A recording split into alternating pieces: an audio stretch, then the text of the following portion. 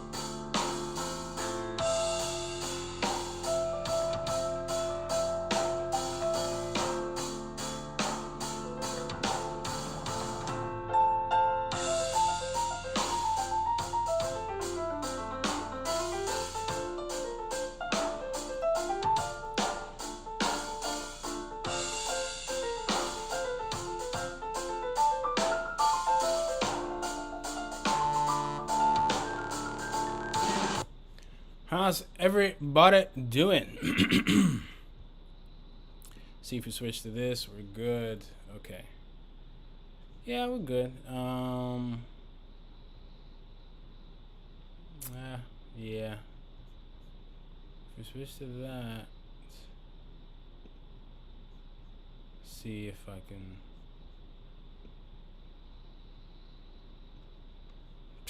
Okay. How's everybody doing? Tonight is the night that the TikTok on the wall goes bye-bye. So we're streaming everywhere. TikTok, Instagram. Well, not TikTok. Instagram, YouTube, and Twitch now. I used to have Kick, but the Kick is off and on. I just made a Kick account just for kicks. I see what I did there. And then just tested it out. And so we might come back, we might not, whatever. Just kind of going with the flow for now. But in today's stream, you guys, we're finally going to start to get into the nitty gritty stuff, right? We'll still touch on like the research and, just kind of getting more acquainted with, the whole COWBOY thing and what it means. But I think it's time to really get into the meat of things. Pause.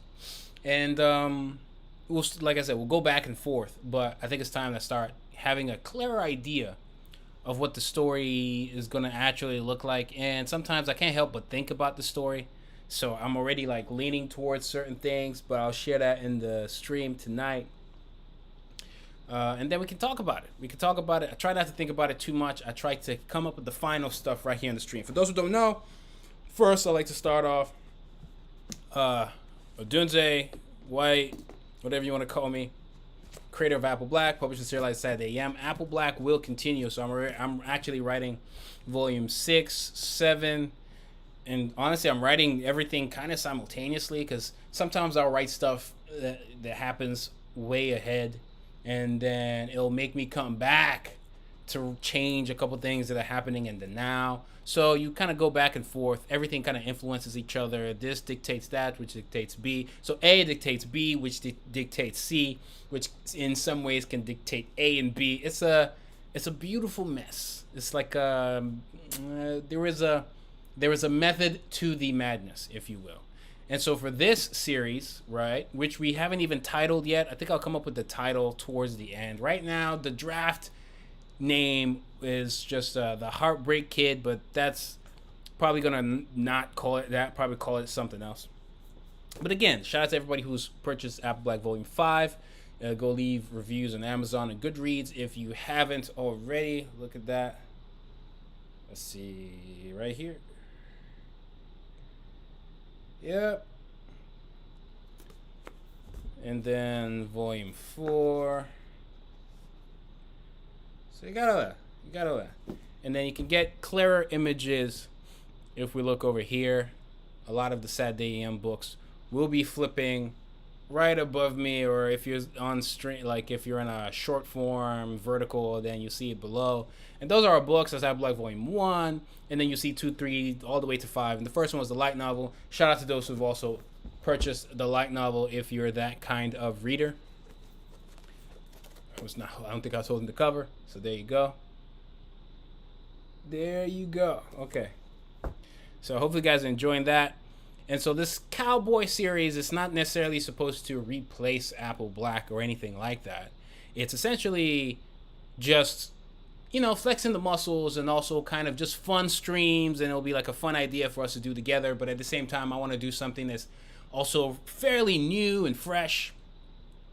And like I think it'd be cool to see a manga that I'm doing where you get to see how it would have started, or how I would do it today, right? Because Apple Black, I wrote Volume 1 in 2011, so it's such a long time ago. Thankfully, it still holds up very well to the point where you guys have purchased it and enjoyed it. The reviews have been great, and each volume has been better than the last based off of reviews, not my words, you guys pretty much.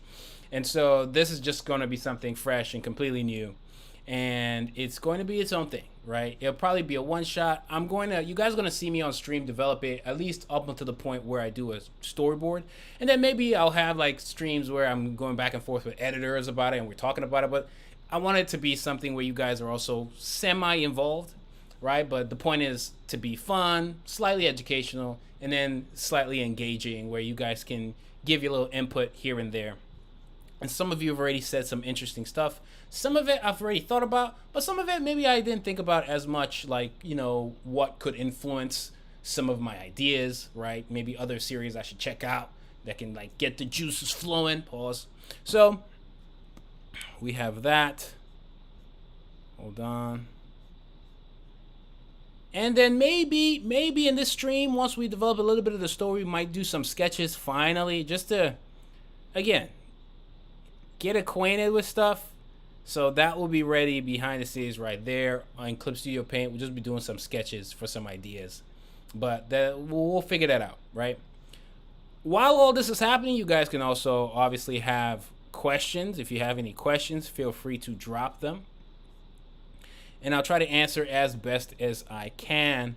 So the way this stream is going to go is we're going to talk about what the story is going to be, right? So far up to this point, we've been kind of talking around the story, but this time we would kind of break down what the actual story is going to be, we've been doing reference and research up until this point, research mainly, and then maybe we might touch on it a little bit. Again, the research will kind of go in and out, but I think we can start to develop the story, which would then give us a little bit more direction in what to research exactly, rather than trying to research the whole thing in like a few days or something like that. That's impossible. So that's that. We'll kind of start to figure out what the story is going to be. Shout out to you, JDY, well, Joy Art. Appreciate you. Thanks for all the kind words, guys. Appreciate it. So we developed the story a little bit, and as a result, even though we might have separate streams to go in deeper with these characters, we'll, as a result, have to talk about some of the characters. And again, no idea what's happening. So when I say characters, I don't have a clear idea. There's some that are obvious, right? You need your main character and this and that, but especially for a one shot, it's like, how do you construct a one shot? And I'm thinking it could be a pure, true one shot, but still feel almost like a first chapter. But I want it to feel more like a one shot than a first chapter, at least for this first draft. And then, depending on how things go, then we'll worry about moving things around. But just a first draft, I think this is what I want to do. And so, especially because I'm still doing Apple Black, so it's not like I'm set up right now to take on another manga full time. No. And then, even though I have manga assistants that can help, let's go step by step. You know what I'm saying? Let's relax. So, we're gonna talk about the story. And then we might do some research on the side, some character stuff on the side, some world building stuff on the side, some power system stuff on the side, just so we can craft that story. And hopefully by the end of the stream, we have a working synopsis, a synopsis with a nice hook, a hook that can make readers want to come back. And we'll talk about it. We'll try and break it down, but that will be the takeaway. That's what we're trying to get. If we can get ideas and drafts for a bunch of other things, but I think for this first stream about story, let's get a working synopsis, a synopsis that's at least good enough-ish, and then we can continue to build off of that, right? And we'll only get the synopsis after we've really thought about the story. And so one of the things about streams like this is that if I'm developing the story with you guys, when you end up reading it in the end, it's kind of like, what's gonna happen, right? So I don't know how it'll be interesting to see, because at the end of the day, if I do put out the story, right, whenever it does come out, the goal will be there'll be people who know how everything came together, but hopefully, it's not like we have a bajillion people watching the stream. Hopefully there'll still be a lot more people who have no idea and are just reading it just to read it and enjoying it. So it'll be one of those weird things where we're talking in such a way where I'm spoiling everything for you guys, in a way, sort of, kind of. But shout out to the members on the channel. Please note that things like the playlist for all the review, all the research I did, that will be put on the channel membership, and it'll also be shared to people on Patreon.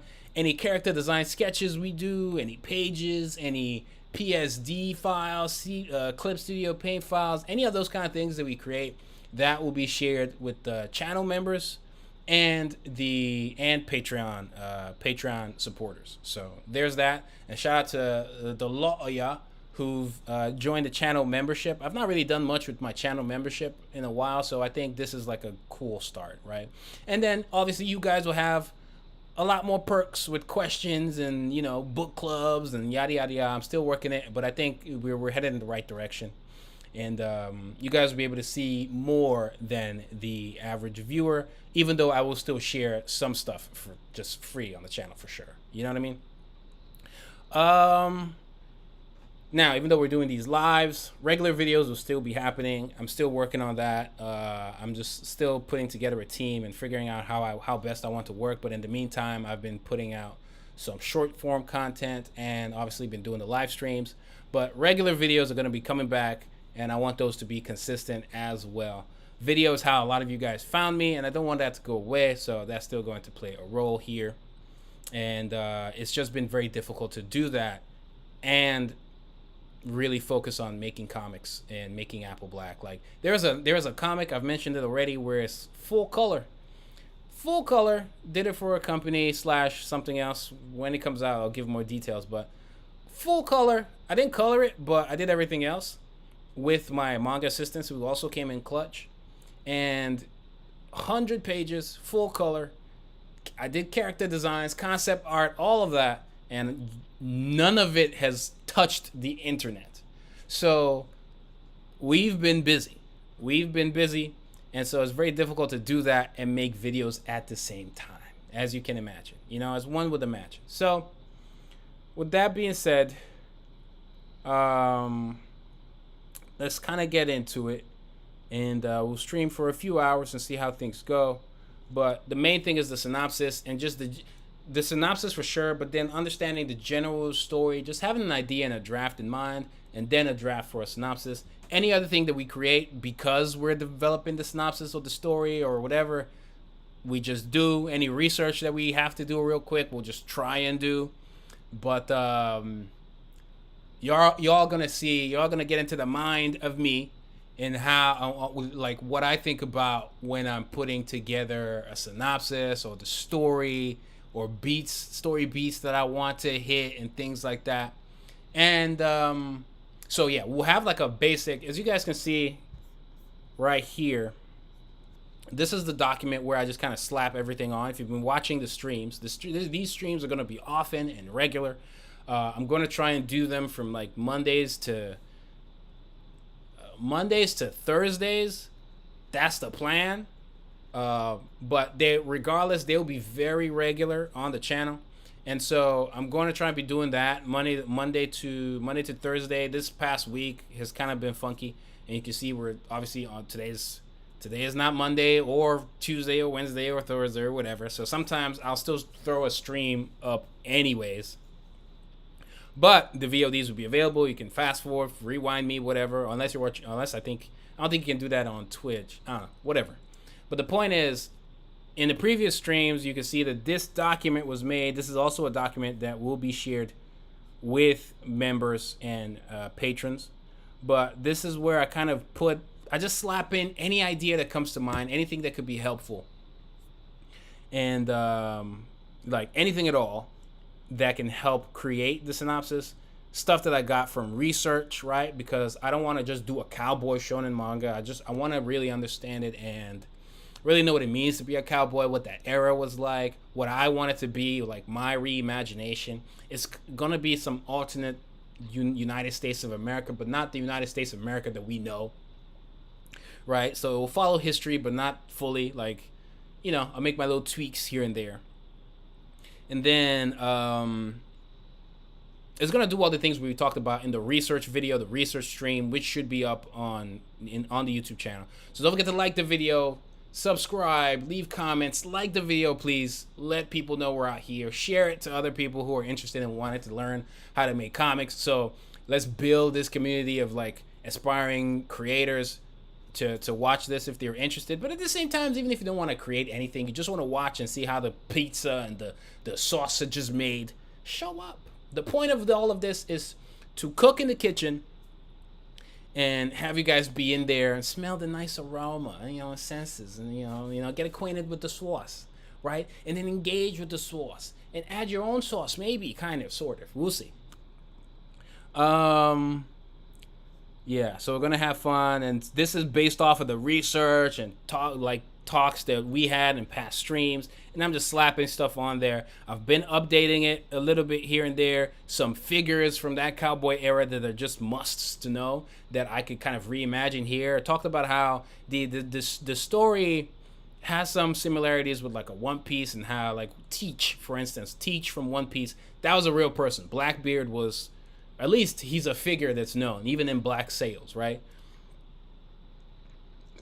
So I want to have like actual cowboys that can kind of be that for this, if that makes sense. I don't know. But there's a lot of stuff that's still empty right here. So we're going to add synopsis tonight. Um, and we'll do character design and stuff like that. But while trying to do the synopsis, there'll be some other things that come before it that we will just have to touch. Like one of the things I've been thinking about is like the fight mechanics, because it's like they're outlaws, they're all cowboys, but then they're outlaws and lawmen, right? I think that's what we'll call them, outlaws and lawmen. So it's almost like, you again, in terms of like One Piece, you can think of it like Marines and pirates, or Marines and pirates, and so, but they're all cowboys. At least that's how I want to kind of lay things out in this setting, in this world, right? And then you have your sheriffs and your deputies and yada yada yada. Same way you have your admirals and blah blah blah blah blah. Whatever. And the sheriffs can kind of be like the, not Hokage, but like force Hokage, like a protector of, say, a town, and so the town will still have a mayor or something like that, reminiscent of like a Powerpuff Girls mayor, if you will. But then another thing I want to think about is like the mechanics. They're gunslingers, so it's like I don't want it to just be shooting back and forth realistic. It might get,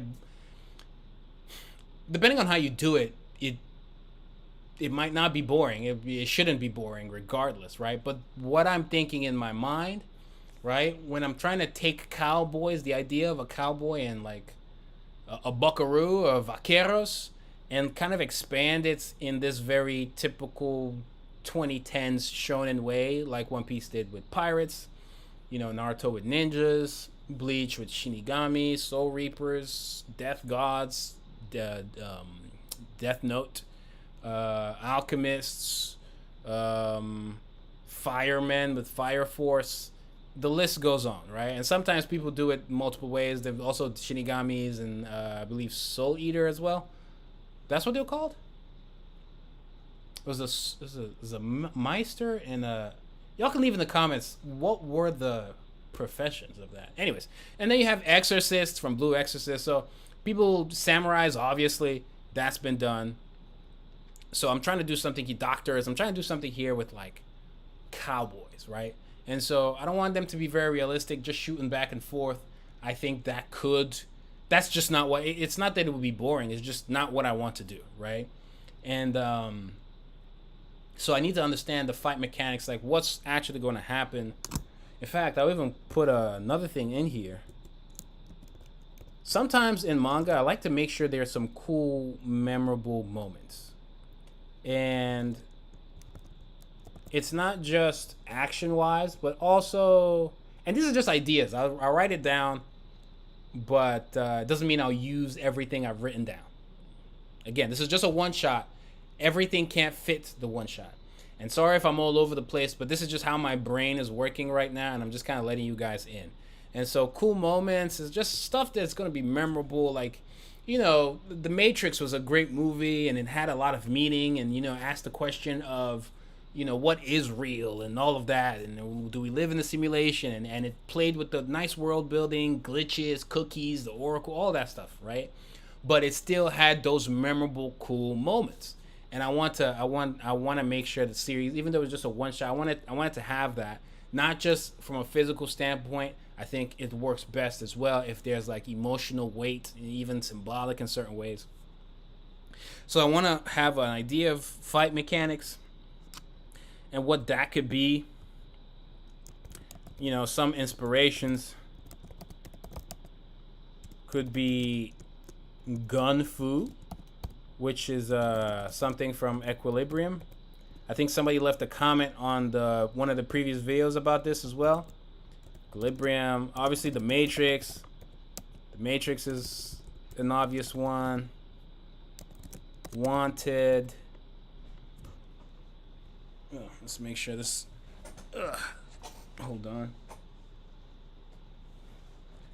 Make sure the lappy top doesn't die on us.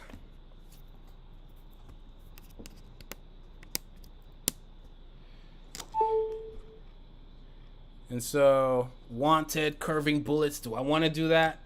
Now, this is outside of the obvious cowboy stuff, right? So, like quick draws and duels. That will obviously still play away because I don't want to stray too far away to the unknown, right? I still want it to be to remain keep that theme of, cowboys and gunslingers and outlaws and sheriffs and lawmen and all of that. So the quick draw, that could be like a moment, but it could be like super powered at the same time. Even Bleach a little bit with some of the gunslingers there, and Quincy's like from like number one Espada, Stark, Zombie Powder, which was a series Taikubo did that somebody also mentioned might be a is that what it's called? Gunpowder? Ghost powder? What was it called? Zombie powder. Sorry. Zombie powder. Which I guess we could. It's more appropriate to slap that because I have a list of influence stuff. I could actually put that here instead. Zombie powder. But like it'd be cool to look at the mechanics from things like this. There can obviously be some sword stuff because if I want to reference things like the Civil War, obviously in my way, so I'll take some liberties and stuff. So you will still have like some sword action, knives, all kinds of guns from that era but updated. Just guns and weapons from that era. Again, when writing this document is really for my eyes and I guess members on Patreon or YouTube membership.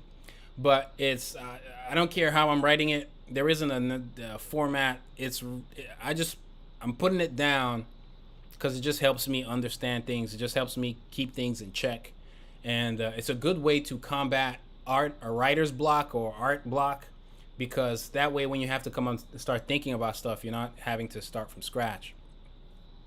You already have things written down, because I'll tell you, there'll be times I'll be writing Apple Black, and not that I'm actually even having a writer's block, but I go back to things I wrote years ago, like ideas for certain, maybe I'm writing the scene now, but I left a note in a document years ago, and I go look at the note, and I'm like, ooh, this is perfect. It fits like a glove. So that's what I'm doing, just writing stuff down.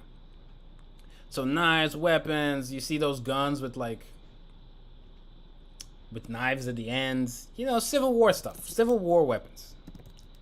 And how can I make it fun and visually rich to look at while still feeling shonen?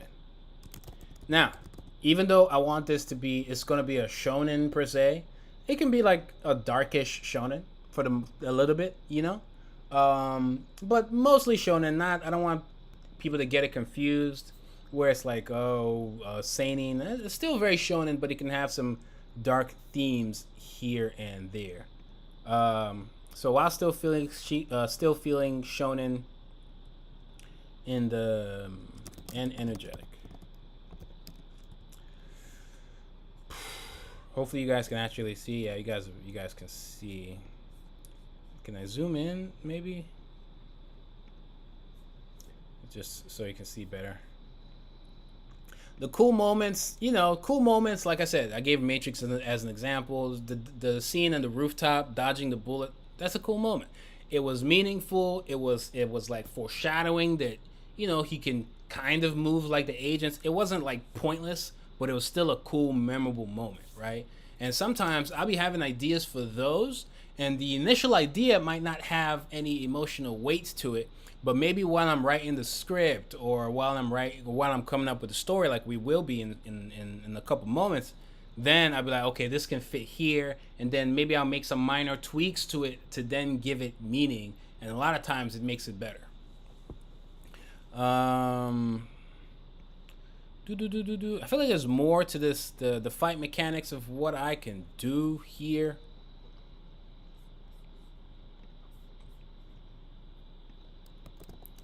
Hold on.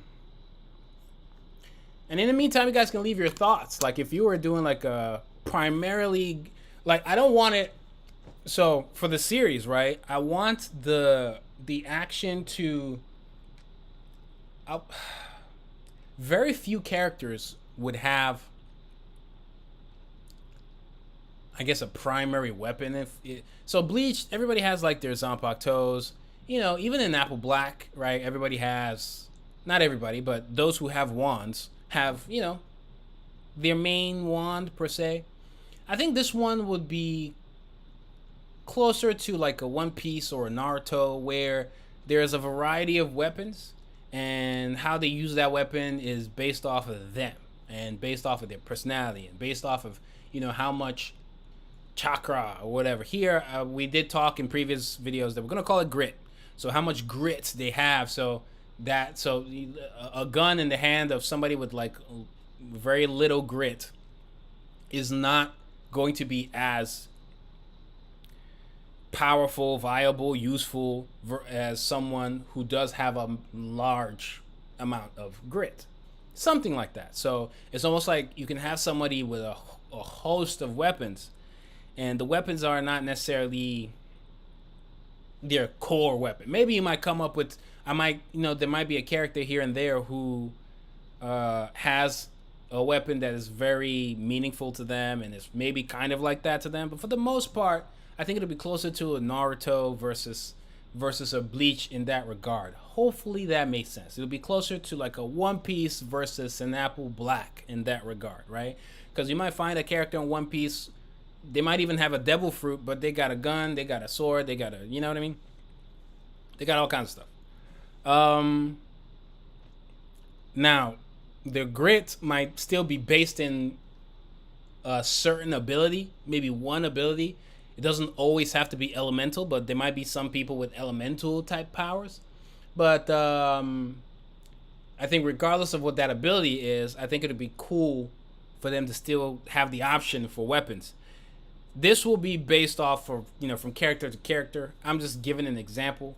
And even some of the examples might be characters that would never be in the one shot, right? One shots for you guys, it's just basically like a pilot episode. And sometimes pilot episodes are literally just episode 1. This one is like a one shot that really feels like a standalone. Like after this episode or after this one shot chapter, if I never draw another chapter, we're good.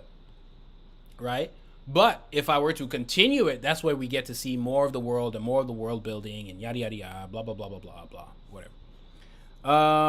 Another one was like another one cool to see the action in like a Trigun, but I'm pretty sure I wrote Trigun already. Yeah, it's right here. To check out Red Dead Redemption. So like quick draws, and it's like, how fast, maybe the speed at which somebody can draw their weapon, and before they put it back in the holster. It's kind of like when the samurai gets a blade and they go and then they put it back, and then everybody's like messed up. Imagine a gunslinger. Honestly, it's not that hard to imagine. Another guy is like, if you guys are familiar with Ocelot from Metal Gear Solid, I'll just put a question mark there. So this just kind of is get my mind working for the fight mechanics. We talked about them potentially getting abilities from ink, like tattoos. So I didn't want anything that they ingest or eat, because that's been done enough times. Obviously in like One Piece, and even though Apple Black, it's like black is the fruits and stuff like that. People took it literally, which I did on purpose, but it might not, when we get to the part where maybe I might have to explain those things, it might not actually literally be a fruit, right? I'm just letting people believe that, whatever, right? But either way, just because of stuff like One Piece, I don't want to do fruit. I didn't want to do fruits. I didn't want to. So I think we were talking about ink, and maybe some like a native, the people who can put the ink on you, and that special ink has special abilities similar to the devil fruits, and so there's a bunch of ink everywhere. It depends. I don't even know if that might change, where maybe it's just like one ink, and based off of the person, it's not like the ink holds the ability. It's more like the the ink will unlock based off of the person. The ink can unlock a specific kind of ability from that person. Like I could have two vials of the same ink, and it's the exact same ink, but it'll have different results for different people, similar to X-Men, the mutant gene, but not everybody's abilities are the same. So think of I'm leaning more towards that versus maybe the ink. There are different kinds of ink, where this ink is the fire ink and this is the ice ink and this is the, you know, I think it'll just be like ink. It might change. It might change. I don't know. And obviously there'll be some natives and everybody who has like that ink. So not only gunslingers and outlaws and lawmen would have the ink. There might be, let's say this whole series took place in, ancient Africa, and there's like, the village warriors and things like that. If they had the ink, they'll still use whatever, their spears and whatever, but those will be their weapons, and they'll have XYZ abilities, right? We just happen to see what the ink does in this era, right? So imagine I did something where the series expanded beyond this, and we just changed scenery. It's not even a Western anymore, and we moved over there. I can have the same ink stuff happening, and it's like, ooh, it's the same universe in a way. I don't know. I could do all kinds of stuff. But I'm gonna go with special ink. It's like unlocking the mutant gene, or giving a mutant gene in a way. So while they will have all these kind of nice action stuff, people with the ink can do special abilities, kind of like the devil fruit users. But and I'll make it rare. So there'll be people who are they might be skilled as hell, and maybe they don't have any ink, right? But then occasionally it'll make it more special when somebody does have ink. So you can be completely gangbusters without ink, but like there's levels to it if you do have ink. That way I don't have to come up with like abilities for everybody, I think I mentioned it before. I'm doing a tournament arc right now, and it's not that much trouble, to be fair. But at the same time, I think when it's only a specific group of people that have abilities, it does make it a little bit more special. Unless their ability is kind of doo doo, Unless their ability is like whatever. Ink is rare. Let's just say it's rare. Ink's rare. Let me see what y'all are saying.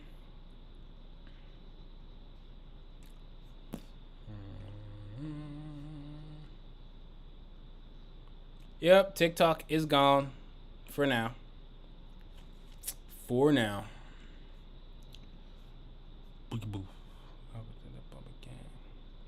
Could also incorporate power system around the horses. A cowboy and a cowboy without a horse. That is fair, but I think some of the horses might. Again, the ink is going to be rare, right? So most of the horses will just be regular horses that you ride a horse, right?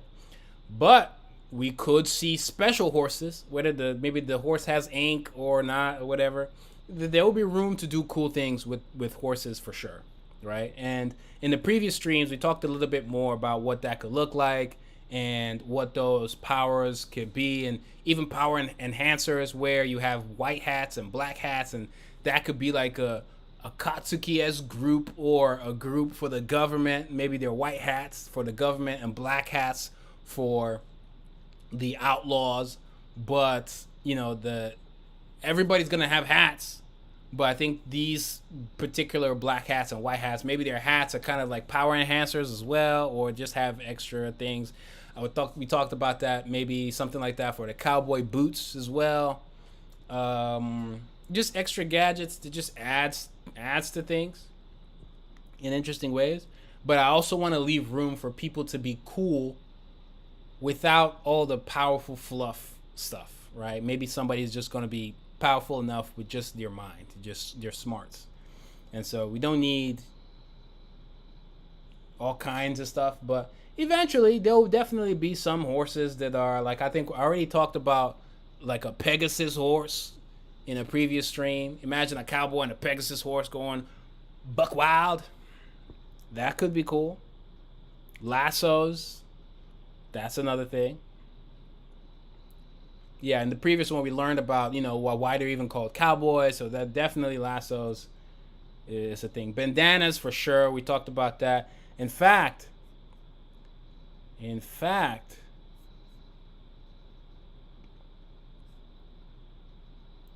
so over here, so this is the playlist that members and patrons are going to have access to.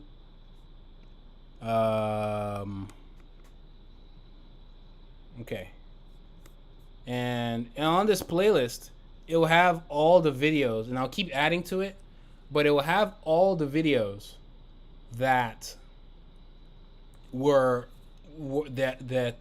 I watched or I'm going to watch that, are influencing me in any way or giving me an idea that's settling me into this cowboy world and mind and yada yada yada. So this is one I watched that I didn't watch in the previous video, but I thought this one was a really good one. This question is from Quora. Who is the most dangerous outlaw in the Old West? Well, there's several candidates. John Wesley Hardin maybe killed as many as 24 men. He's the one you might have heard of that killed a man just for snoring. He heard a loud snoring through the thin wall in this hotel and fired several shots, and he stopped snoring. But I just think Jesse and Frank James are a little scarier. I would vote for them as the most dangerous. Jesse and Frank had come out of a very vicious, horrible civil war. One of their leaders was called Bloody Bill Anderson, and he actually hung Union soldiers' scalps from his bridle and saddle. And after Bloody the war, Bill because Anderson. they'd become so numb to that violence, it just didn't bother them to kill somebody. And there were lots of innocent victims in their robberies. You either opened up the safe or you got shot, and they were serious. One man who knew them said, if Jesse said he was going to kill you, you could probably talk him out of it, but if Frank said he was going to kill you, he was going to kill you. At Made of Dope, WTF is a 49er. Gold is discovered in California in 1848. The news rushes eastward, and the very next year, 1849, sees hordes, thousands of potential gold seekers traveling west to California, and they got named the 49ers. At Butch Clayson asked, Tombstone or Whyt Earp? Which film did the OK Corral scene best? I feel like the Whyt Earp, Kevin Costner version is a little more accurate in that it has the gunfighters much closer together. They were literally within a few feet of each other. The Tombstone movie with Kurt Russell, it's a very big lot, and actually that lot where the gunfight occurred, estimates are as small as 15 feet across. So it's very tight, very compacted. One thing that I liked about both films was that... Anyways, this video I thought was very helpful. I don't want to blow the whole video. You guys can go watch this particular one for yourself. But again, I'm going to be adding to that playlist, and the members and patrons are going to have access to that. Again, don't forget to like the videos, guys. It's like let's get it to let's see if we can get it to 100 likes or more. Engage, leave comments, share, all that good stuff. But yeah, there'll be like some how history accurate will it be to the real world? So I'm thinking, again, it's just a one shot, right? It's just a one shot.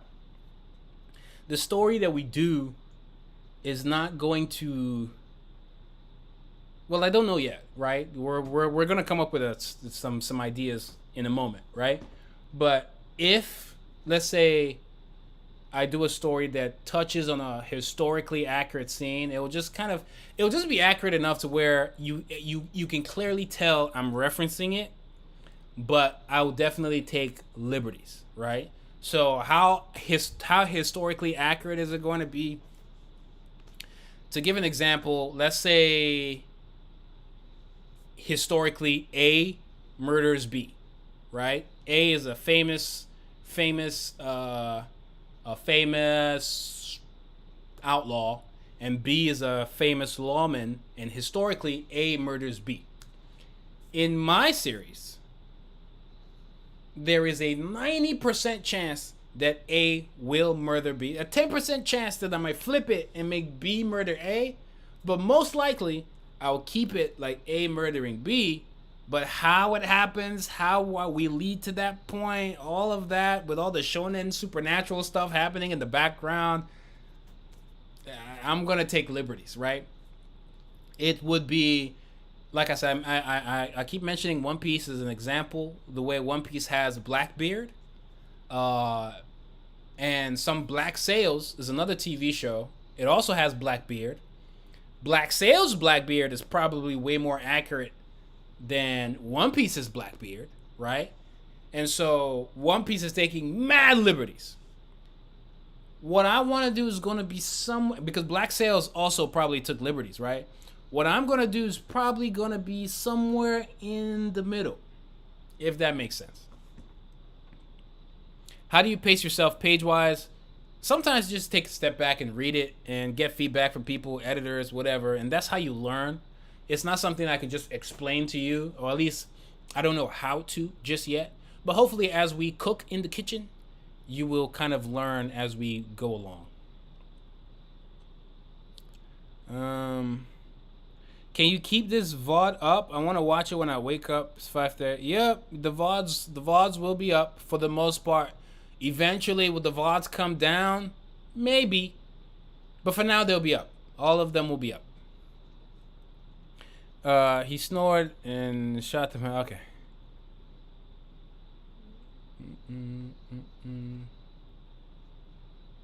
Okay, we got some questions in, and you guys can keep throwing your questions in there if you have any. Will you and Clockstrike or anybody else from Saturday AM collab with Apple Black? Well, there's already a Saturday. Well, I am. Will I collab with Apple Black? I am Apple Black. So that's not possible. But if you're talking about like a crossover, we do have a crossover event. It's called Saturday Wars. You actually see it. You actually see it floating on the side right there. Hold on. You actually see it as one of the books that will be on the side. But Saturday Wars kind of has all our characters coming together from their universes in order to save their universes from a common enemy. So that should be fun. Hopefully you guys enjoy that. Everybody kind of contributed to it visually, but overall it was spearheaded by one artist outside of a few pages here and there. But everybody kind of contributed, everybody in Saturday AM to a degree, to varying degrees. And the writing as well, but the writing mainly, like 98% or 99% of the writing is by the CEO, Saturday, and by Fred.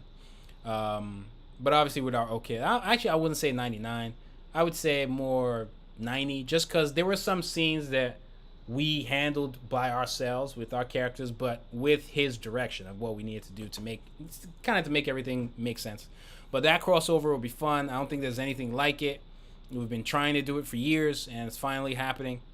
It's been honestly, it's been more difficult than it should be. Like if we were to do it again, it'll be much smoother because we know what to do now.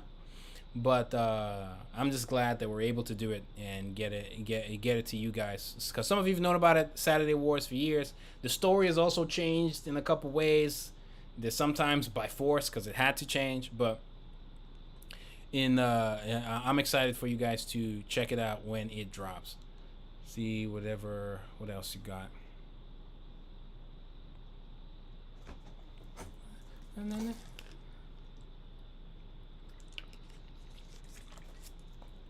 Ooh.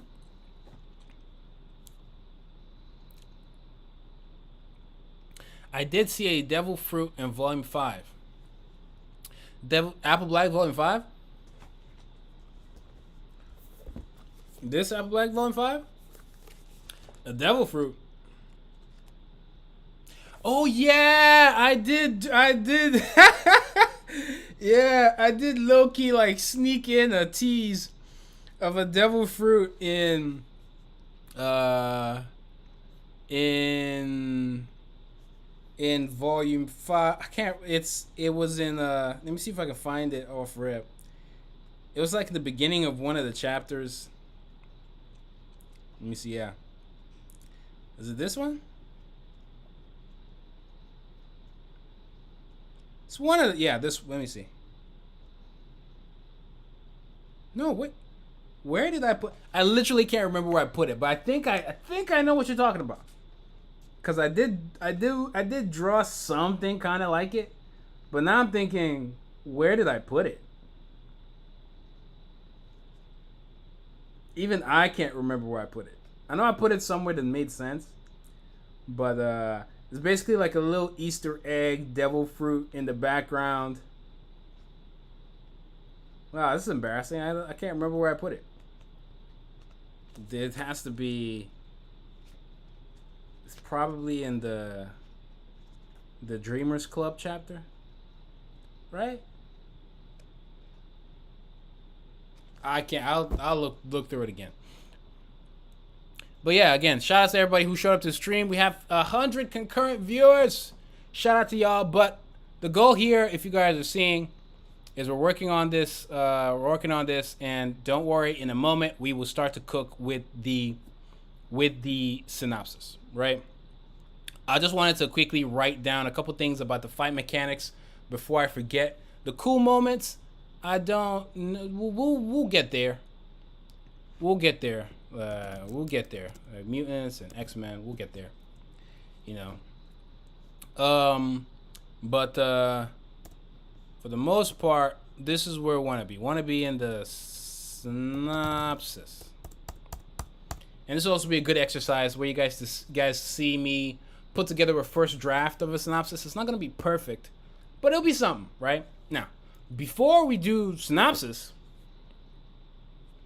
I guess we would kind of need a plot, right? So this is us coming up with a story. And the way I like to do it sometimes is we have a plot.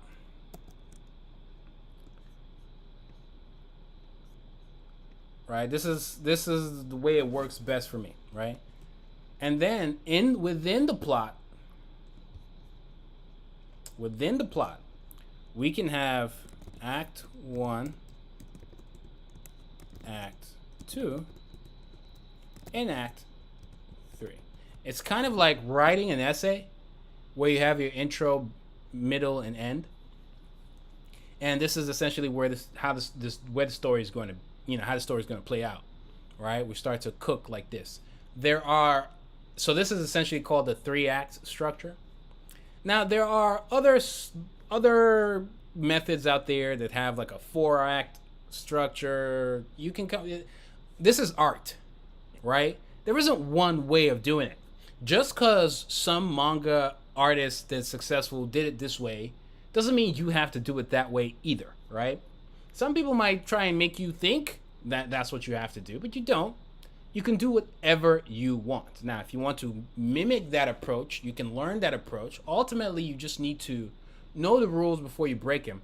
But just because you're aware of the rules doesn't mean you can't break them. You can break them. If you want a 5-act structure, you can do that if it's successful. Now, if you don't have the vision or you're just kind of winging it, you might try and do too much. It is good to at least understand how the 3-act structure or the 4-act structure, something Kishon and Tetsu, like I have this. There is a book, Manga Theory, by the creator of JoJo's Bizarre, and he talks about it in here. This is where most people got it from, right? Because this is obviously from a successful creator who uses it to some degree, right? And someone that a lot of people look up to. And so this is his way of he has a lot of gems in here when it comes to making manga, but also, stuff about him and what he was thinking about and yada yada yada and some inside stuff. It's a valuable book. If you want to make manga, I would recommend this. I would recommend Understanding Comics by Scott McCloud, and I'll also recommend our How to Draw Diverse Manga book because it'll teach you on It'll educate you on stuff on how to draw stuff, but there is some theory in there as well as some what not to draw, and also kind of help expand your mind and how you look at manga and comics from at least from our perspective. So those are the 3 books I recommend. This one, right? And so there's some cool stuff in there. So the 4-act structure, it's a very Japanese way of stuff that's in here, but the 3-act structure works just fine. If you have a 5-act structure and you're experienced enough to where you know what you're doing and you understand the 3-act structure and 4-act and you know how it works, then you're good. In fact, I argue that even if you take that 4-act structure, you can kind of still break it down into 3. So don't get too bogged up with the act structure of stuff that, it has to be done a certain way. It's art. You can do whatever you want. At the end of the day, does the product work? Is it interesting? Is it engaging? Does it work? You know what I mean? That's what matters. So sticking with a 3-act structure here. And then if you look at a typical act structure thing, in fact, let me pull up one.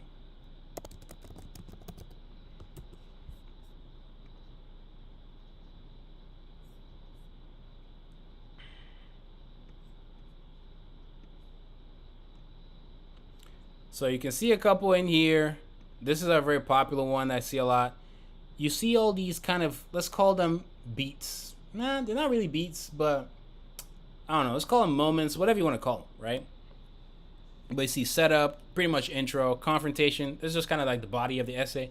And then resolution, conclusion of the essay. Then you have these little points in there. The beginning, inciting incidents, which is like the stuff that kind of gets the story going. Second thoughts, I mean, that could be whatever, some kind of obstacle or the character kind of doubting themselves, main character usually. The climax, where it really feels like, this first act is done. Sometimes some movies will you can literally tell, like everywhere, everything all at once. That movie, it's clear what the first act is, the second act, and the third act. The third act being the shortest, but you could break it down that way. But these are just little things that the acts will consist of, and then as you're developing your story, you can kind of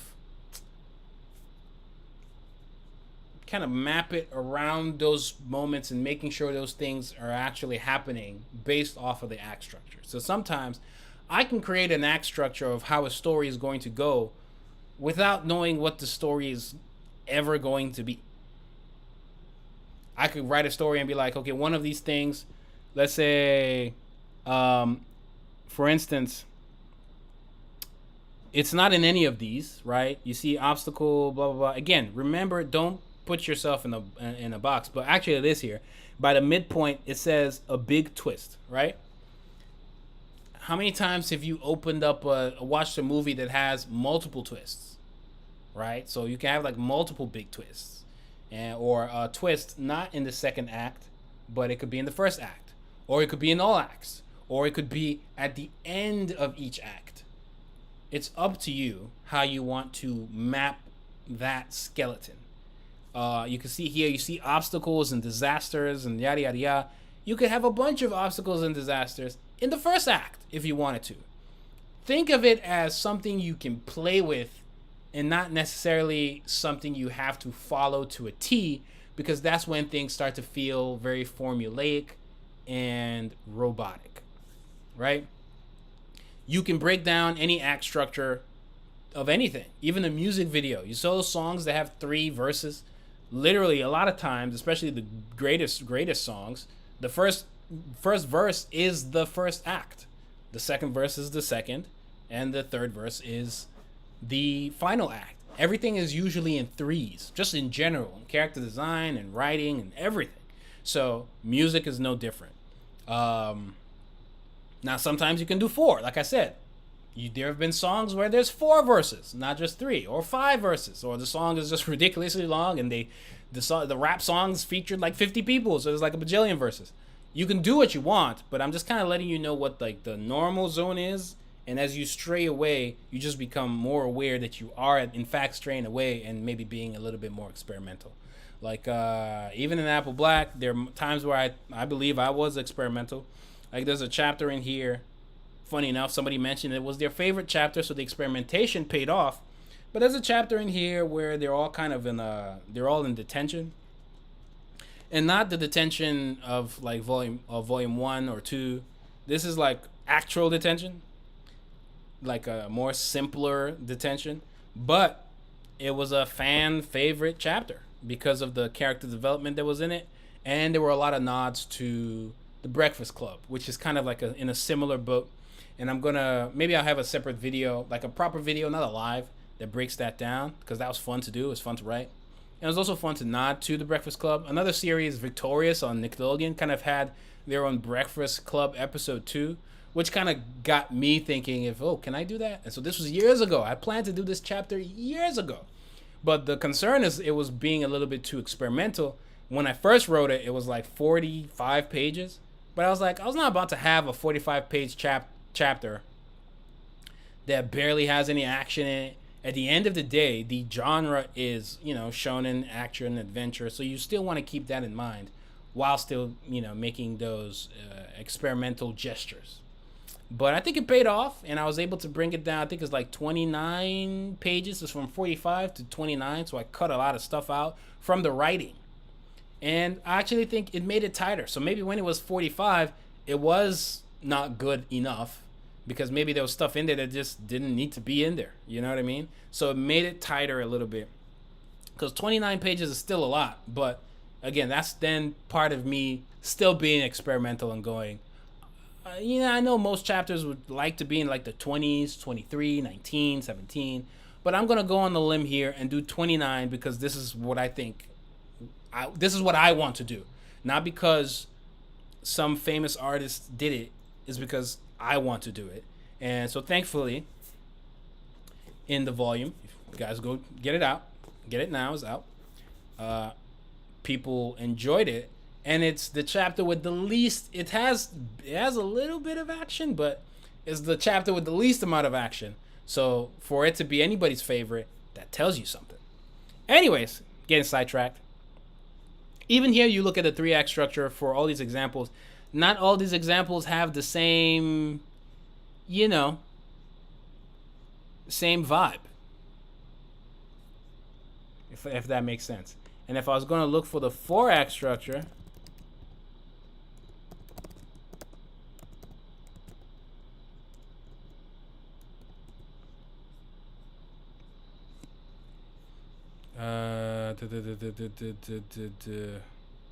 yeah, it's the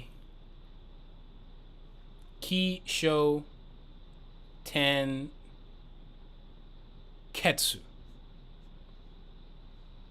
4. And is it this?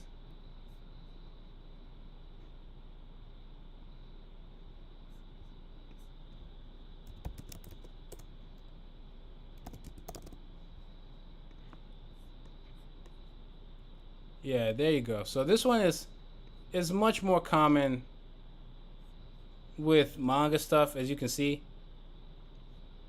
or Japanese approach to doing things, as you can see. But for the most part, it's just an act structure. You don't have to follow it to a T because everybody else does it. You can do it, but your story can still suck if you do it. Your story can suck if you do a 2-act structure, 1-act structure, 3-act structure, 4-act structure, 5-act structure. It's not going to stop your story from sucking if you don't know what you're doing. So keep that in mind.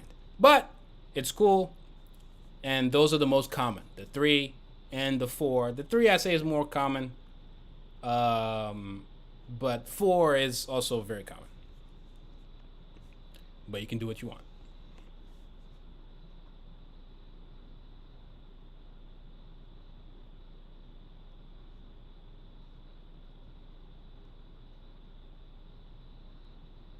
Trey Freezy, thank you. Thanks for showing up to the stream. Don't forget to like the video, guys. Got almost 100 people here. Like, and like. Also, ask any questions if you have any questions. I'm currently looking at the YouTube questions, but I'll come to the Instagram in a moment and Twitch because we're streaming everywhere right now. And so, it should be fun. Step 1, sell your soul to Shonen Jump. I don't know what that means. Have you checked out Cowboys vs. Aliens or Priest? That is on the list for stuff to check out. How old is the MC going to be? I'm thinking like almost an adult. You know, I'm thinking like 15 plus, but below 18. You know, 15 plus, but below 18. And I think that's where I'm going to be. At least for this project. I don't know. But that's what I'm thinking right now. So before we start to add our points for the act structure, I just want to see if there are any questions.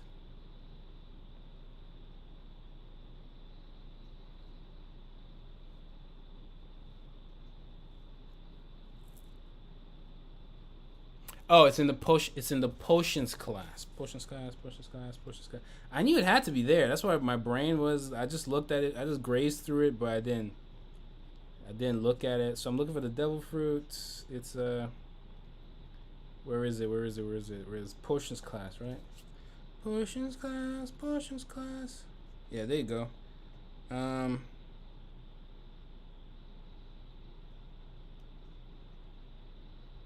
Yeah, there you go. It's on the table right there. I was actually there. I just didn't flip the page. Yeah, there it is. It's just a little nod to it, which I think is fun. I'm happy that some One Piece fans caught it. So that's cool. Madlock, imagine being the GOAT of American manga. I appreciate you. It's nice to see people. It's nice to see people calling me that, I guess. But in the grand scheme of things, it doesn't mean too much yet, because there's still a long ways to go. Getting published, all these volumes out, yada yada yada, is cool. But now it's the harder part. You need to grow that readership. You need to sell more books. You need to be able to compete with your favorite series now. Like on the shelves, Apple Black is an A, so I'm right next to Attack on Titan, Apothecary, something on the Barnes and Noble shelves. So, but it's still nice of you to say. Madlock, Mr. Michael Sir. What do you think of Corey's manga? I haven't read it, but that was cool. I almost worked on it, but I was busy. And shout out to him. And so I reached out when it dropped because obviously it was getting a lot of love. And obviously you know, I get like a crap ton of comments saying I look like Corey, so there's that.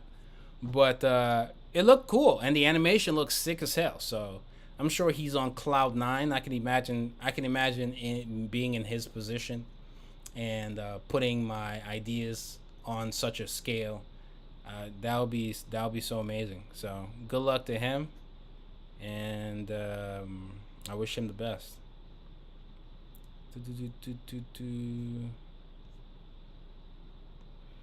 Let me see. Hey, Whyt, I watched some of your content for years. I stopped drawing for a couple months, close to a year. How would you recommend I get back into it? Just start. That is it. It's not that deep. I promise you, it's not that deep. Just start. Especially if you have a goal. What do you want to draw? What do you want to use with your drawing?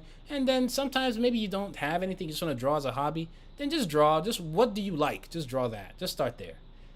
Just pick a time and do it. Trust me. And just start. And then if it's a case where you want to learn, right, while drawing, you'll start to figure out things you want to learn, and it'll give you more direction. And then you can just keep going in that direction and start to focus on certain things. You know, you strengthen your weaknesses, but in some cases, maybe strengthen your strengths, because that's also how you end up forming your own art style. What's the idea of the story? I know it's been an hour. We're getting to it. Maybe my brain is kind of stalling and procrastinating a little bit, but we're getting to it. I promise. I already have like what I want to experiment with, but we'll see. And I also want to hear what you guys think of the initial idea of what I want to do. Or what I think I want to do, because I don't even know yet. But give me a second. Will this be the next Trigun? No, it will be the first. I don't know what I call it. A Heartbreak Kid. The first Heartbreak Kid. That's not gonna be the name. I don't think that's gonna be the name. It's kind of a nod to Billy the Kid. But we'll see. We'll see. I think we have the potential to potentially I want to make a one shot that is top tier, especially if you think of like non-Japanese creators. A lot of people thankfully still mention not just Apple Black, but a lot of Saturday AM properties. Clock Striker, Underground just won an international manga award. That's the 18th Japan International Manga Award. Underground from Saturday AM won bronze in there. And so that is by Japanese committees, actual Japanese manga artists are on the committee. You know, the Prime Minister of Foreign Affairs is on, Japanese Prime Minister of Foreign Affairs. Those are the people who came together and picked JR, the creator of Underground, to be bronze, which I think there's some prize money, and you're invited to Japan for a certain event, right? So these are Japanese people. You know those people that no. Oh, it's not manga because it's not blah blah blah blah blah blah. Japan says it's manga. Not only that, Japan has awarded it as manga, and they're flying your boy out. Okay, they're flying your boy out. Shh.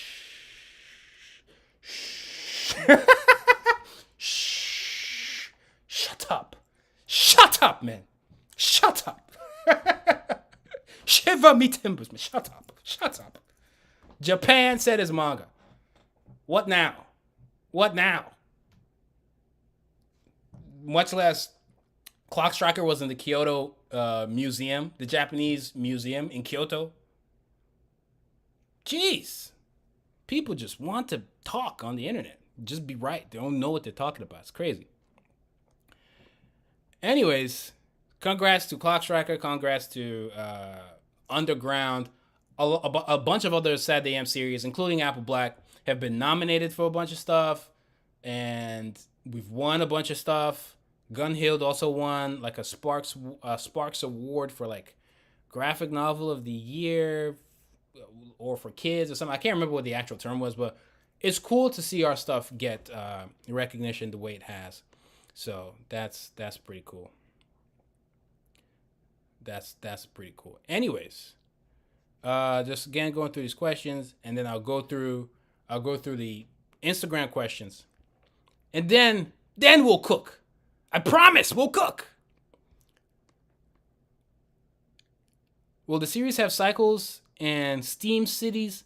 I think it could. It could, but again, in the one shot, will I explore all of this? Probably not. But maybe reading the series, you would know it exists, but we wouldn't explore it that much.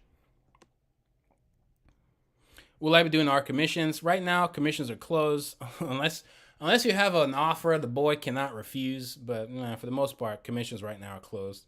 I'm doing a lot of stuff, and I want to kind of get back to finishing that while also making videos and doing all the stuff I always did. I want to kind of get back to it. Too bad TikTok is a bye-bye now. Was watching on Twitch and thought you were talking alone. What do you mean?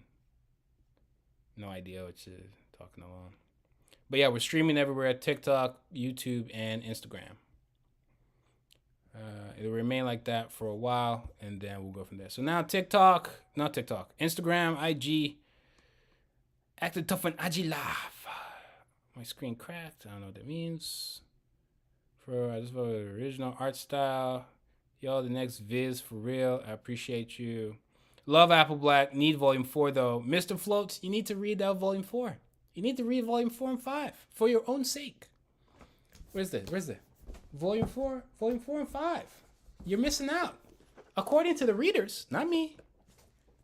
These are the best volumes. They're the best volumes, sir. Why are you doing this to yourself? Don't do that to yourself. Get volume 4 and get volume 5. Don't do that to yourself. Trust me, you get volume 4, you'll get volume 5 on your own. I'm that confident. You on Blue Sky? Yes, I am on Blue Sky. Go check me out. Check me out. I'm on Blue Sky. Check me out. The same way I'm on everything else, you can find me. How did you get your stories published on shelves? It's a long thing, but ultimately we got it through a book deal, a distribution deal with Quarto Publishing, and they handle most of that. And that's just because we just did it. We were just making comics, doing what we had to do. We were publishing the books on our own, but obviously not on this scale. We now have translated versions of the books in Danish, Turkish, Czech, and French and Japanese are on the way. Hopefully more. Korean, Portuguese, Italian, Spanish, Mandarin. So I'm looking forward to it. But the short answer is we had a distribution deal and a lot of our books got published. The story is more complicated than that. I promise you, as it always is. And if I tell you some of the things that had to go down and some of the sacrifices that were made, it will blow your mind. But I think it paid off in the end. And that's the short answer of that. How long do you spend each day? Now, when I'm meaning sacrifice, I'm talking sacrifices. But it is what it is. And I think it paid off in the end, overall. And looking forward to more W's. How long do you spend each day writing, drawing? Some days, all day. Some days, nothing. You know, you got to pace yourself. Some days it's half. I just do what I need to do.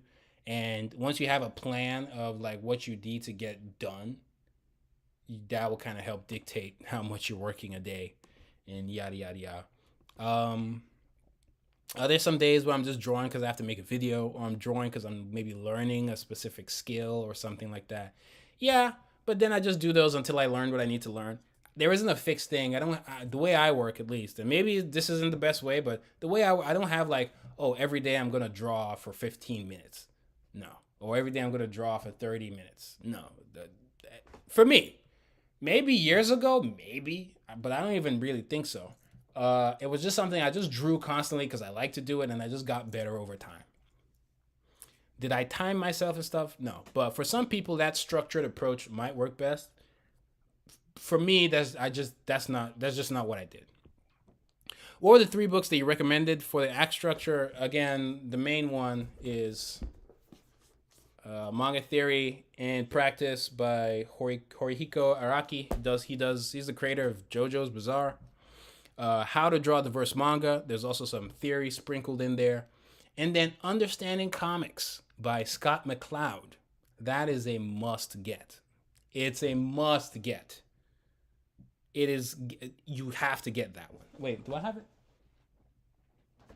I'm like yelling. It's like, oh, you must get it. I don't have it. No, I do. Understanding Comics by Scott McCloud. Understanding Comics by Scott McCloud. And then How to Draw Diverse Manga. Now, obviously, you can say I'm a little biased because these are Saturday AM books. But I think there's some cool, valuable theory in here, and as well as some how to draw stuff if you need it. And then the theory one is by Araki. So these 3 books, buy them. If you want to make comics, buy them. All 3. All 3. Especially if you want to do with the Japanese approach to making comics, then you definitely need Araki. But regardless of what kind of comic you're making, even if it's like a scroll format comic like on Webtoons, aka manhwa and all that blah blah blah, Understanding Comics is a must get. You need that. You needs it. You feel me? You needs it. Whew. You're a big fan. Keep it up. Appreciate it. This one live stream is becoming more useful to me than all my years of DMing artists. Enjoy. I told you, you come here, you cook, and your brains will be fused with the knowledge to grow and do other things that you want to do. Wait, hold on. Don't worry, I'm trying to step up my streaming game. Okay, hold on. This is the part where music is playing in the background. Hold on. Let me cook. You come here and you cook, sir. Yeah. Well, you don't cook, I cook. But when I'm cooking, the aromas, you can take it in, apply, and register into your own work. That's why we're all here. For those of you who are still waiting on that synopsis, I got you. Relax, chill. Let me cook. Let me cook. Okay? We'll get there.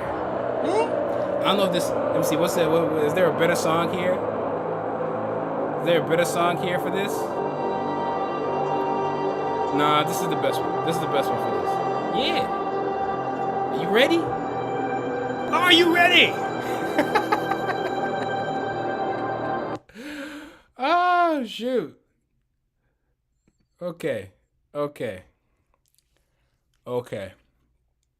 Yeah, so again, shout out to everybody showing up to the streams. So a Shonen Cowboy Mama, that would be cool, yep. The ink, is it the way they're made, or the pigment gives the ability to unlock the powers, the ancient ways the pigment took the day, We'll figure that out. How the ink is gonna work. We'll figure that out. I'm not too worried about that. Watching since I was 17, now you're 20. We're getting old. It's crazy. Some people be lying out there in the streets saying I'm like 40 years old. Liars.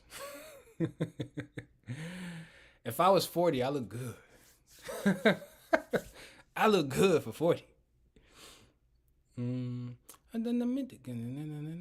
There's one anime on Netflix called Something I Forgot, but involves Billy the Kid. Really? An anime with Billy the Kid? I needs to know. Put it in the comments.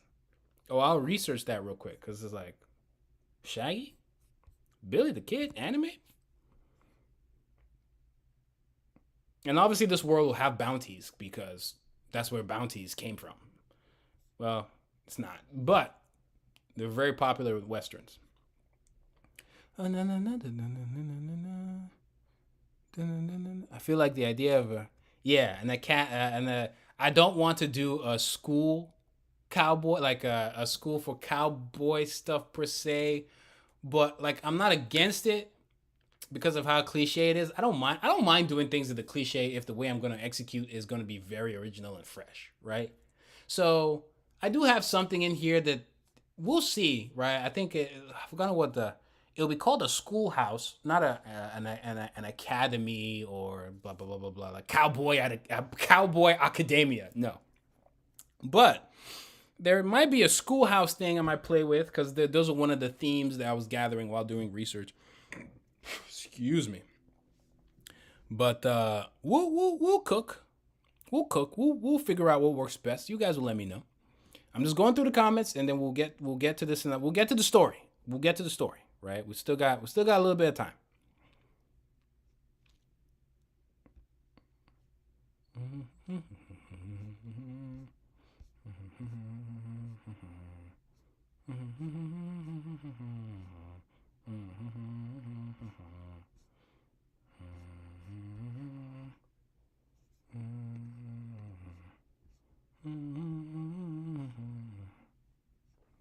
Okay. Yeah, someone said, I don't know if you already thought of this, some of the ideas, like maybe one of the origins of the tattoos is native or tribal war paint or ritual paint. Like, I like the idea of tribal war paint, but I think I'll leave that to maybe some specific, maybe native characters. But the ink could originate from there, or could be said to originate from there, but it's more of like on its own. Could even be otherworldly or mystical or just straight up sorcery. Maybe it's like an Easter egg, so it's tied to.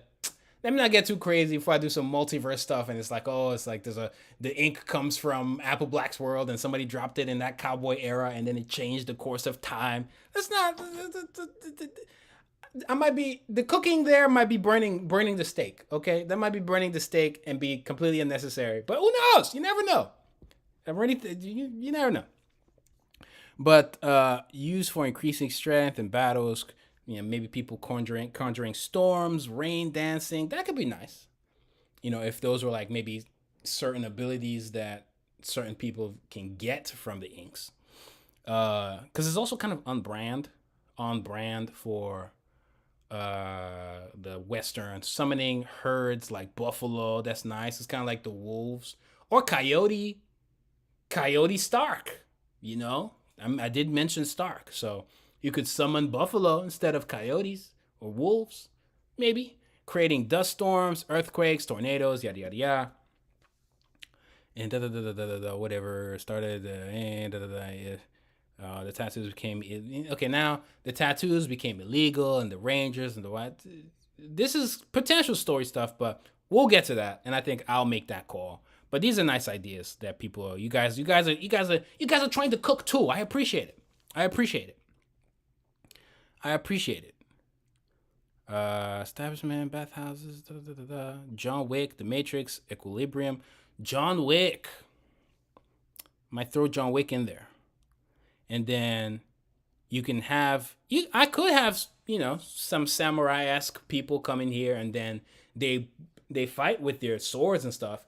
But then if they have tattoos, then it gives them that extra oomph, right? But am I gonna throw a samurai if I was doing the series as a whole, maybe. But would I throw in a samurai in the one shot? Probably not. Maybe. Let's never say never. Never say never.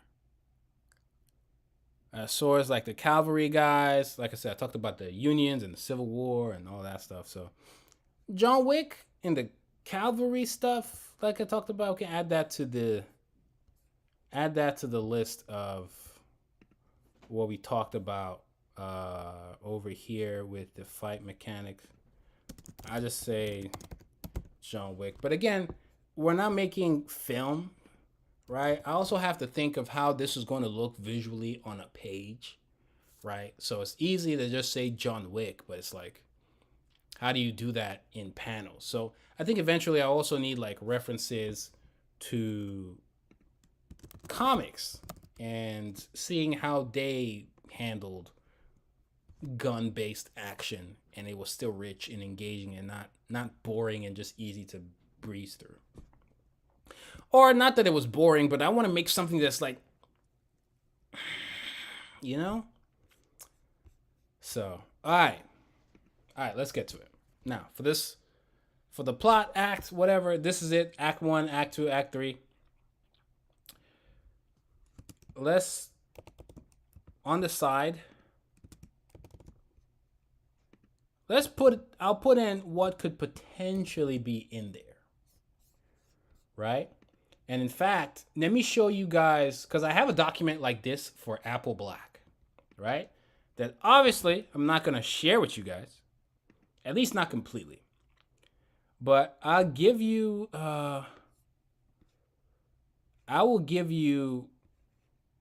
will copy and paste something from a chat from my Apple Black document. And it's something I like to have that has a bunch of points that I like to, cross-check to make sure that my what I've written is hitting on some of these points. And I don't have to hit all of them, but I like to hit at least some of them. At least. And that is, let's drop that here. I called it, chapter goals, right? And it's just, some stuff in there that, keep, just stuff to remind myself about stuff, just in case, like, I take a step back and I look at the chapter, it's like, okay, is this good? I'll go through this checklist of, like, are we hitting some of this stuff correctly? Are we making sure we're not doing too many Dos Machina nonsense? Let's review the art. Do the panels look great? Can they look better? All that stuff. And it's like a checklist of stuff I do to make sure we're on point. like time, choice, twist, and theme. Like some of it, you guys might not be able to read or understand at first glance, right? Because again, this document is really just for my eyes. But we'll use that over time. Let's say, especially after we write let's write something first, and then we'll get back to it. Pat Garrett. Again, remember this document will be available for members and patrons, as well as the playlist that I referenced, because I'll be watching a lot of videos, video essays, whatever, stuff that's just kind of helping immerse me into this world.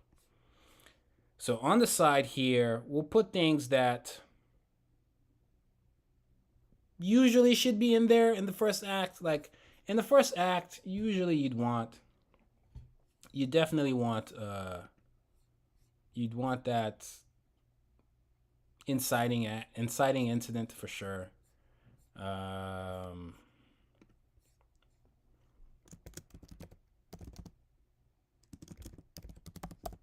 Inciting incident. But we don't need to go into that much detail, honestly. Now that I think about it. No, we don't need that. And then, like, I don't need to write that, is what I mean. And for a 3-act structure,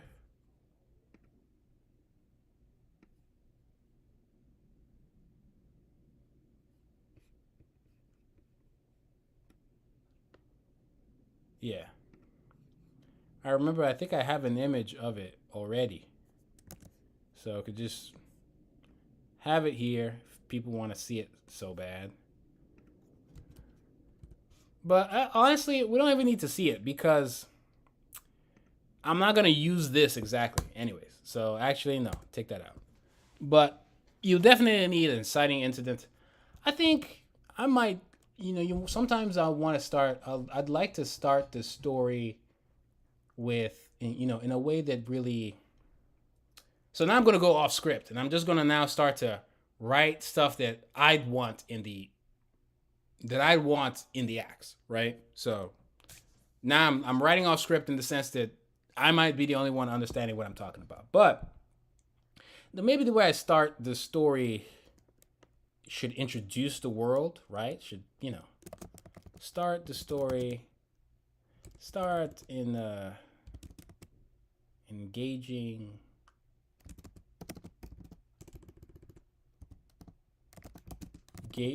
way. Excuse me. That introduces the world, rather, as well. Not just the story. The intro introduces the world building. Introduces the world building, but not in a basic way where it's like, in this world, this, there are outlaws and there are lawmen and da. Like in a story-based way that explains this world. It'll be a little bit more difficult, to be honest. It's always easy. That's why some comics just do that, where they just kind of have these blocks just telling you. And they'll have some visuals to show. That's not always bad. If you want to start the series that way. Trust me, it's not always bad. True, I do it to some degree, but I don't want to fully rely on it. I want some elements of it to be something where the audience just reading the story gets to, embrace this world. So I might still do the whole block thing. I think even Apple Black's first page does it a little bit. Just a little bit.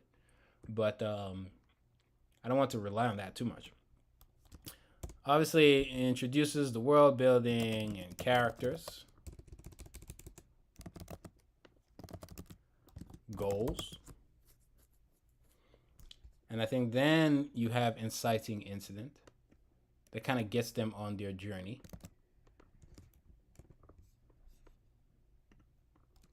It's almost like a hook, right? And what's always nice is some kind of plot twist, some kind of twist already, quick.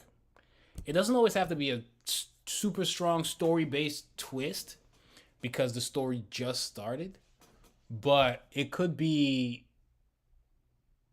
like some kind of subverting expectation in some kind of interesting way, given that the audience coming into it obviously is familiar with cowboys and westerns to some degree. So we could flip something on there, or a couple things. So plural. Or it doesn't always have to be a plot twist, but twists at least. To some degree. It just keeps everybody on their toes. That's definitely how I'd like to start.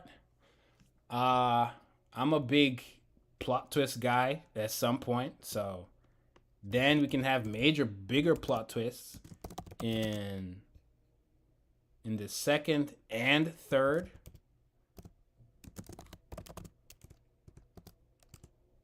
Even close the well, we don't I'll leave it open. We can close the one shot in a big plot twist or cliffhanger. Just a nice cliffhanger.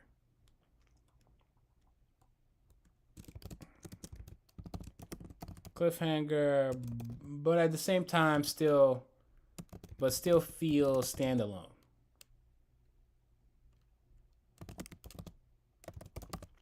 Like, we don't need another chapter, but you want one, but we don't need one. So, satisfying end. For sure. You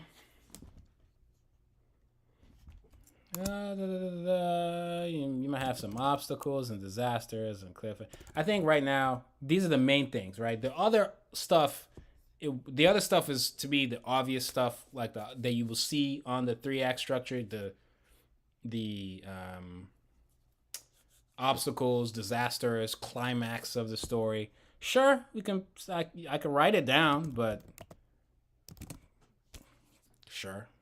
But you can have multiple. You could climax in Act 2 if you want. I don't know. You could climax multiple times. Moving on.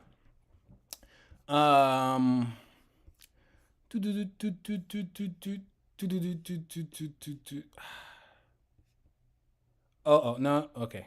I'm not showing it. Cool. I thought I was showing the Apple Black document. I was like, nope, not supposed to show this one. But again, the document, you'll see the document if you're a member on the channel. Shout out to those who joined. In the last streams, we had we had a couple people join, so that was cool. And then, eventually I'll probably have some member-only streams. I think that might be cool to test out. And then, you can ask more direct questions and things of that nature, but we'll see. It could be member-only or patron-only streams, but we'll get there. We'll get there. In fact, do this. I like seeing things a little bit more organized. All right. So then, right now, I'm just going to start blurting out story stuff. And eventually, I will once I'm done writing stuff, I will then start to cut it and be like, okay, this part is definitely Act 1. This part is definitely Act 2.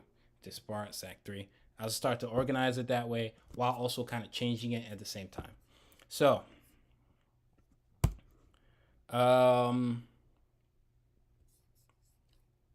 here's what I'm thinking.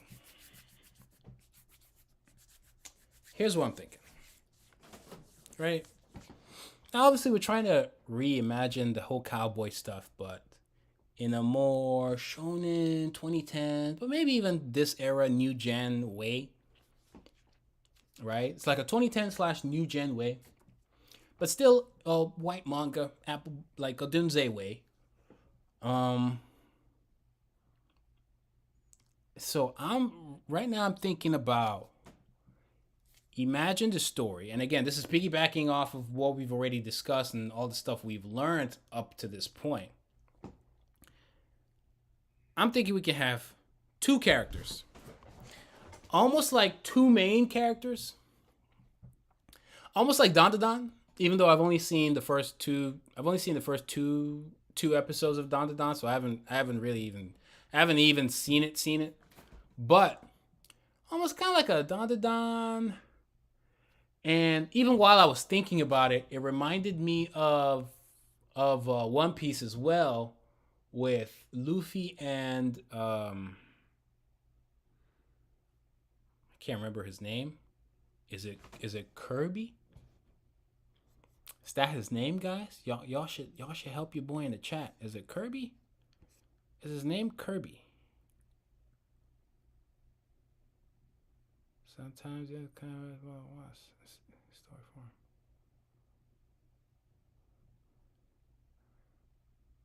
Kobe. My bad. The pink hair made me think of Kirby. Anyways, but I was thinking we could have two characters, right? Again, I don't even fully know the fleshed out story just yet, but this is just where my head went to two places. One, we could have a story where there's this young kid and he wants to be. What I don't want to do is like I actively don't want to do it. Is like I want to be the greatest cowboy. I'm not against it, but something in my bones is like, don't do that. Maybe you can have a character that is somewhere along those lines, but it can't just be that. Not just because it's done to death. Is just I feel like there's a lot more meat left. Pause. There's a lot of pauses today. Hold on. I need a sip. But yeah, I was thinking it could be you have that kind of character. And like the thing is, while coming up with the story, I'm also trying not to tread on ground that has been stepped on forever. But I still want to. I would only do it if I think I can do it and execute in an interesting, fresh way.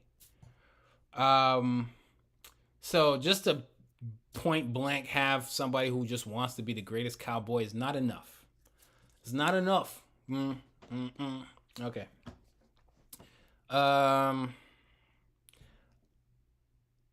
But I was thinking that it could be a series where it's like one main character and then all the cool stuff can happen around it and the character can have agency pushing forward and we're kicking butt, we're doing some cool stuff.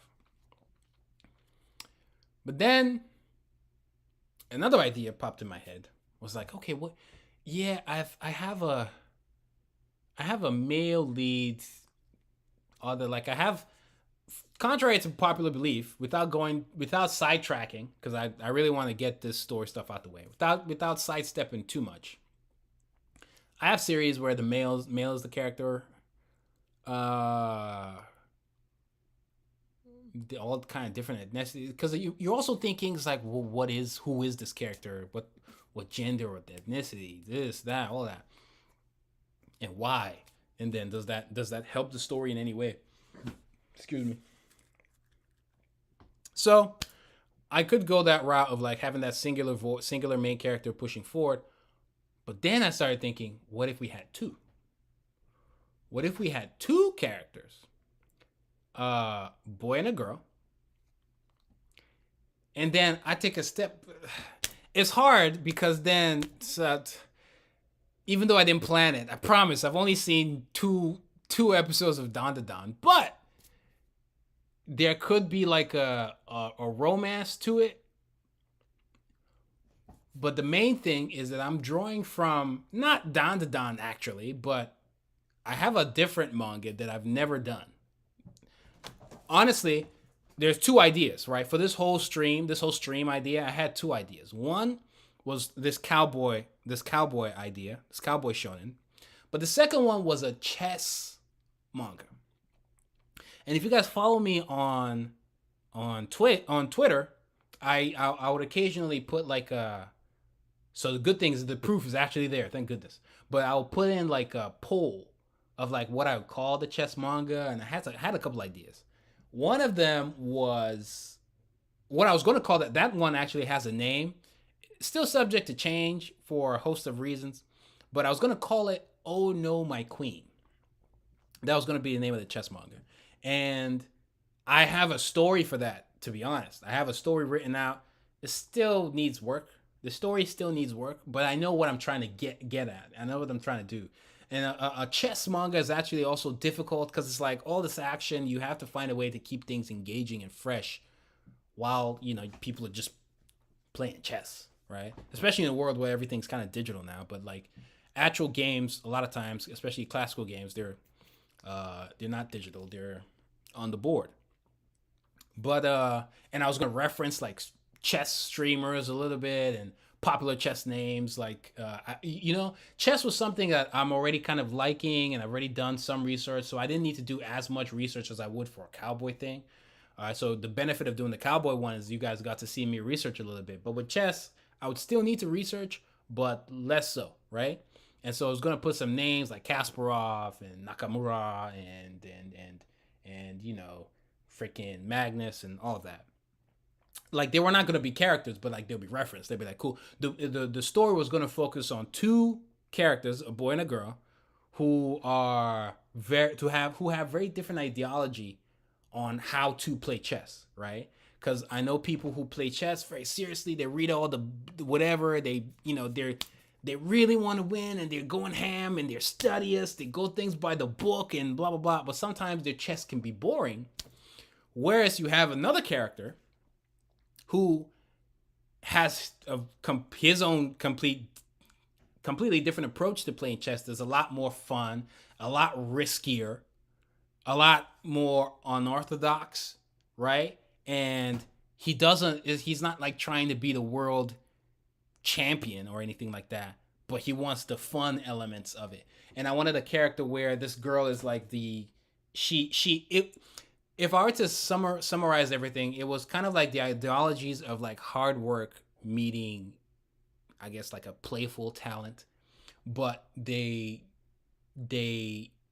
principles and all of that will clash, and they'll still be like cool adversaries, almost like a certain elements of it. Even though I wanted it to be like there's like a romantic element to it, because the boy would have like some chess riz, but I also wanted it to be fun and have elements of like Death Note, where you get to see what the person is thinking and they're trying to predict the other person, while also trying to do like a romantic thing. And they're also young, and she wants to maybe be the first world champion or something, and he has his own goal that's a little bit more.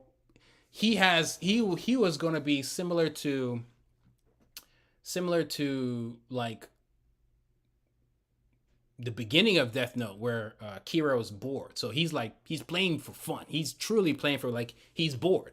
Versus her, she's like it's more driven and all of that. And she doesn't like his style of playing, and she doesn't like hers, and blah blah blah blah blah. But it would be this fun chess stuff. They will still have some really fun nods to chess too. So I wanted to do something like that already with the chess idea.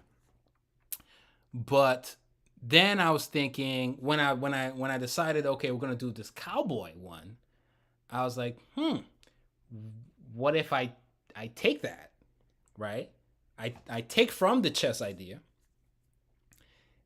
at least that element. I take that element from the chess idea, and then you have these two characters who have conflicting ideas of what it means to be a cowboy. And then at the same time, they also have just conflicting ideas of what it means to be a cowboy, but they're still good people. They want good in the world. That part is common, but that part is mutual. But there's a lot of conflict there. Similar, honestly, a lot of it is still the chess idea, but I'm just trying to like translate it into like an action cowboy setting with a little bit more darker elements. And so maybe she's trying to be the again, I'm figuring it out. I'm literally figuring it out live with y'all. So maybe she's trying to be like the first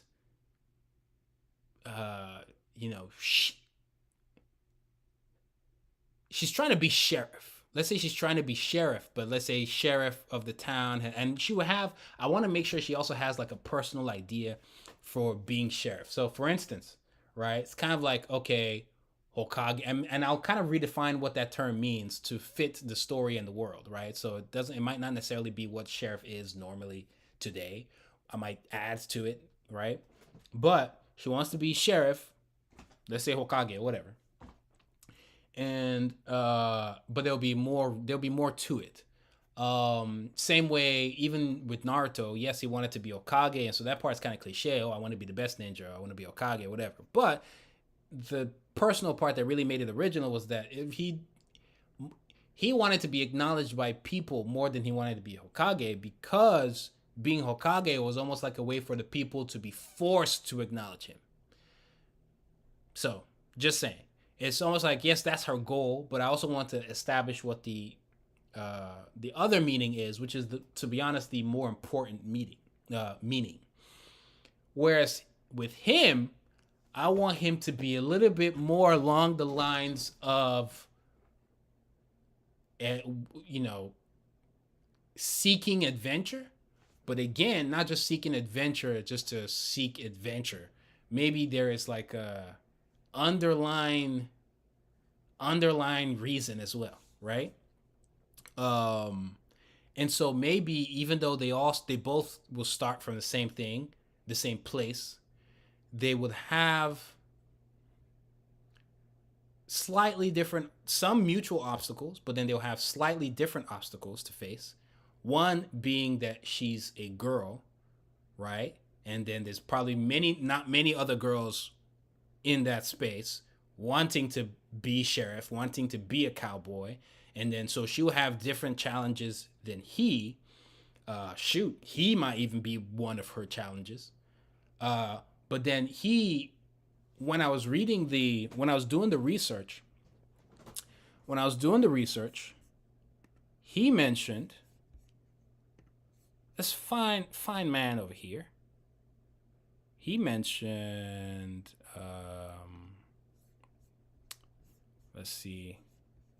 He mentioned something called dime novels. Let me see if I can go to it directly.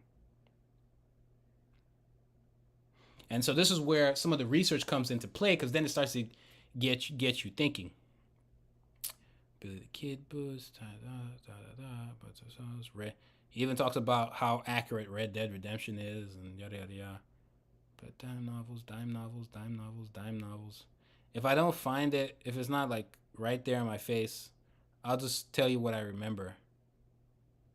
Okay.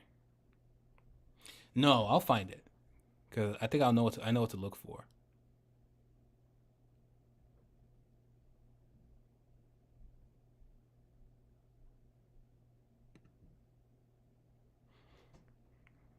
Okay, so that means he said it earlier.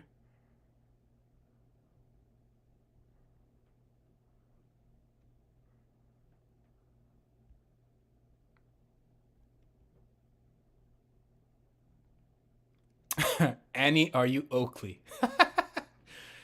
Y'all won't get that, but I get that because I've done the research now. Annie Oakley, she was a sharpshooter, I think. I need to do more research, but still, Annie, are you okay? Annie, are you Oakley? Annie Oakley, bars. Anyways, They used for toilet paper in the Old West. Believe it or not, there was commercially manufactured toilet paper beginning in the 1850s. If you're some trading post, hundreds of miles, you're probably not going to have a package of factory-made toilet paper. You went out back, and there was almost always an outhouse, and in the outhouse would be your supplies to be used for wiping. So it could be a dry corn cob. That means people back in the day, they were going out with some rusty booty. Like, there's no way, bro. Aren't you happy you were here? They probably felt that way because they didn't know any better back then. But like, dang, walking around with poop stains. Probably more likely would be a catalog. So Sears Roebuck, Montgomery Ward, and also those pulp novels. Once you read them, they were kind of trashy. So it's somewhere in here. I don't want to get too sidetracked, but they're dime novels. Dime novels are like almost think of it like the journals, but it was almost like a little propaganda-ish, where some of the cowboys would like tell they'll kind of tell their stories, right? And frame themselves as almost like Robin Hoods, right? We only do this because the government, put us in, whatever, right?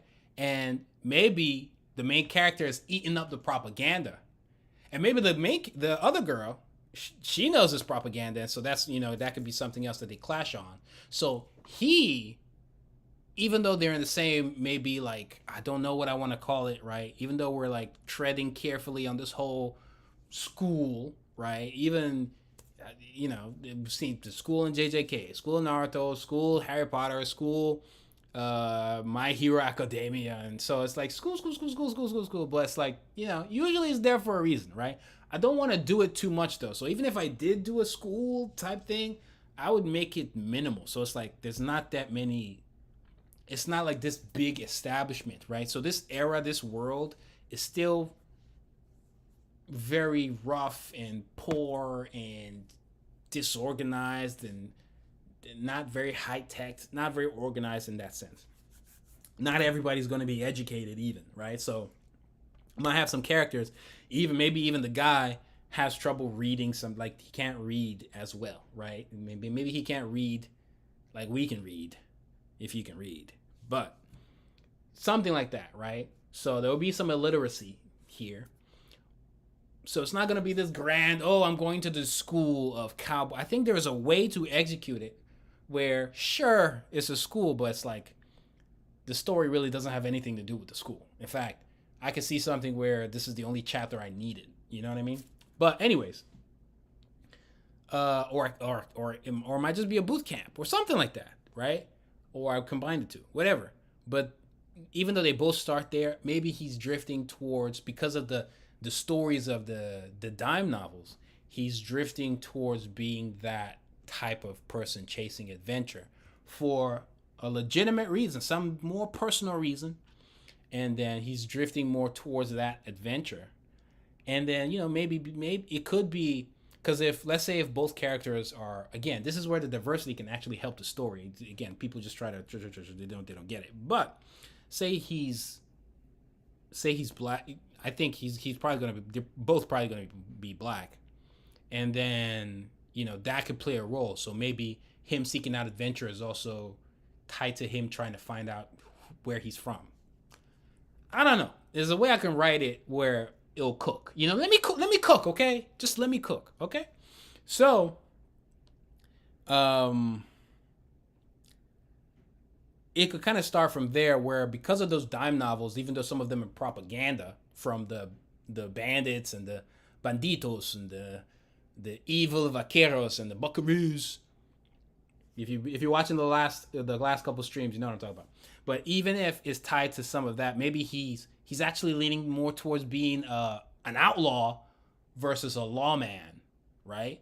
And then, which reminds me, it's like lawman, cowboys. I could come up with a joke in there about how she doesn't belong because of those names. It's like it's in the name. Anyways, sidetrack.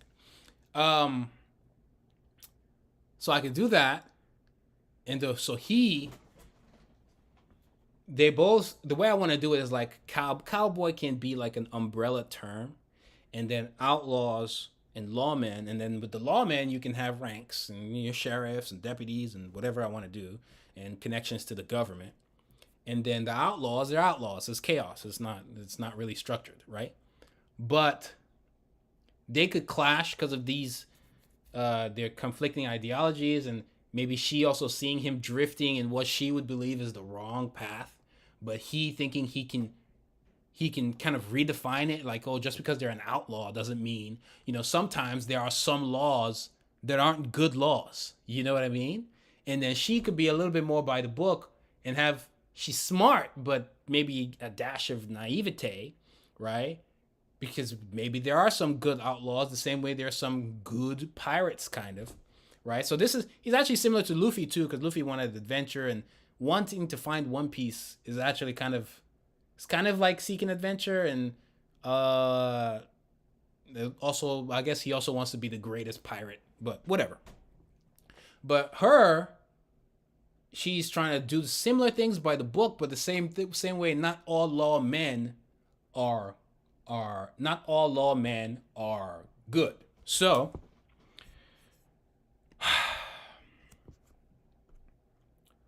off of that,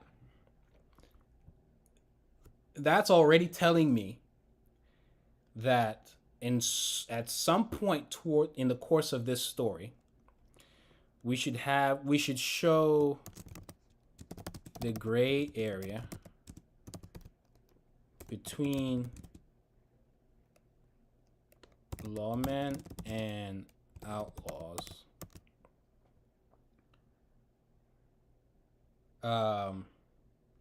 Because you don't want to. This conflict in principle shouldn't just be verbal. Like, they can't just argue about it. The audience has to see it, and in some case, see it with the character or through the eyes of the character. That way, it's more digestible. And then the action that happens that makes them come to that realization also has to be cool, dope, memorable, yada yada yada. But these are some of the notes I'll write, where it's like, okay, show the gray area between the lawmen and the outlaws.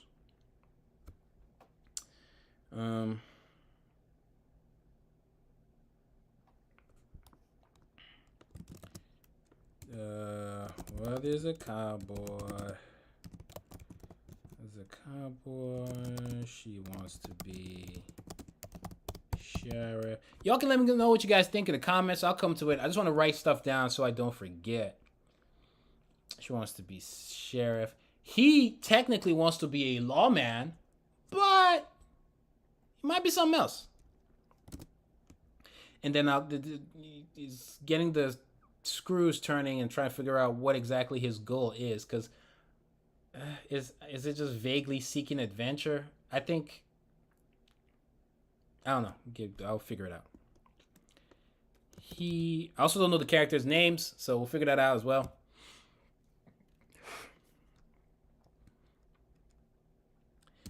So maybe he wants to know where he's from. She wants...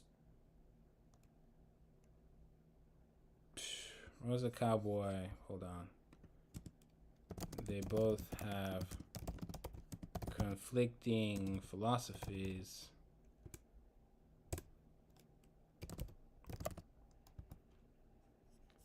Well, they'll have some conflicting ones, but I think they'll have some mutual ones as well. Conflicting and mutual philosophies. Being a cowboy. She wants to be sheriff, question mark. He wants to know where he's from, seek adventure.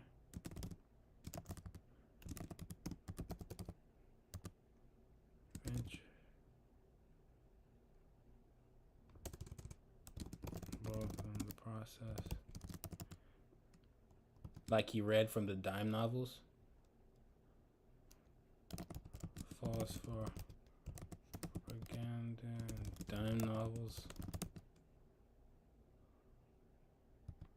So you can even do some. I can even play on the, how people in real life easily fall for propaganda, and it's hard to argue with them sometimes.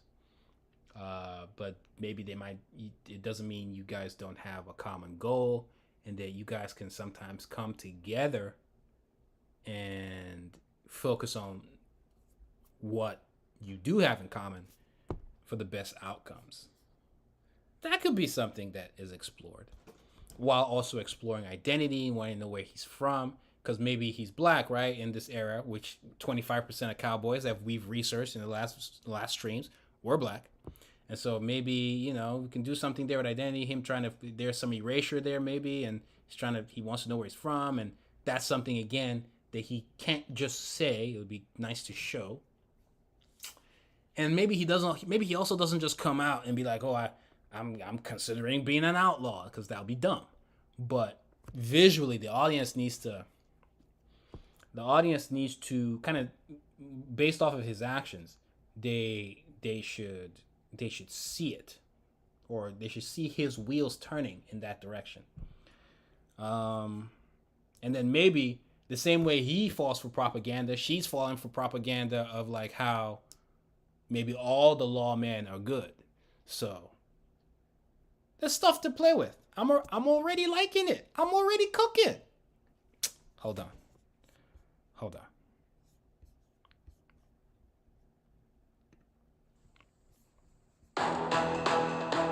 I'm already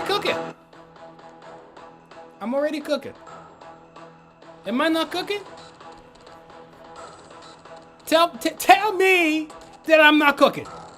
This is first draft. Obviously, we're gonna add some more spices here and there. Make sure everything is, nutritious. Is that a word? Hold on.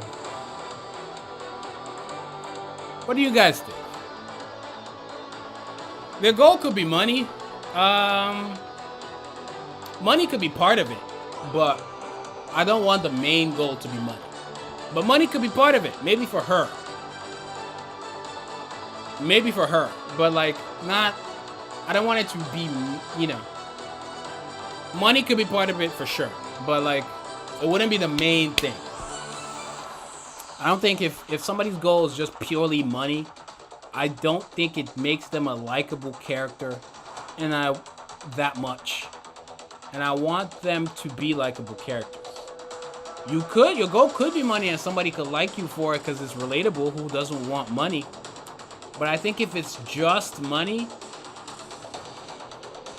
like even, hold on.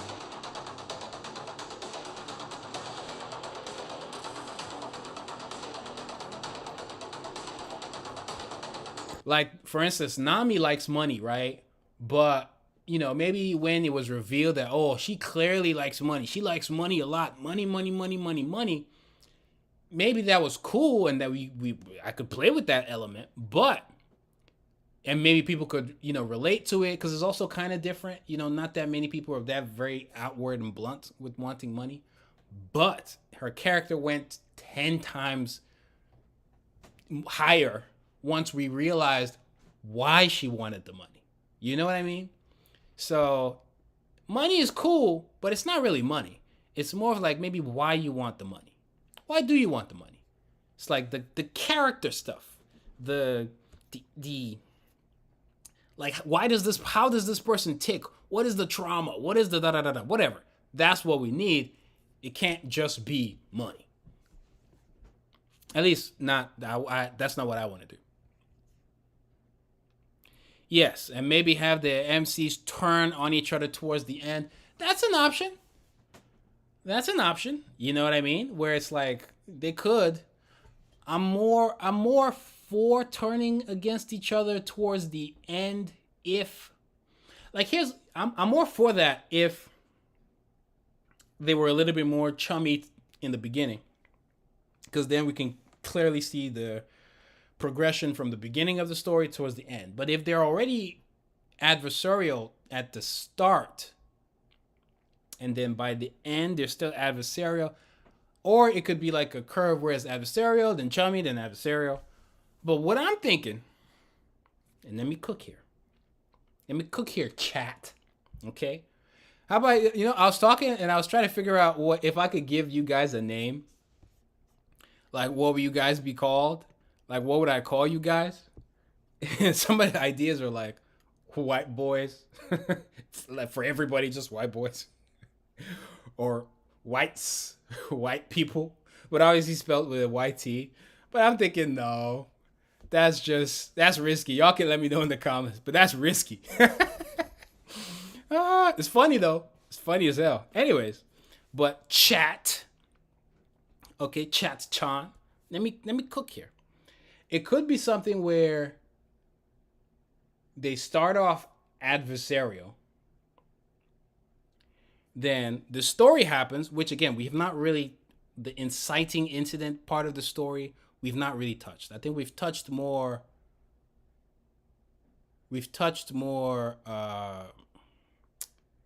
like character stuff and maybe character arc stuff. But we've not touched story stuff of like, okay, what's happening that's making us see all this stuff, right? We've not touched that yet. But they could start off adversarial while still, foreshadowing maybe a little bit of a romance there. So everybody's thinking, oh, they'll end up together in a nice, everybody's happy in the end, blah blah blah. Even though you will be concerned because there will be the little drops of him kind of teasing, going towards the other way, right? But then the events happen, and maybe it brings them really close. And the events, I want it to be fun, action heavy, cool action. Honestly, that's where a lot of the world building stuff will come in. The villains, what the villains want, why they are the way they are, because some of the villains, at least, especially the main ones, should be developed as much as the main characters, if not more. And then there'll be other side characters who are developed, like maybe the current sheriff of the town or something like that. But anyways, I also want like cool action, blah, blah, blah, and trauma. I want to shock. I want. Cool down. Hold on. Right here. In the axe. Super shocked. I want to shock the hell out of. But, cool action, that's a given. I don't need to write that. But I want super shock. Maybe even like some character deaths that you don't see coming.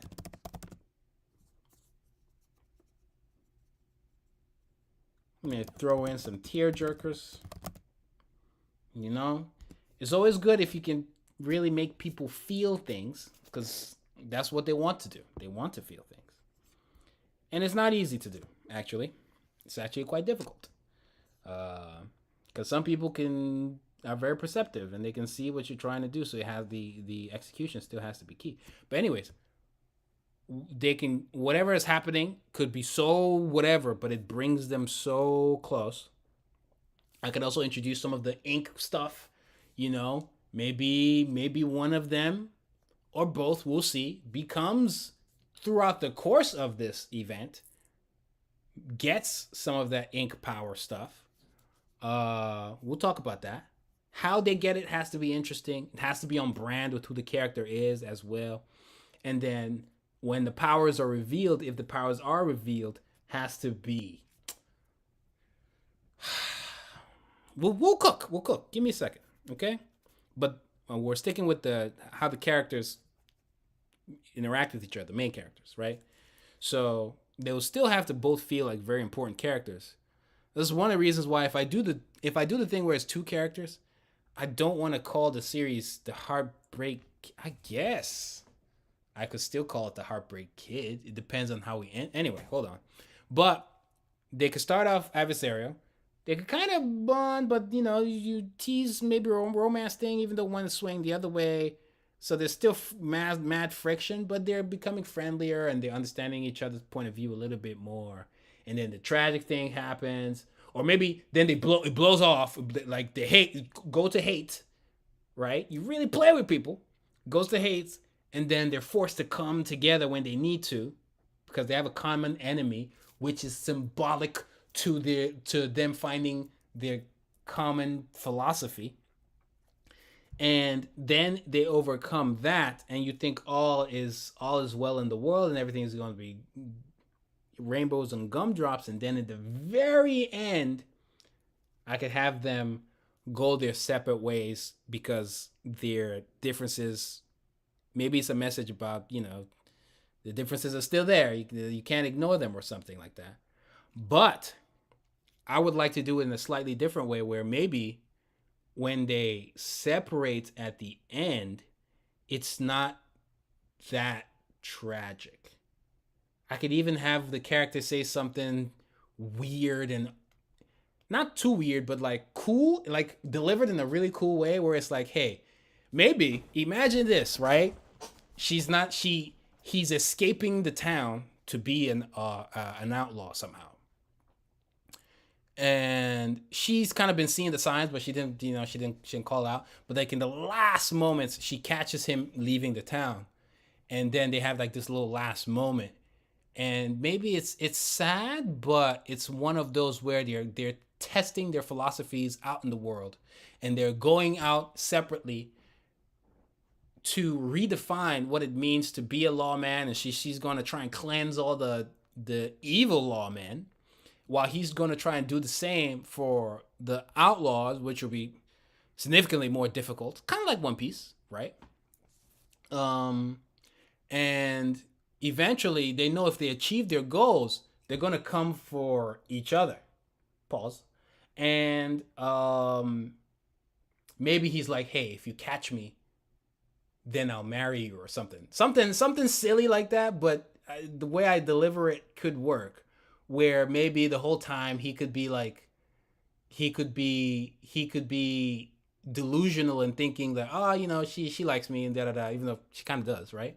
And she could be in denial the whole time, and it could be like, hey, if you catch me, then I'll marry you. I'll let you marry me, or something, which I think it could be funny but sad, but impactful and memorable. And it could be like the last line he says to her as they go on their separate ways, you know. And then he starts to also, maybe even he also likes, so there's a lot of parallel with Luffy, actually, because then maybe he also likes seeing the bounties and all that kind of stuff and the adventure. And, you know, maybe the course of this action, then he gets a bounty at the end. I don't know. But we're trying to cook here, okay? But the point is, people might want to see the series continue, because it's like, oh, she's going to be growing on one end and he's going to be growing on the other end. And she's trying to, eventually she will be trying to catch him. But they're going to continue having different obstacles down their own path. And I think that's why I drew the Kobe and Luffy comparison. So it's one of those where, yeah, they don't just like, oh, they hate each other at the end.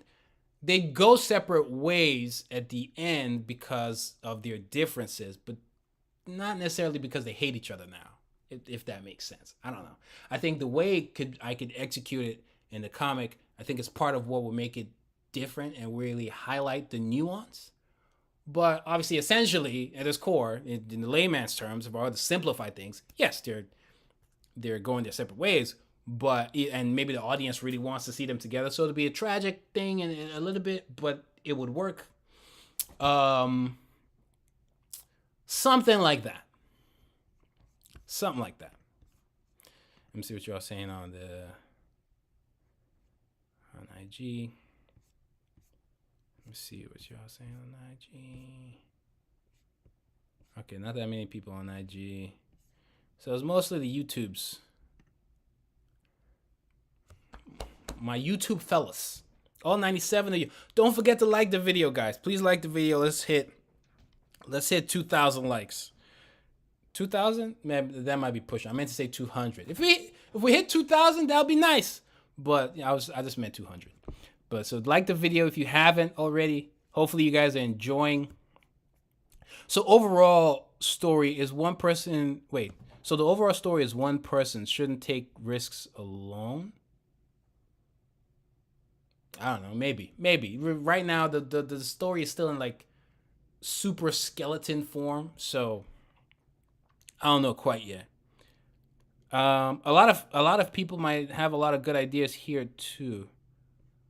Let me see what y'all saying. Let me see. It says, are people cooking here? Do we have some chefs? We have some too many chefs in the kitchen.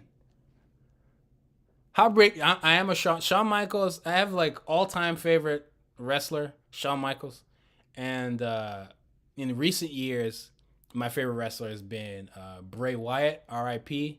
So that was sad. Like I don't even know if I want to keep watching wrestling, but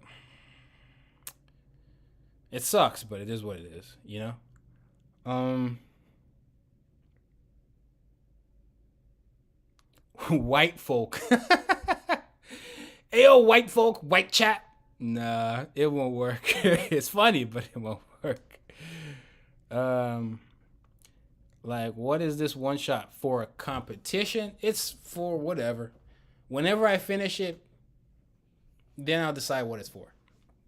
Right now, I don't know. Right now, it's just for you guys, for us, for fun. Eventually, it'll be for something. What is it? I don't know. Maybe knowing would help, but I will know when the storyboards are done. When we're done writing the script, and the storyboard is done, then I'll know what I'm going to do with it. And the storyboards are done, then I'll know what I'm doing with it. For now,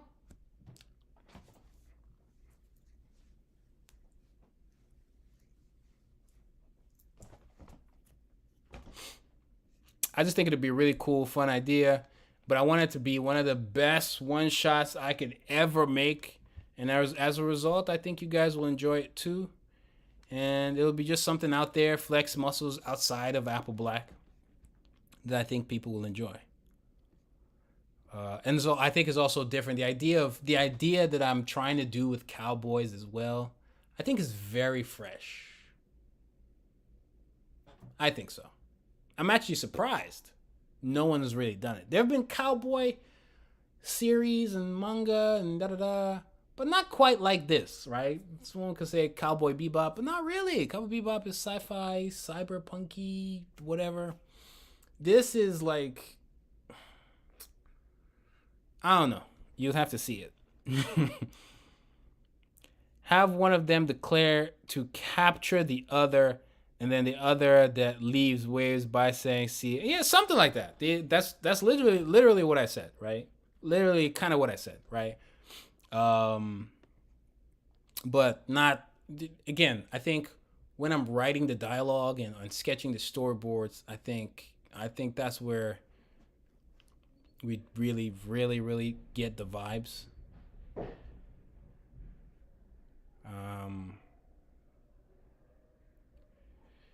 Okay, and so could we do and give ideas and collectively? Da, da, da, da, da, da, da, da, da, da. But so far, you guys are liking like at least from a character standpoint, you're liking the story, right? Those potential story, because I wanted to do maybe it's like a singular character thing, and obviously there'll be side characters and stuff. But I was like, at least for this one shot, it could be two characters. It could be two characters, and they could both be, equally or close to being equally important in what goes down. And there'll be more side characters that are also important, obviously the villains and all of that. How would you suggest someone go about linking a bunch of events into a timeline for a story, especially if there's a lot of reveals and plot-wise? Well, there are a bajillion ways, and part of the stream is so you guys get to see that. You know what I mean? You guys will get to see that in real time how I do it, because there really isn't one way of doing it. You just have fun. And I do like it is fun to do this world building stuff and come up with the stories and explore new ideas and figure out ways you can make things better and make things work and yada yada yada. I think we're cooking. I think we're cooking. But for the pacing and all those events, there's a way to do it. If it's too much, especially knowing the page count, then some things will have to be cut. Some things might even have to be changed completely so it's quicker. Maybe there's a scene where you wanted him to fight or her to fight 10 guys, but if the page limit is 20 pages, you have to then rewrite it to where maybe we don't even see the fight, we're somewhere else, right? There are some ways you can creatively do it. Or he's not fighting, or she's not fighting 20 people, she's fighting 2. Sometimes I've had to do that. And if the story is interesting, it will still be interesting. Don does 2 MCs very well. I've seen the first 2 episodes, and I think it does. I think it does. I think it does. I do think that even if this one shot is immaculate, I can see something where, if it was to continue, especially if both MCs are in 2 different places, it's not like they're together. They're in 2 different places. So you could literally, it could almost feel like 2 different, excuse me. It can almost feel like 2 different mangas happening simultaneously. Or if it were to continue, I can see so an example, let's say if this was like Viz or whatever, I can see them saying, rewrite that ending so that they don't separate, so that it could be closer to a Don to Don versus them splitting up, right? But for a one shot, since I don't know if I'm gonna end anyways, I can keep that ending and end it, and then that'll be that. But if it's gonna continue, either it'll kind of be two separate manga that are just simultaneously happening at the same time, or volume 1 follows him, volume 2 follows him. I don't think that'll work. I really don't. It would be interesting, but it's very experimental and risky. Or you treat it as two separate mangas happening simultaneously, or the most realistic is they just change the ending so that the separation maybe happens later, or the separation happens at the end of the series, and then you do a time skip and then you come back to it again. I don't know.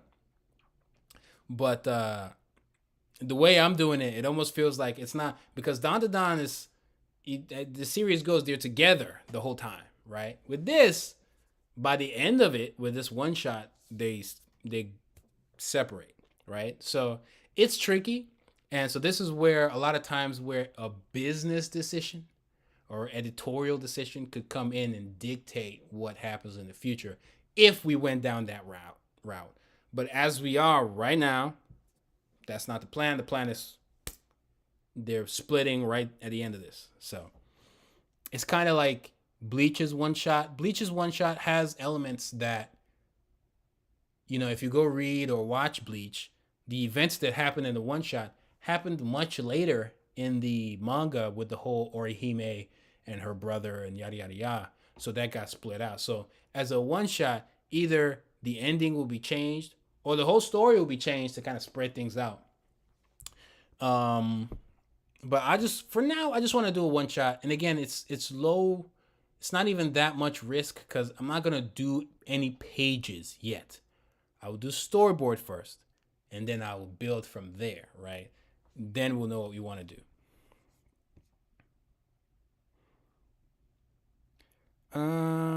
Cook, the Cowboy Shonen I'm working on has so many parallels with this. It's insane. I'm almost done with my one shot.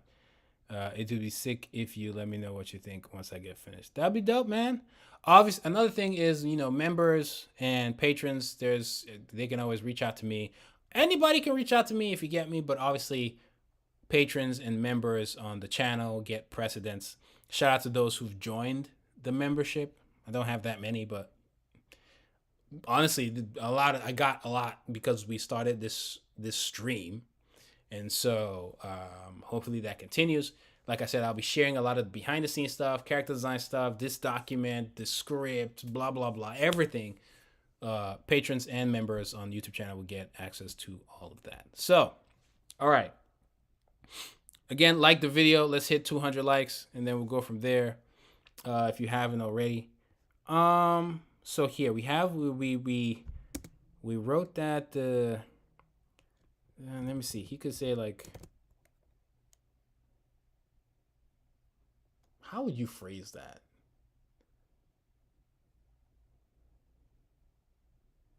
I don't know. I wouldn't do it now. I'll just say, if you can catch me when you're sheriff.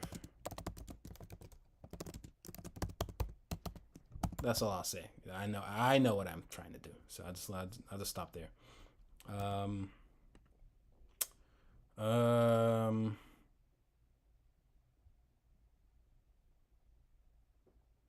You know what I could do? You could start this series. So this is what I mean by a subvert expectation type of plot, right? I could start this series introducing, let's say there is a schoolhouse, aka academia, but this is a boot camp for people who want to be lawmen. That's another reason why it would make sense for them to be a little older, right? And I could introduce them, make them seem important, really make them seem important, because one way to do that is to actually highlight what their goals are, and maybe if one of them has kids or whatever the case may be. maybe not kids if they're so young, but that was a different time, buddy. But something, just make them make the audience give a f, about the whole cast, right? And then maybe they get this part of the inciting incident is that they are the government has sought out the help of most of the lawman aspiring people in the town and neighboring towns as they're transporting something very important with the new railroad. So now we can take this onto a train, and all these people, the kids and the lawmen that they do have, some of the sheriffs and deputies, they're there as security for maybe when the train is in their area or passing through, some mumbo jumbo like that, right? And so they enlist the kids from the thing who also want to be lawmen, and in the event, I kill all of them, which will highlight that it's a dangerous job, it's a dangerous world, it's a wild, wild west, and I kill all of them. Something like, almost like the Attack on Titan scene. Y'all know what I'm talking about? Or the Chainsaw Man scene. Or the Apple Black Snow Children scene. Well, I didn't really show the scene, but it was a bunch of kids, like young kids. And I killed all of them. Austin, one of the our Saturday AM editor, he read Apple Black Snow Children, and I can't remember what he said, but he was like, "You're a sick man," or something along those lines. And then one of the manga assistants that I have, Fabio, who was working on Snow Children, according to him, he said he cried, and I was like, yes. I want to be on my George R. Martin-ish. You know what I'm saying? So I can do that kind of here, but the way you do it still has to be interesting, because it doesn't work if they don't care about them. Now, if you guys are watching this, if you're watching this stream, here's the problem with this stream. Here's the problem of doing this stream.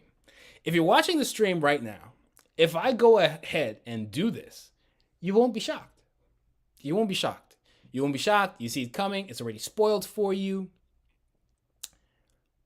I think there's sometimes you can see something coming, but it could still work from an emotional standpoint. And that's when you know it really works, when you already know. I suppose you see in all these tragic backstories, just because, you see people who, maybe they cry for a scene that they've watched like 10 times. That's how you know it really works. So even though you guys know, if I do it, I might not do it, but if I do it, just because you guys know, doesn't mean it's not going to be effective, but it does lessen the impact. I'm not going to lie. And that is the problem of doing streams like this and letting you guys into the sick mind of mine. Okay? But I'll have to do it in a way that works. It doesn't always, the purpose is not always to make you cry, but it's to make you feel something. You might not even cry at all, but it might be, maybe the purpose is to highlight how dangerous this life is in my world, right? And that could be something traumatic that helps bond the characters that we were looking for earlier, right? Especially if I can get you to like the characters. But then I'll have to let you guys do that fairly quickly. And then how I do it can't be too cliche either, because honestly, is that becoming cliche? I don't think so. Especially if they like the group. And then also, you won't see it coming. You just won't see it coming. Unless you're watching the stream, there's a way you can do it. You won't see it. Imagine you were watching Naruto and they show team 1, team 2, 3, 4, 5, 6, all the way to, team 9 or something?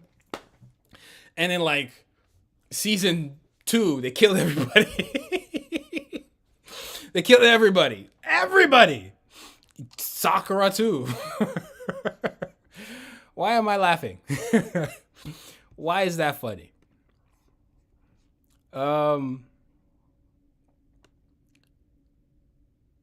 Stop Apple Black spoilers, bro. That's Snow Children, man. If you haven't watched Snow Children already, Apple Black Snow Children, that's your fault. That's been out for weeks. Go watch it. Institutions unclear. Let me see. And again, I might not do it. I don't know if I'm good. I might not. I'm innocent. I'm innocent, Ghost. I'm innocent, chat. I didn't do anything. I didn't do a thing. Are you actually doing a cowboy story? Yes. Stop the save the snow children. I mean, we can accept, but yes, just when if I do it and you guys read it, if you guys do reactions on YouTube, I need you to act like really, you've never seen this before. Give me your best. Cry. Pause the video. Get some eye drops.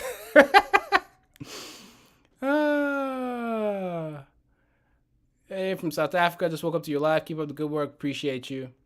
I think I like the spoilers more because I'm here for the process. Okay. But yeah, that is the problem of doing this way, because if I just share the whole thing with you guys, then when you read it, you're not really gonna, it's not the same. You know what I'm saying? It's not the same. It's not the same. So here's what I'm going to do, because we are running a little bit late. I will write a synopsis, because before this stream ends, a synopsis will be written. Chef Boyardee, you are correct. Hikaru no Go. I don't know what that is, or I can't remember if I do, kind of, but I don't think I do. So no. Anyways. Let me see. Okay.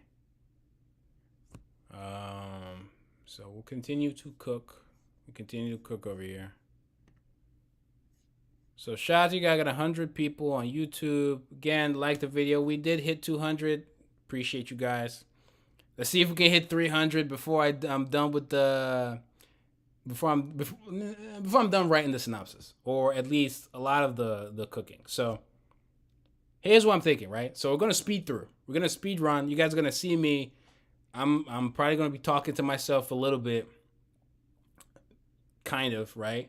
But I'm going to try and breeze through writing this, and it's going to be a mess. It's not going to make sense to you much, right?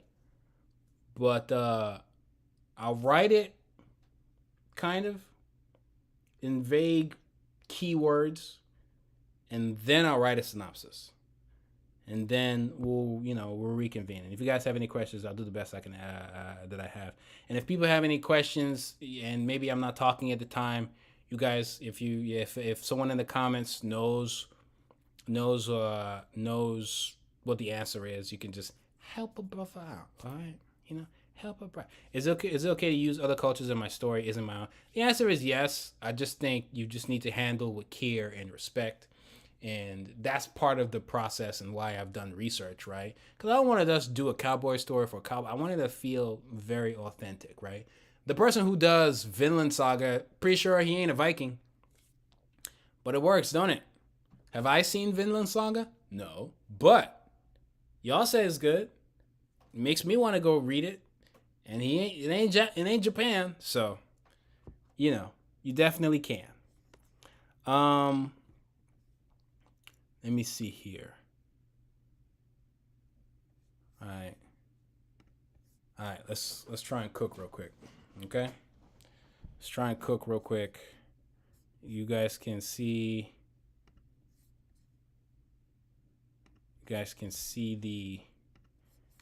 Hopefully you guys can see the document a little better. If there's time at the end, I'd like to do maybe instead, this time I'm actually going to I'm gonna write it in the respective acts. I think that's just faster and more effective. So the gray area, I think that's a 2. So what I'm thinking is, like I said, the government is enlisting all these kids, and during that whole process, all of them get white. Obviously, they're enlisting the kids, but they also have actual lawmen, but they get wiped because maybe they get attacked by some banditos, some bandits, some outlaws, and then maybe what the government is protecting on the train is a mystery because maybe they lied to the kids, and that could be how we highlight how not all lawmen are good, or not all laws are should be followed. And then that could be one of his lines and his comebacks to, it's like, especially him being black, is like, there were different laws back, probably close to this era. There were different laws that probably shouldn't have been laws, right? So do you just follow the law? And I think that could be a theme in the story, in that just because it's not against the law doesn't make it right. We're cooking, right?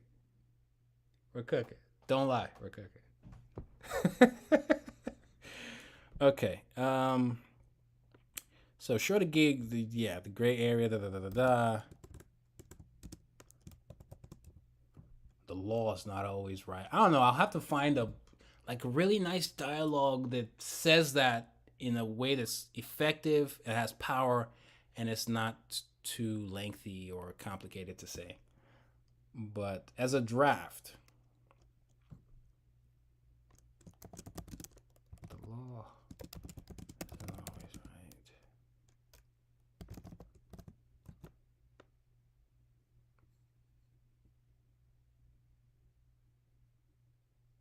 I don't know. I think I could say it in a much better way. Maybe something about looking in the mirror, and knowing history, or I don't know. But we'll leave it like that for now. And in Act 2, to give enough time for the kid, if I do end up killing the class, excuse me, how you do it, who you do, and even if they all die, when they die matters. It just makes everything feel a little bit more organic. I don't want them to just kind of be clapped like the beginning of a Suicide Squad movie, the second one. So that matters. So should that happen as Act 1 or Act 2? I think it should happen in Act 1. The massacre should happen in Act 1. But if it happens in Act 1,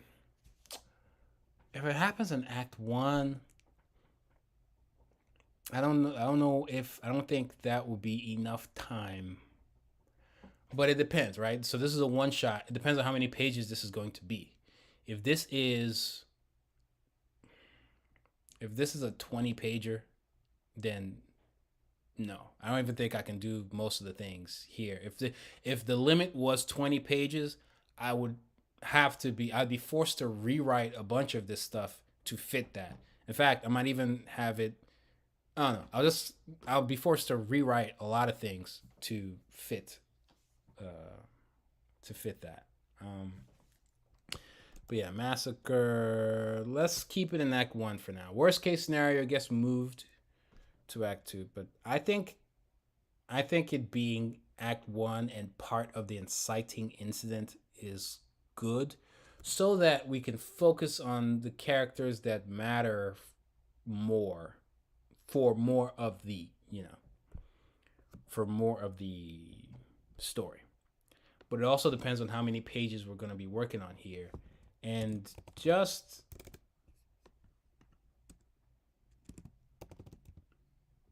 let's assume it's 70 pages. usually having a number, it forces you to not go overboard. And then don't be distracted by the power system. Da da da da da. We'll have other streams where we deep dive all of that. We probably need to know all of that to at least to a strong degree before we start writing the script, anyways. So, yes, forget about that for a second. So the massacre, let's keep it in Act 1 for now, because I think it's also, it'll shock like no one's gonna read, pick this story, read that first, if I do it the way I want to do it, because execution matters. No one's gonna read it, get to that point of the massacre, and be like, yeah, I'm done. No way. If I do it right, no way. So there's that. I can even do like a nice fake out. There's a lot to do in that first act now that I think about it. So it'll be tricky, but we'll figure it out. Because even after you write the script or you write whatever, you can still tinker with it and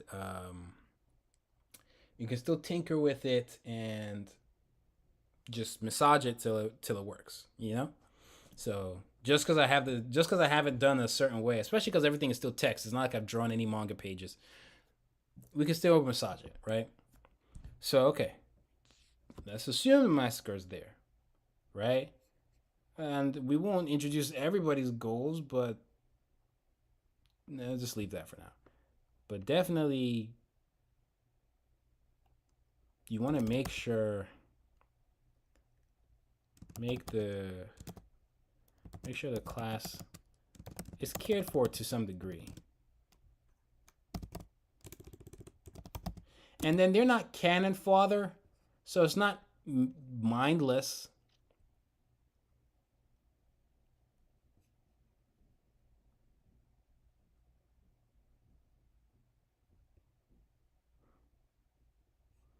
So it's not mindless.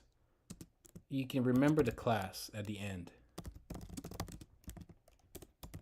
The class and, fallen lawmen and stuff.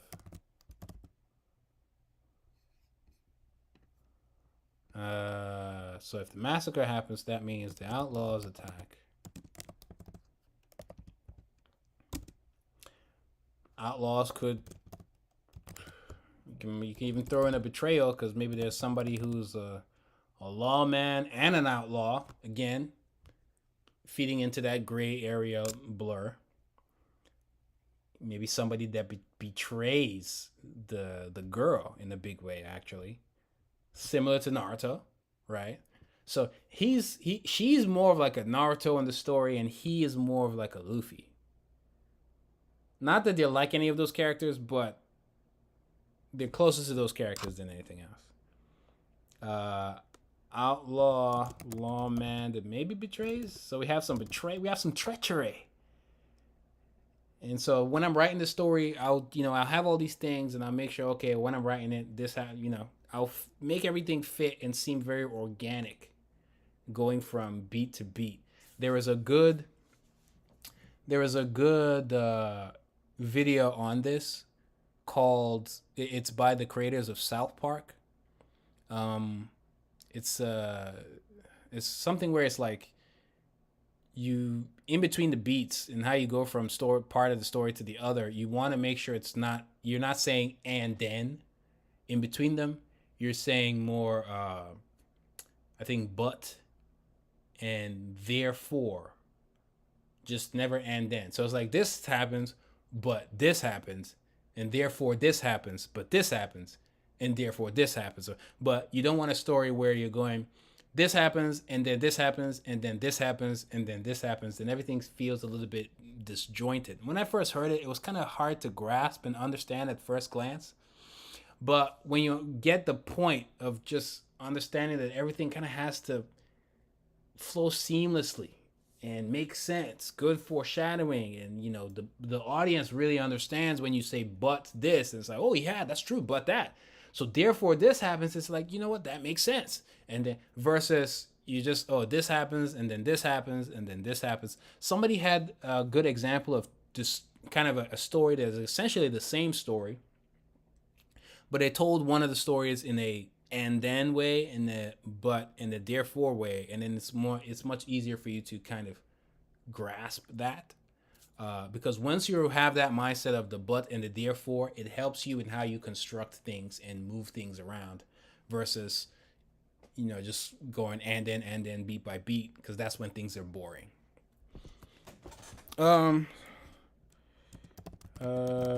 Treachery, because, maybe for money,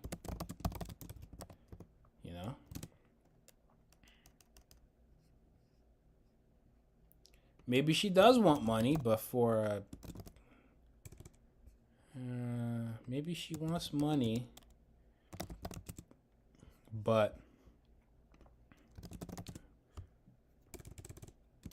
for a solid reason. So, low attack on train, right?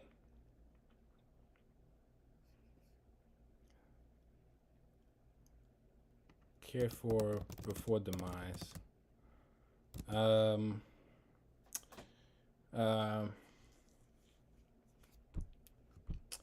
Classified. Well, they think they're protecting. Maybe they think they're protecting cattle or something. I don't know. Kids protecting. Once you think like this, it also helps dictate where the characters are, because then I'm not gonna spend too much time especially because I know I have to fit all of this in one act. Then I'm like, okay, I'm not gonna like show them at their houses, or like I'm gonna have to do all of this in like a tight space, and so that might dictate, okay, maybe this is maybe we meet them as they're being enlisted, and then we're learning about all of them right there. You don't need to show everybody's backstory for you to really get who they are, or just enough of who they are. But at the same time, I also want to make sure that we're getting I want like a energetic start to the series too, because we'll figure it out. Okay, we'll figure it out. The kids and lawman protect train in their town, like crossing their town. New railroad that can like be a nod to actual historic events about the new railroad and stuff like that, and all the benefits that came with that. And we know that because of the reference that we had. Keep it diverse, that's part of his goals, and like wanting to know where he's from. You see, someone reading all this, it just looks like a mess. No one's gonna know what the hell I'm typing, but if you guys have been following along, you kind of get it. This is literally how the Apple Black one looks, except you only start to really understand it when you see an actual script. The script is where, things are the most easiest to read. Like anybody could read my script for the most part. But these parts is messy. This is my process. You don't have to do it this way. You might have a better way. But this is my process, and this is how I'm cooking, okay? If you don't like the cake, get out of the kitchen. Get out of the kitchen. Anyways. Outlaws attack on train. Introduce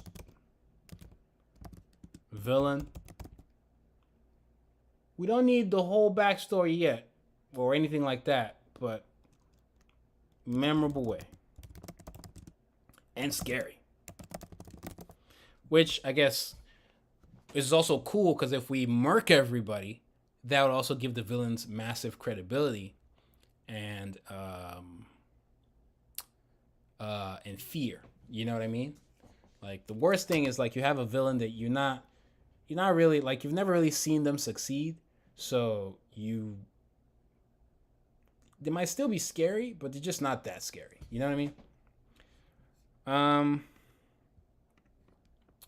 That's why Thanos kind of won and kind of ate in Infinity War before we then saw him, tumble, which was still very difficult in Endgame. So It depends on what kind of villain you want. Because even the idea of like the villains, I could do like a villain situation where even the villain will have his own ideology of what a cowboy is and why he does the way he does, and maybe it can like mirror some of that Zabuza stuff I talked about in past streams, or yeah, the same way for the heroes, how it was one, and then then we talking about two MCs. With the villain is a similar thing. Could go two villains, but it's like I also have to consider that it's a one shot. So as a one shot, I can't, or it's not wise to have too many characters, right? It's already bad enough that we have two potential MCs. You don't want to go too ham, right? Excuse me. So then the massacre. I think the massacre is that's the end of Act 1. I think that's how you end Act 1. Right? Because it's a narrative twist. There is a plot twist of one of the maybe lawmen being the op. You're already gonna get some ideological clashes. We get the villain. We get everything in this act. To be honest, which if it's 70 pages, can we do all of this in 20 pages? I think so. I think it could be done. 20 pages? I think so. I also don't want... I'll actually go... Hold on. Let me see something. This is what I'm going to dictate. I need to check something. And then I'll go off of this. How many pages this is. Just hold on. Not sure I can share it with you, so I won't. But let me see something real quick. And again, you guys can have your questions in the comments.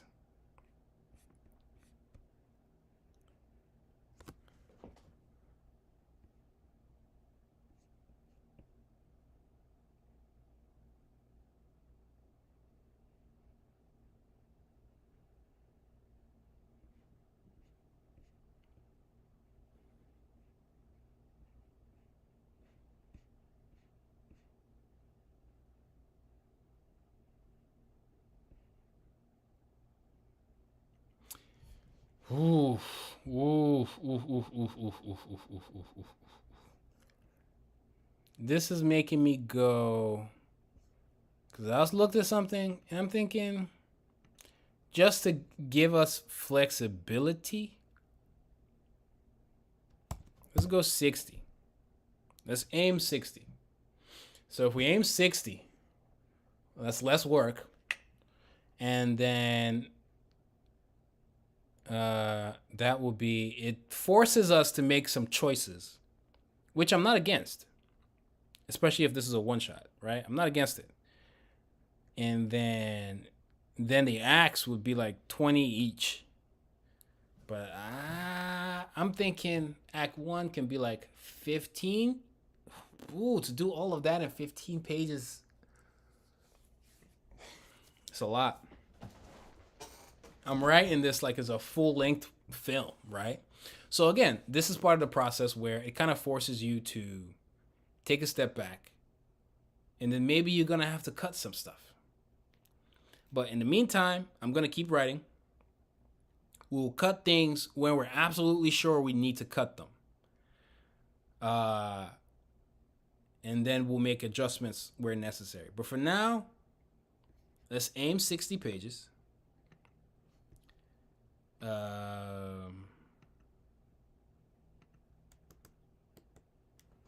What is that?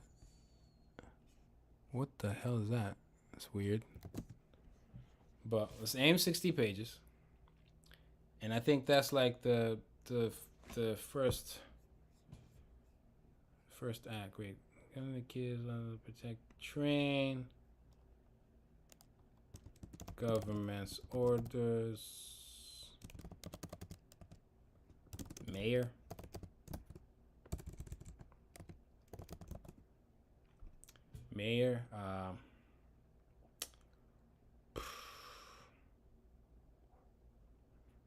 Okay. So the massacre, da da da da da. Then we can have like a heist situation. Well, then this, honestly, this whole conversation right here, showing the gray area, that's.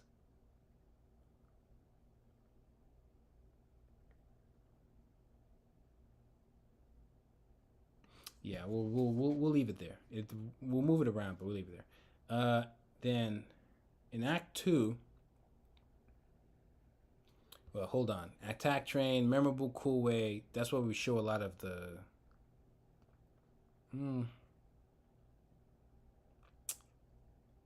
Hold on.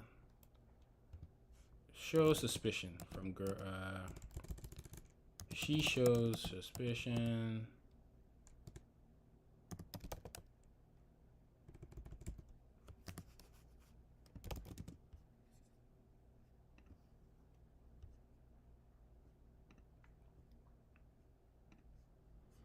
Like I don't care about the spelling or anything like that right now. She shows suspicion. It's overkill for what's on the train, for what they're told is on the train.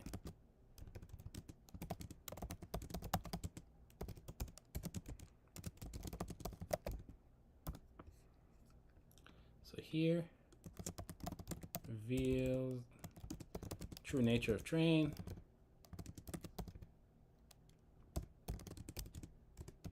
True nature of train.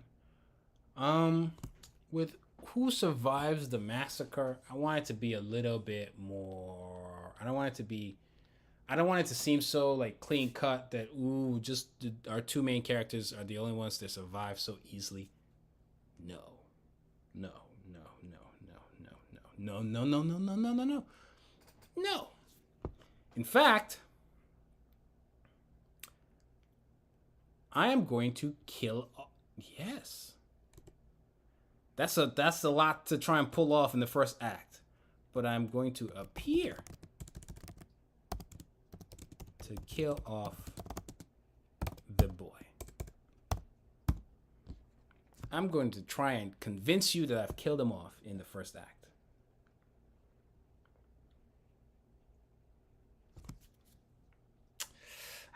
Maybe the second act, actually.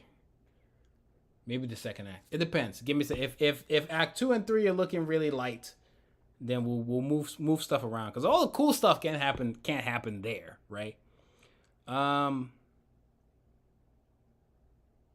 Plus, it's maybe a little harder to believe, but because there's two MCs, it's more believable to kill off one and people think, oh, okay, we'll just go for the second one. This is something that, you know, when it's actually time to write the script, I'll know what to do, or even just write the plot right here. I might not write the plot, to be honest. This is just me. This is just for me to know how the acts are going to feel, pacing wise, and all of that. The script is going to be the main thing. But I could, because this appears to be two MCs, it's more believable to kill off one, especially if he does something impactful right before it happens.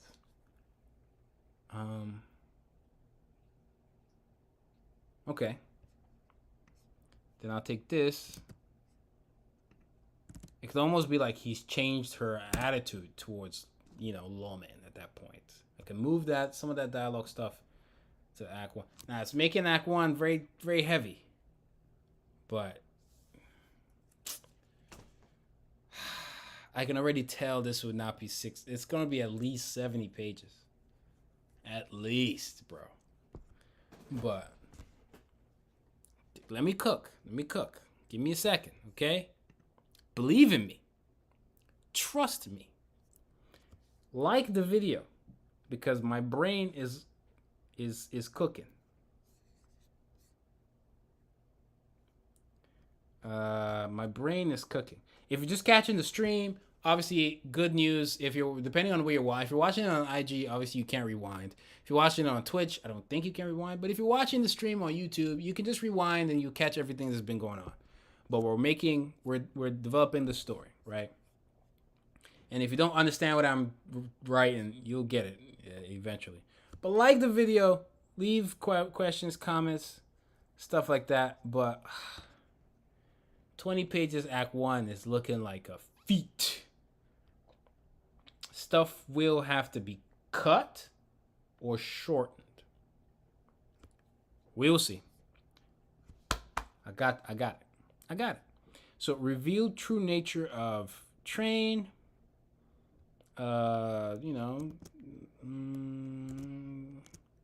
Let's care for the villain a little bit more.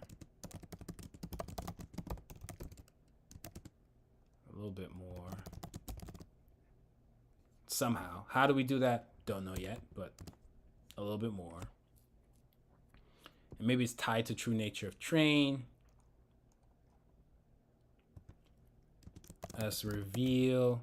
So, yeah. True nature of Train. Not transporting, I don't know, cattle, livestock,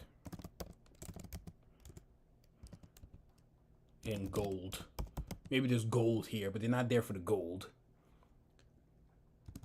They're actually transporting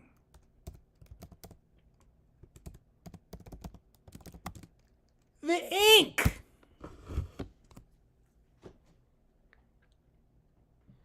Maybe there is a cart in one of the trains that has one, the ink, as well as two, someone who can, the tattoo artist, if you will, who could be Native American.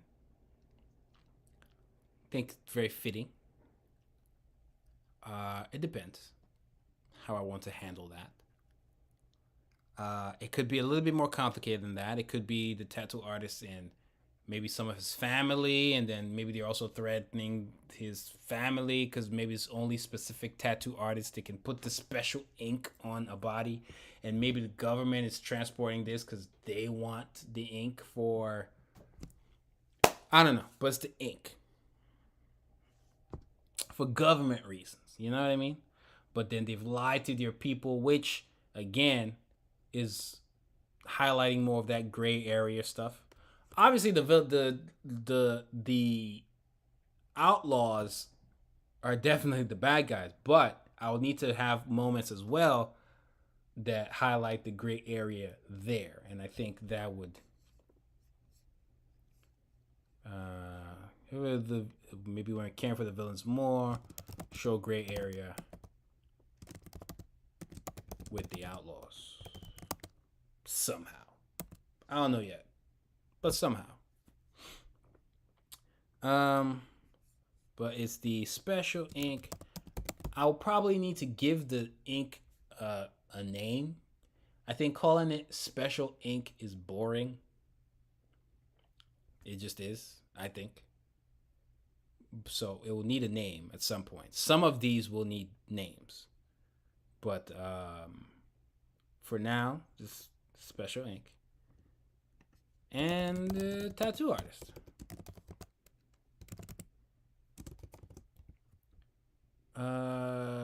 With family for insurance, question mark? I don't know.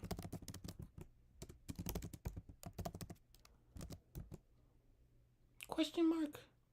And maybe it's not clear that the tattoo artist,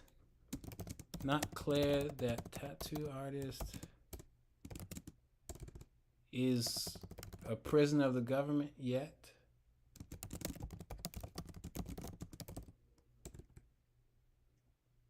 No, it could be just question mark for now. Again, I'm just writing it down. I'm actually not going to do everything I write down, but it's good to write it down because, if it fits, especially when I'm writing the script, then we'll keep it. Prisoner of the government. So it's also like transporting a prisoner too with this train. And at first, the character could just seem like a prisoner amongst other prisoners, but is actually a special prisoner.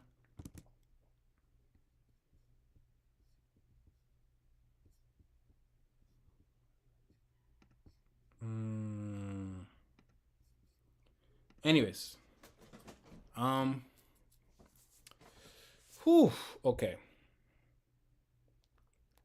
Um, and I'm talking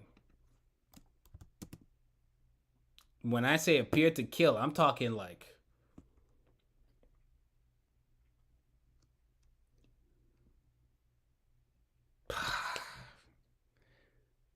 how do you do it? How do you do it? There's so many ways to do it. I could do it where he gets beheaded, he gets shot in the head. I could do a typical anime thing and leave a hole in it's a big hole in the chest, depending on what weapons the other people have. Mm, I could do it where he's not killed off, but he's badly injured, and then it's no, I don't want to do that. Do I want to do that?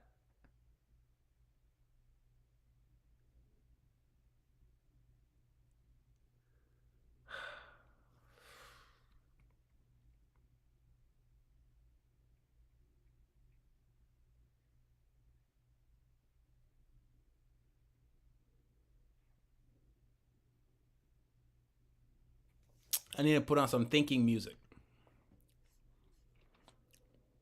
What's good thinking music right here?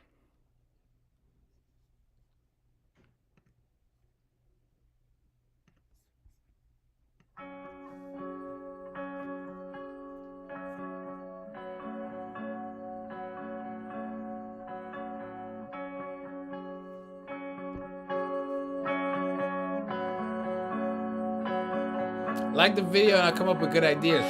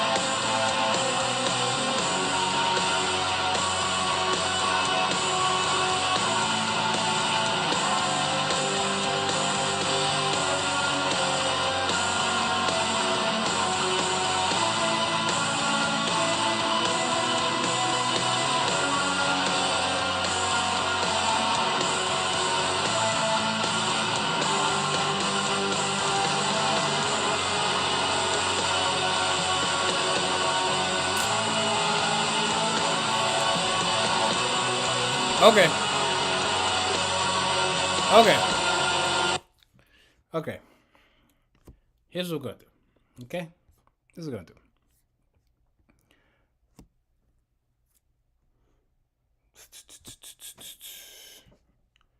Oh, we got a super chat. Thanks for the super chat. Manga, just write the one shot like a short story. You're writing 3 chapters worth info into it.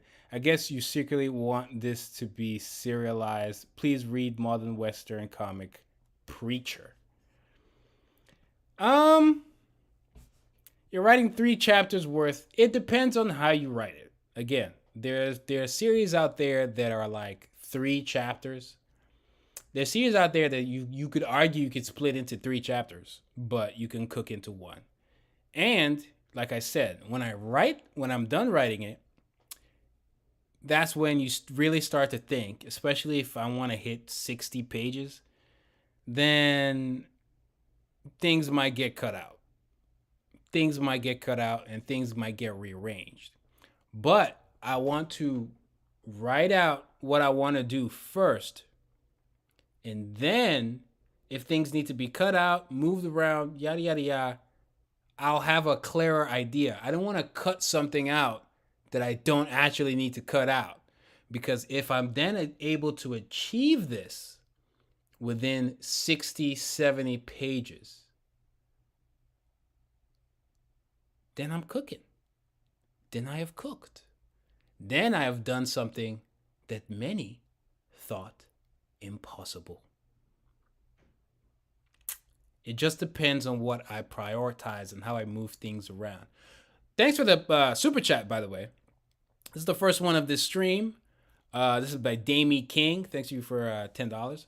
But yeah, and Preacher is another one that comes to mind. Somebody did. Wait, Preacher. Somebody mentioned Priest, but not Preacher. Preacher, that's the one with a TV show, and that's worth exploring. That's worth exploring, I guess. I did watch Preacher. I think is it canceled? Is Preacher canceled? That's the one with the vampire, right? Oh, it's Preacher. Oh, the top of the morning to you, Preacher. But yeah, Preacher, sure. And I guess I secretly want this to be serialized. I don't know why you are trying to read my mind. A one shot would be nice. More than that would be nice. But as of right now, that's all it is. It's just a one shot.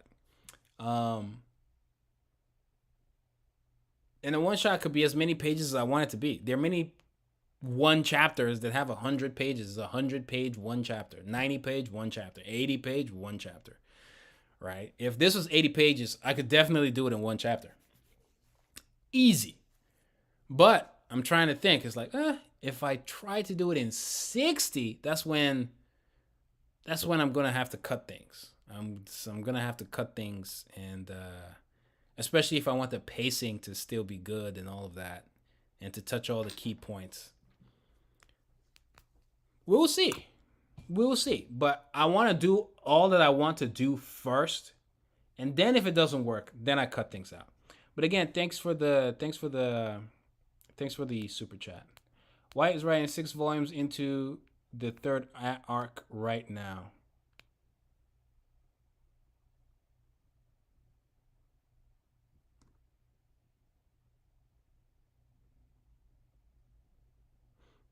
Okay, no. What are you trying to figure out right now? Oh, okay. Blood fuse, ancient modern word.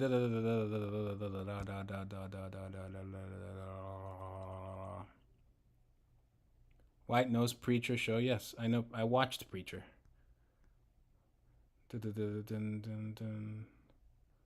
I watched Preacher, Lucifer, Sandman, Watchmen.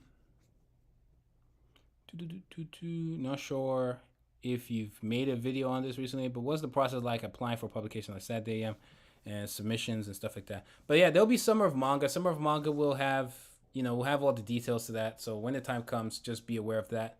Again, don't forget to like the video, guys. Like the video, chat, questions, open to that. But Summer of Manga is the easiest way to hop into Saturday AM. If you're interested in that. And that's where we'll take the comic that we also help produce with you. We'll have an editor help you out as well, and we'll tell you how many pages. Usually very light pages, usually anywhere like 10 to 20 pages, depending on the story. But the details about that will drop when the time is right. But right now, that is the best way to hop in. But yeah. So here's what I'm going to do. I'm going to, quote unquote, kill off. It could be a beheading. Could be, why is that? That's not 2 words. Or, yeah, I'm going to stick with it. I'm going to kill it off. But, reveal, she survives with another wounded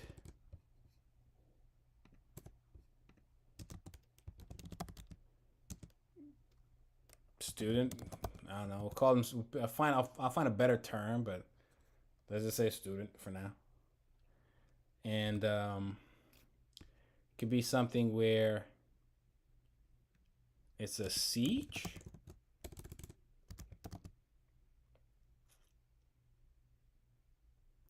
the characters would definitely need some agency as well. So it's not something where they're just surrounded by each other. So some siege. Let's give it more government. Villains explain. Maybe villains explain this. So let's give her a little blah blah blah. She survives when the students siege. After she does she take it? So let's say the villains actually, they get the ink, da da da da da. They think they've killed everybody there, but then Chi and maybe it's another student, not the main character, not the other main character, but like he and the other student kind of survive, and they see that as their only survival, blah blah blah. So somehow able to snatch the ink. Maybe it's in like a vial, and she snatches it, and she's able to. She's a good marksman, because maybe Annie Oakley, who was a marksman, is a influence of hers. Annie Oakley doesn't have to be in the one shot, but could be mentioned.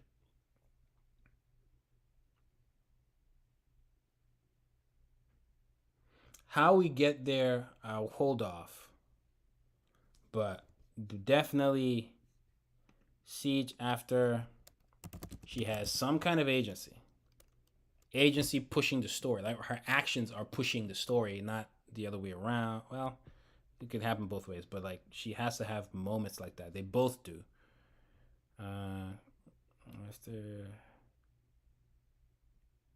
she has agency, and then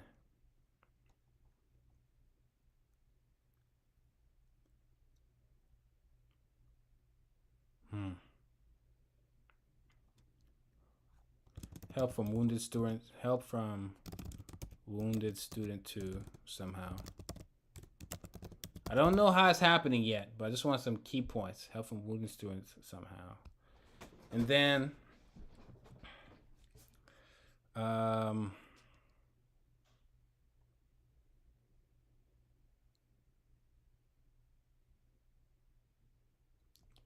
maybe the lawman that betrays her teases.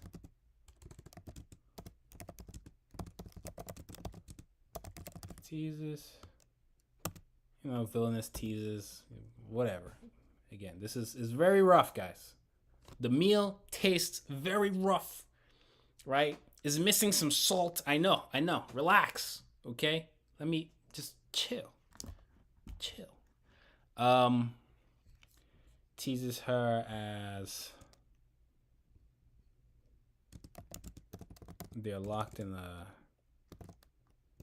they lock themselves with the vial.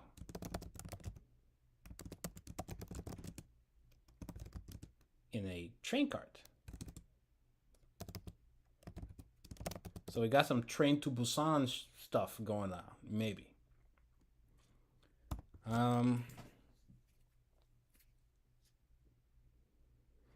Homeboy has to come back at least at the end of this.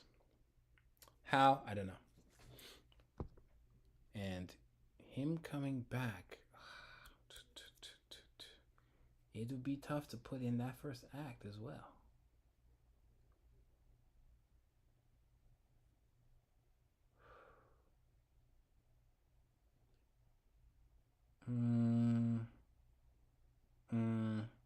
Because how he comes back, I'm thinking, hear me out, right? I'm thinking of a scenario where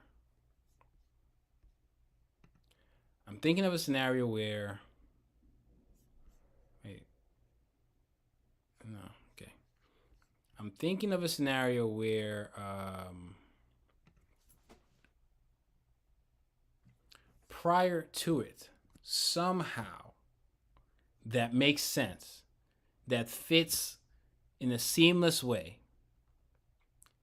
He kind of steals the tattoo. Conflict with that is that then he would have to have known that the government was lying, which also fuels his distrust in them anyways. But when he knows, I think I can play with that so that it's not too contradictory as to why he would even be on the train. Um, okay. And then at some point, he somehow, that makes sense, gets that, because right now in my head I can't fill in the gap just yet. I have some ideas, but I'll need to write it down in a way that makes sense. So it will have to be Act 1. The good thing is this. If I do this, then Act 3 is mostly action. And so Act 3 is actually going to be quick. If I do this right. It's like, wait. Going to the cowboy, conflicting philosophies. She wants to be sheriff. She's fun by the dime novels. All of that looked like. All of that is Act 1, to be honest. But we already knew that.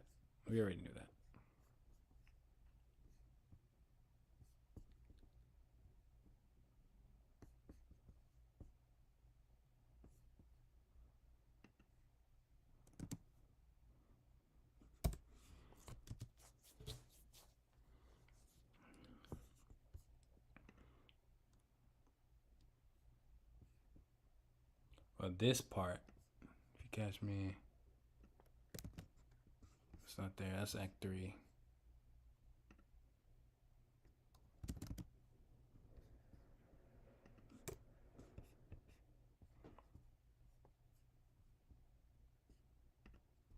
So somewhere here,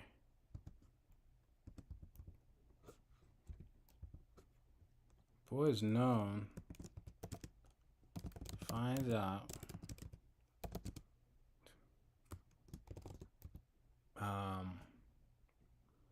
How could he find out?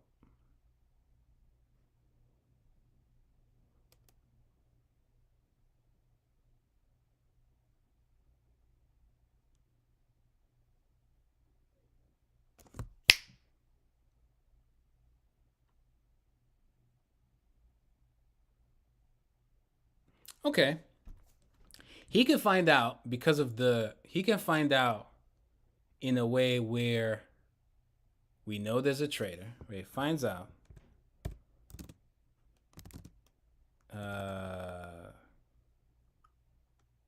Finds out about the traitor.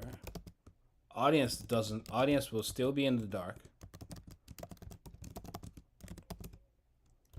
So he learns about the ink. He knows what card it is. Da da da da.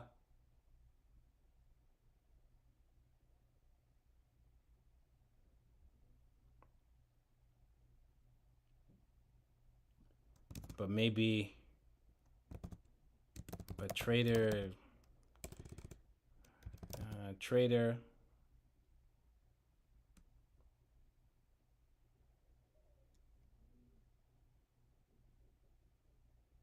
somehow tries to get rid of him. It depends on where this takes place. If it takes place before they left on the train, that's one thing. But if it's on the train, he could be kicked off the train, maybe thrown off, so the traitor thinks it doesn't have to worry about. I don't know. Shoot. It can get messy, especially trying to do it on stream, figure this out on stream. Sometimes at this point, this is where I just go take a shower and I just chill, and listen to music, and all stuff just starts to come to me. So bear in mind that I will not be able to figure all of this out right here on stream. But I can figure it out before next stream. But I want to figure it out enough here. And then I'll just keep constantly thinking about it. And then it'll be more developed the next time we see it. But it's still developed enough to where we can have a synopsis, which I'll write once I do the third act. Tries to get rid of boy. Could be missed the train. Girl may be worried when she notices, because she's like the class cap. She's like the head of the class type. Girl worried a bit. Chalks it up to his delinquent nature.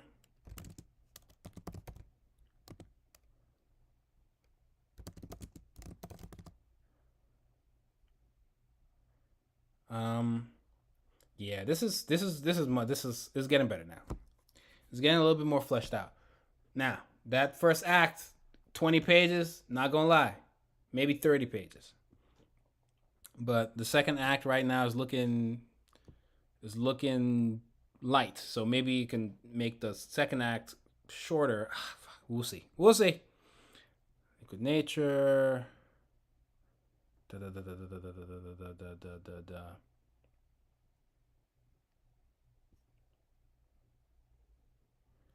So before Massacre, then. Boy.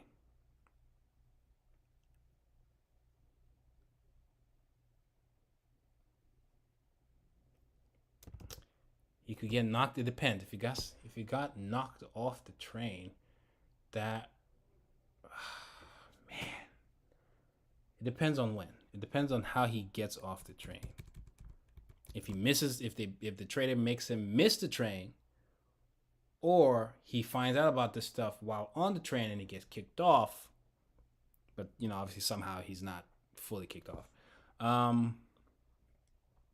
The idea is there. That's all I need. How it happens, I can worry about that later, right? I've written enough right here to where I kind of get it, but the point is he can then try to get the ink on him.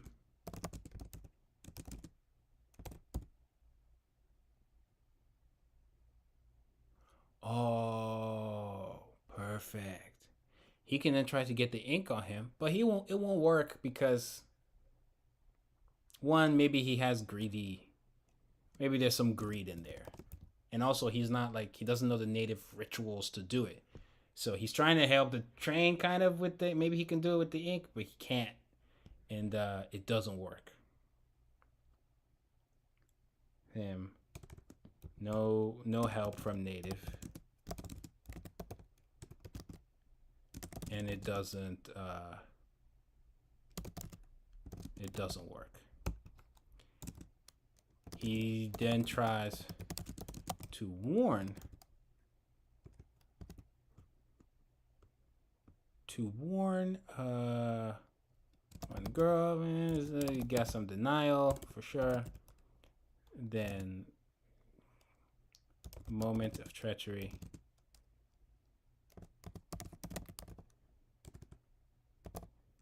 We can even toss in a red herring. Kind of misdirect the audience a little bit. Can this all be done in 30 pages? I think so, but it will be tough. Not gonna lie. Each page would have to be at least 5 panels each. At least. But, still the pages, you don't want to have pages with more than 8. More than 8 pages is pushing it, but more than 8 panels on a page is pushing it. But more than 10 is really pushing it.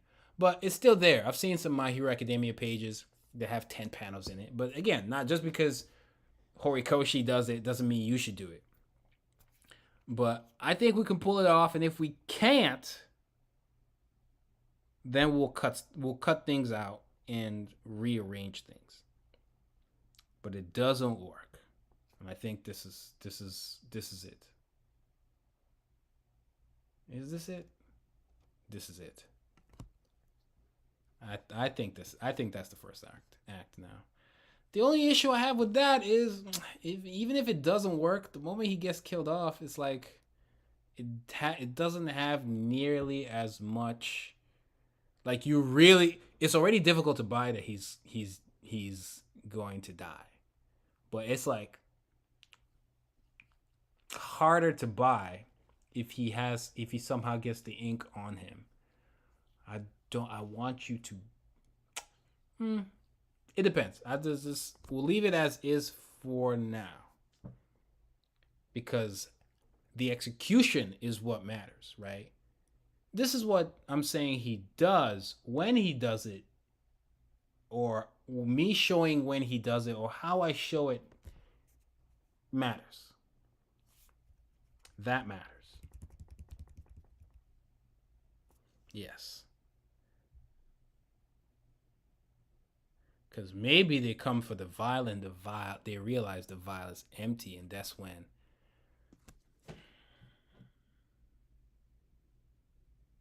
Yeah, so I think a lot of it, there are some things that quote unquote happen in Act 1, but I'm not going to show it in Act 1 for dramatic effect. And I'll show it in a more creative way, maybe in Act 2 or 3 or something like that. So maybe we don't show him trying on the ink. Okay, because showing that just kind of gives it away too much. Sorry guys if I'm talking to myself and you guys don't really know what I'm talking about. You can leave questions and I'll try to answer as best as I can. But this is how it works. Because yes, some of the things are happening during Act 1, but when I reveal it on page, doesn't have to be Act 1 for this to work. So don't show him trying on ink. But then I can show them the outlaws, bandits, thieves. They think they're about to get the vial, but then they get the vial and the vial is empty. Then they're like, wait, what the hell? And then I can then reveal the ink on his dead body later. I think that is much more interesting.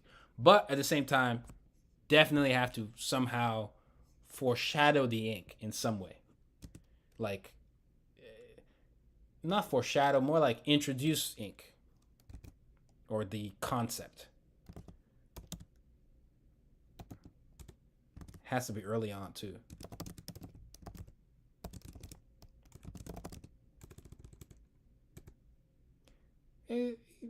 Maybe the ink is called war paint. I don't mind as a name. War paint. It's not a bad name. War paint.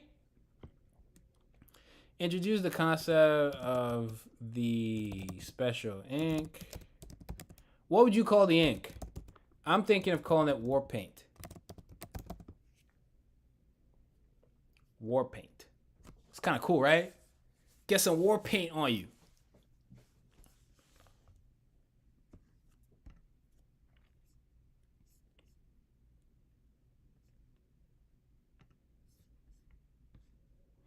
Is slavery legal or illegal in this one?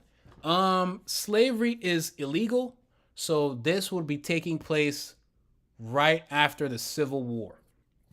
In this fictional world, slavery would be illegal, but obviously it'll still be fresh. You know what I'm saying? It'll still be fresh, so I definitely can play with some themes. Excuse me. I can definitely play with some of the themes regarding slavery, but it'll still be very fresh. Yeah, war paint. I think is a good name because I don't want to be calling it special ink, and I want certain characters to have tattoos that maybe the tattoo is not. Not all tattoos are going to be special tattoos. So I think war paint. War paint tattoo. Something. I like war paint. That way you can show of the power system if the ink and the tattoos are very special. Yeah, something like that. I don't know. Something like that. Visually, we've not figured out any of this stuff just yet, but we'll get to that once we've ironed out a lot of the conceptual stuff. Okay, so I think I'm starting to eat. I'm starting to really eat the act, because the Act 1, even though it's just Act 1, it should still be interesting, an interesting standalone to a degree. At least that's how I want to write it. Maybe we don't show him trying the ink on in this act. So here, that takes away with so okay, now if in the second act where she does the whole thing where she maybe she doesn't steal the vial, maybe she steal the vial is they still don't know it's I could go two routes. On one hand, she and the wounded student, they could, see the, let's say the vial is in some kind of chest. They could see the chest as their only form of survival, so they kind of hide in a train car and kind of barricade themselves. How? Give me a second. But barricade themselves to a degree in one, right? Thinking they have the chest, but then she opens it to realize it's empty, and then I could have the native that because the outlaws know what's up, right? So the outlaws, they've already snatched up the prisoner guy who's the native who can put the ink on someone, and maybe obviously the outlaws want the ink for themselves. Maybe their leader, but I'm thinking maybe the leader already has the ink thing, so maybe he needs it for another reason. So I still have to think about whether the villain has war paint or not. But let's just say he doesn't. But he's still tough. And so like still very tough. Because again, I want people to still be threats, whether you have war paint or not. And so they have the guy maybe to take the war paint and but then the native person can then look at the main character's, the other main character, the boy main character, his dead body on the floor, and kind of maybe no one else realizes it, but then sees some of the war paint on his skin. And the way I can frame it in the comic is that she's realizing the vial is empty, so they're cooked. At the same time that the native is realizing the very poorly drawn tattoo is on his body. So it could actually be a funny thing where the war paint usually looking cool, but because he did it by himself, it looks like trash. But he can sense it, and then he does something, and that could be that could be how he comes back. But again, I'm saying it out, but it can't read that way because it's still cool, but it's too straightforward. Like the narrative approach is it's too obvious what's going to happen. I want to be able to shock people as they're reading and create in interesting ways. So maybe I don't reveal I don't reveal the tattoo on his skin, but I can foreshadow it. So maybe we just see the native look at the dead body, but we don't know why we just think he's like going towards the dead body for dead body reasons. But it can later be revealed that he went because maybe he felt the spiritual grit from the tattoos on that body.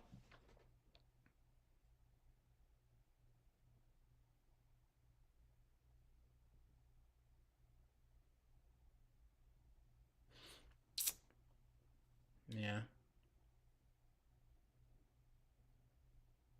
Now the question is also what powers do the war paint give him? And I was thinking, because even the reveal, I want that when you're reading it, I want the reveal that he took the war paint to be shocking. I want the reveal that his death in the first place to be shocking. I want the reveal that he has powers now to be shocking, and I'll creatively use flashbacks quickly where applicable. So I want all of those to have impact. It's almost like when you're reading and you're flipping through every page, it's you got to keep reading. I want that consistently. I'm trying to see if I can really write some heat, right?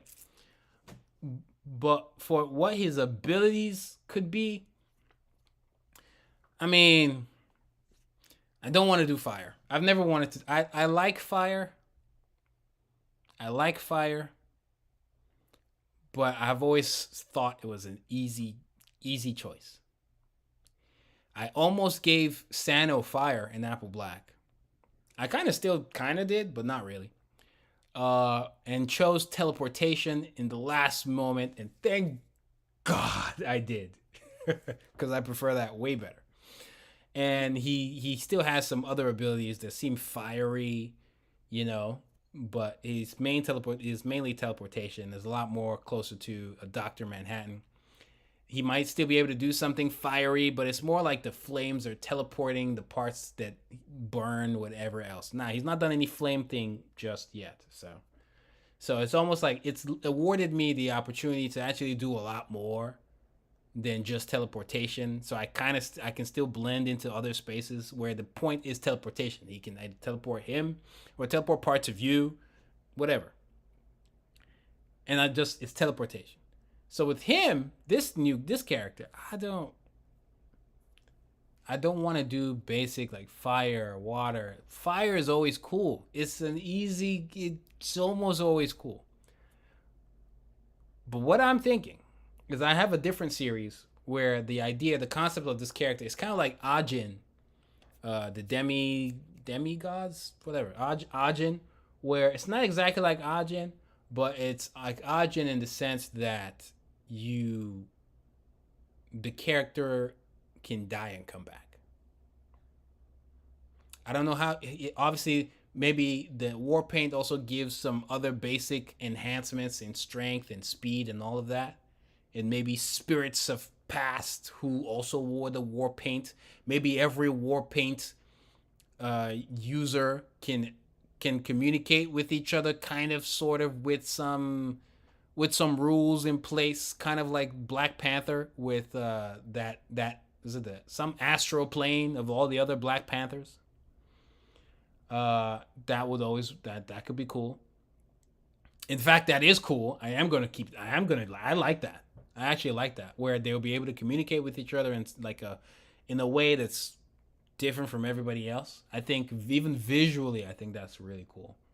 But so just the idea of an astral plane, it's almost like a domain expansion, but not a domain expansion because it's not using it in battle. It's just mainly for community, kind of like Black Panther, right? I like that. So there are some enhancements, but the main ability is that he can't die. It's kind of like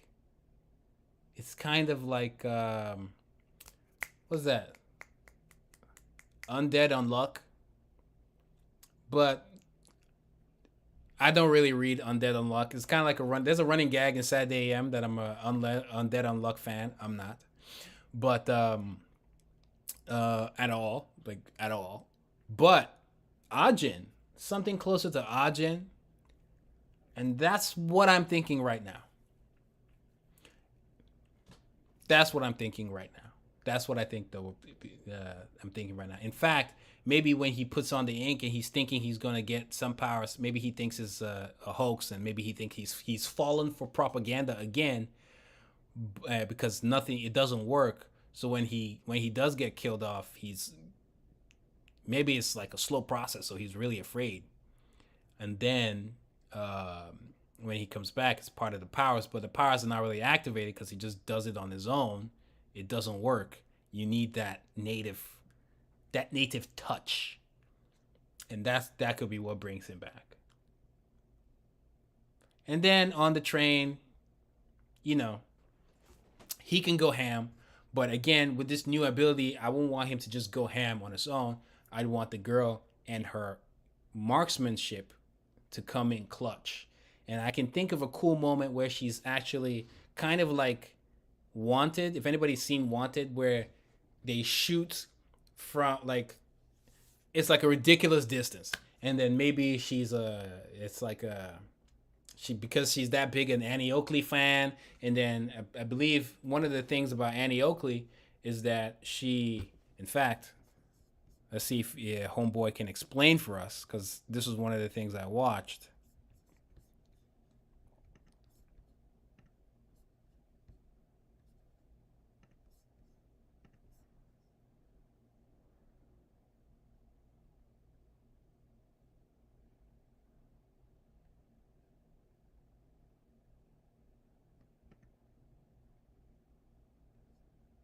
Wait, Annie Oakley was real? Yes, she was real. Annie Oakley was the real deal, too. She was an excellent marksman. She had a partner. She would look at the mirror, had the gun over her shoulder. He'd have a cigarette in his lips, and she would shoot off the end of the cigarette. This seems very dangerous. Buffalo Bill Cuddy's exhibition traveled really around the world. One of the big draws for Buffalo Bill Cuddy show was an attack on a wagon train, a robber's attack on a stagecoach cavalry. They got to see Steamboat one year. Steamboat was one of the legal Lakota. They actually could see this person they read about. The experience, very popular, went for days. At Knox, did black cowboys ever exist? Yes, they did. In fact, as many as 25% of cowboys in the Old West were black. A lot of African Americans, they're looking for opportunity. One place for opportunity is in the American West. Another outlet for American was the Army. The Stanton Cavalry were African units. One very American was a lawman. His name's Bass Reeves. Bass Reeves was noted for the many gun scrapes and also the many arrests he made. Many people think that he was the inspiration for the Lone Ranger. And according to some accounts, he actually worked with the Indian Scouts, which might lead to this theory that he was the inspiration for the at Ads Marketing 24. Okay. So that's going to some of that come into play. So I think it's like some wishy-washy stuff. There's some holes to be plugged in, but we'll get there. Because that was one way, right? Another way is that they immediately see the T. Then my problem with that is how would the girl and the wounded kid come into play? I want to give them agency in some way. So again, nothing is set in stone until we do the final, but I just want to write it down so I can just finally move into writing Act 3. Right? Because all of this is just a first draft of like ideas. Stuff will get cut out, stuff will get shortened, stuff will get moved around.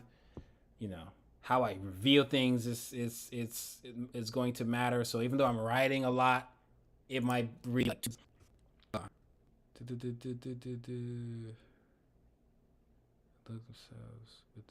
lock.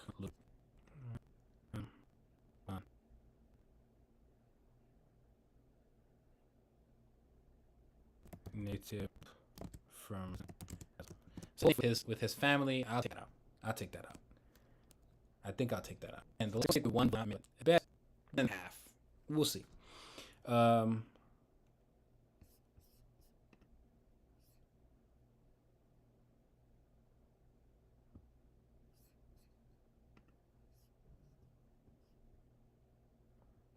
cut that. Cut that. Are we still streaming? Hopefully there aren't any issues. I believe we're still live, right?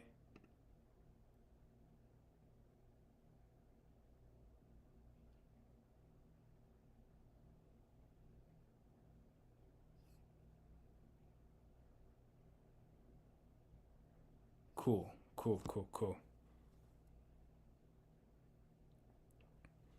Just making sure.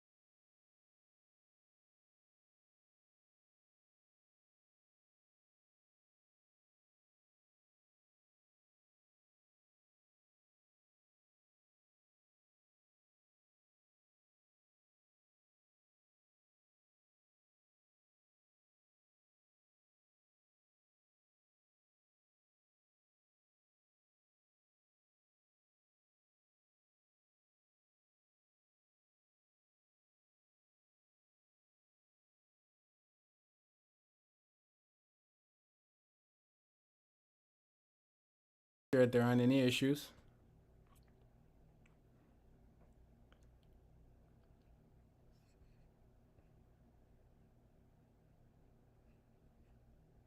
Yeah, the curving bullets. That's something that I wanted in Watchmen. Again, I'm not too bent on the fighting mechanics just yet, but we'll have a different stream where we talk about the fighting mechanics, the power system, and other elements of the world building that will pertain to this one shot. Because we don't need to break down everything. We don't need to solve all the problems. We just need to answer what we need to answer to get the one shot done. And then maybe a little bit beyond that, just a little bit, but we'll go from there. Are Warpaint users aware of each other? Could make them easier to track. I think they could be aware of each other with proximity. I don't think they'll be able to. Maybe if they're in a room, they can know another Warpaint user is in there, in the room, but they won't know who. And but then there could be some kind of ritual where they can link, and then they can either discuss right there or discuss in that astral plane, maybe. Now, if they've linked before, they'll always be connected to each other in that way. So you can always, it's almost like it's like the phone to a degree. Again, that's an idea. I don't know if I'll stick to it, especially for this one shot. Who cares? Because I don't think I'm going to use that anyways. At least not in that way. I would like to like tease or show something astroplaney, but not in that way just yet. Like I can see something where the native sees his dead body, and he can feel the presence of that war paint on his skin, and then he innocently, at this point, maybe the audience doesn't know what he's doing, and they think he's just like maybe praying for the dead or something. But it can be revealed later that he's having this astral plane connection with the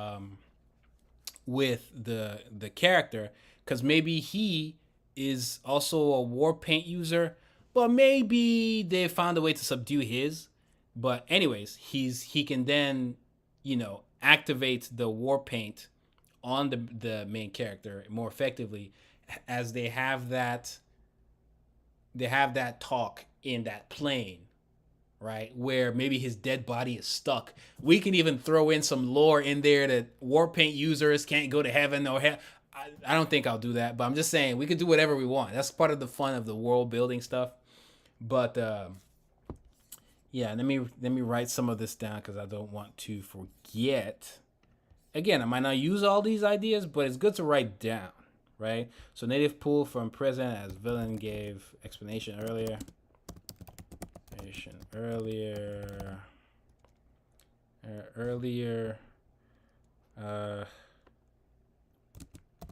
There. Okay, that's all I need for now. We'll figure it out later. Explanation earlier. Native walks to boy's dead body. Maybe touches the blood or the ink. Blood or ink, and they all think he's praying for the dead, because there's other dead bodies there too.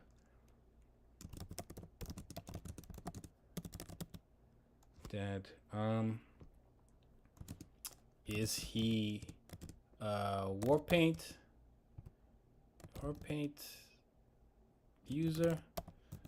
Also, war paint user. I don't know if we need a name for that too, but let's just stick with that for now. Is he a war paint user? Question mark. But maybe he's subdued the same way devil fruit users, certain metals can subdue their abilities. So the government is clearly aware about this, and maybe it's not that popular, but the government's aware. So maybe he's subdued in such a way where he can't do anything. So if he is a war paint user, I'll have him subdued.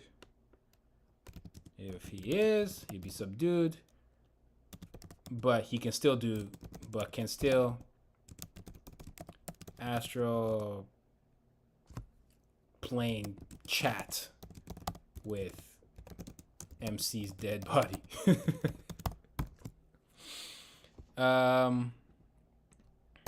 But again, even though I'm saying all these stuff, me revealing doesn't mean I'm actually showing these things just yet. Let me see. The girl looks in chest as the bandits or outlaws try to break in. Let's try to break in. Maybe she's thinking she can take the ink, but it's empty. Maybe she can take the ink, but it's empty.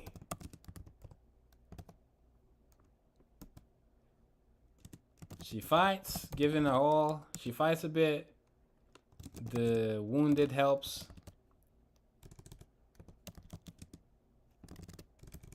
Maybe he doesn't die. Maybe he lives. Maybe he lives, actually. Or I do a fake out where we think he dies, but he's not.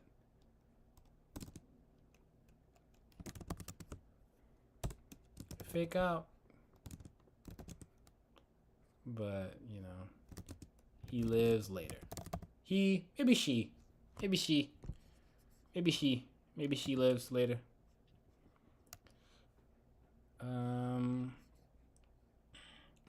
But then now I can have the boy come in clutch. I have the boy come in clutch. And then in the beginning of the third act, I can then explain how he comes in clutch. In a creative way. Explain the clutch coming. Pause.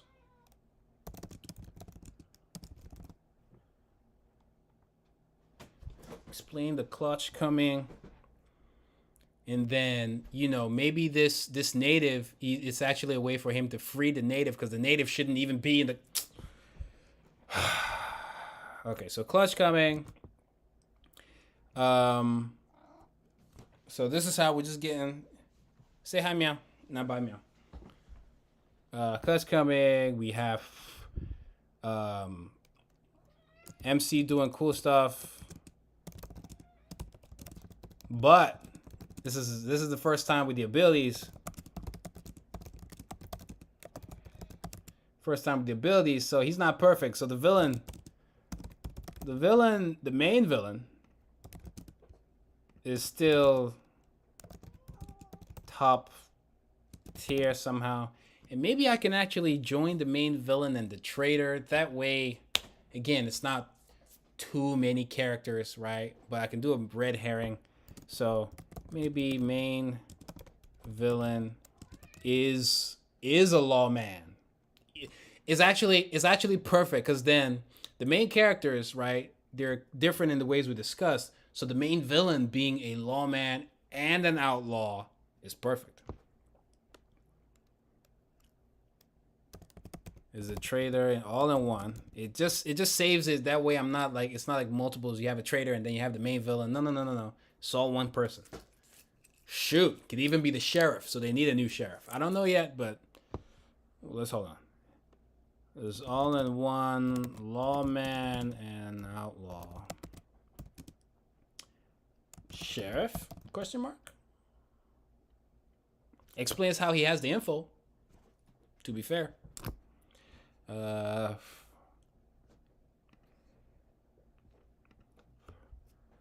And maybe his deputy would then become the sheriff, and the deputy can be Bass Reeves. The deputy can be the Bass Reeves that the historian referenced. Deputy later becomes sheriff. Bass Reeves? Question mark. Again, just throwing out ideas. I don't know if I use it all, because if it is Bass Reeves, then I'll have to establish him back in Act 1, you know, as the deputy who's maybe holding down the fort as the others go on this quest or whatever, because he can't leave the whole town unattended.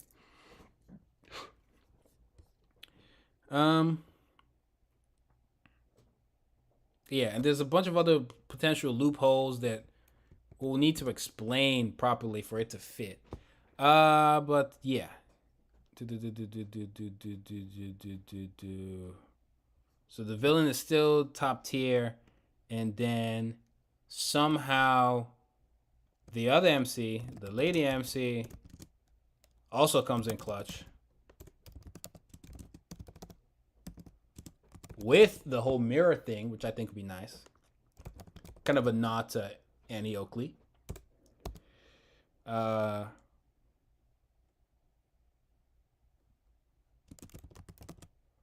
Somehow. And bottom line, incident solved. Right? Incident solved. Because then explaining the clutch, the clutch coming in flash black and astral planes. You see, I knew the act 3 would be the easiest to put together because, the main all the twists are coming together. The main twist was the villain, who the villain actually was, and then how the other MCs comes back to life, I guess. Some history. Yeah, throwing some historical stuff with the... Wait. Historical stuff with the native? I don't know. Well, just historical stuff overall, but especially with the native. Stuff overall, but especially with the native. And the native can also assist with, letting him know... Native is like a wise one Yoda type, maybe. And can help with adventures for the MC, the boy MC, but as well as letting him know where he's from, like his African roots, for instance.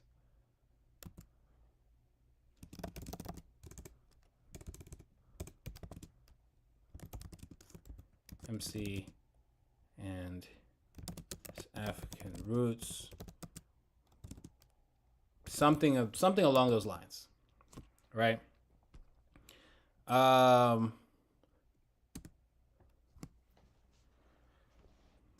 There could be survivors could be rewarded.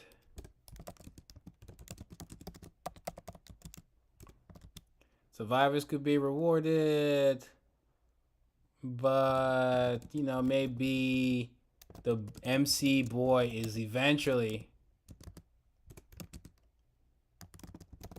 wanted by the government because he then has the war paint on his body. He still has it even if they save the day.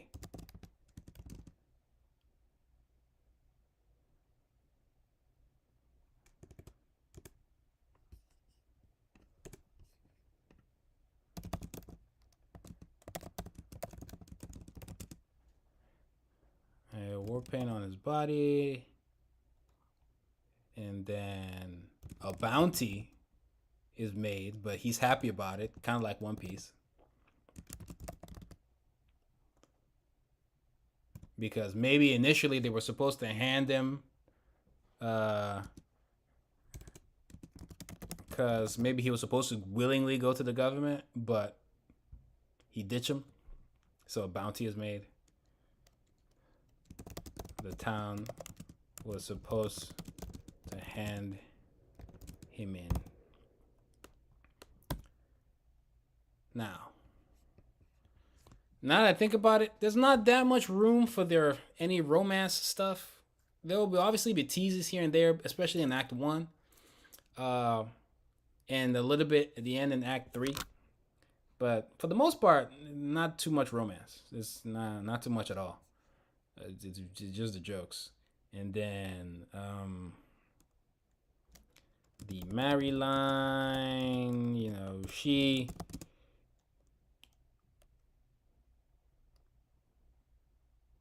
realizing he's about to ditch. Like maybe they're supposed to give some kind of medal and he's ditching. He's not there. And he's going to leave with the native. And then they're cool part ways. You know, make sure that their character arcs have grown. She'll redefine the cowboy on the lawman end, while he does it on the outlaw end. Because the native is in some ways an outlaw. Native is an outlaw as well, a little bit. But maybe a good kind. And he has a gang waiting for him too, but we don't see that yet. That'd be cool. The native could low-key be like a Kakashi, you know? Because he's free now. We don't see his... I will not reveal what his powers are, but, you know, it's cool. Maybe he has his bounty. Maybe they're... It's all coming. It's all coming together now. And the cool, fun partways.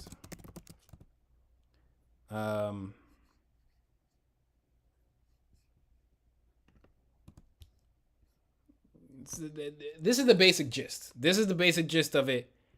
And I think I have it. I think I have enough. Obviously, you'll still be developing stuff. A lot of this doesn't make too much sense, right? I'll still need parts where... Especially here, space to come in, blah, blah, blah, blah, blah, da, da, da. MC do cool stuff. You know, the native can explain low-key to the audience the power system. Or you can do it in the plane area. But explains the power system somehow. But just enough, right? Because you don't want to bombard the audience with so much information.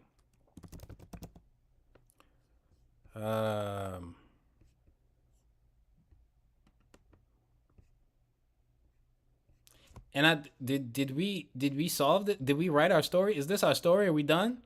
Well, fun, cool part ways where, yeah, character arcs have grown. That's right. I wrote that. Clear character arc growth. Do I want like a mascot pet? The girl character can have one, maybe. I'll just say mascot pet ? Then I'll see how it can weave into the story, if it's going to be useful at all. In my head, I'm already thinking a cat. Shout out to you, meow. But maybe no pet. Could be a snake. Cat, snake. Yeah. And I think that's it. And so for a synopsis, you know, usually when I think about, pitching a story to people, right, you don't want to tell them all this stuff, especially for me where the story is kind of like all over the place to a degree. You kind of want to have maybe a whole story. You can explain it in 3 paragraphs, 1 paragraph, or even 1 line, right? I could argue that this is Cowboys meets One Piece.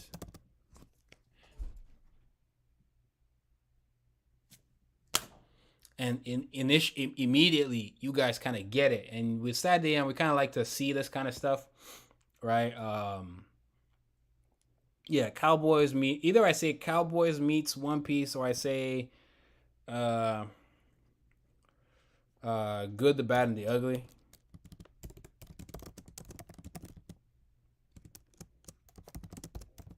Yeah, I think that's better. The Good, the Bad, and the Ugly meets One Piece. Or One Piece meets the Good, Bad, and the Ugly. Just because it's easier to say. That's the more popular thing anyways. At least today. Boom. Boom. Good, Bad, and the Ugly meets One Piece. But that's not the synopsis. That's more of like an elevator pitch. So it's like pitch, a synopsis.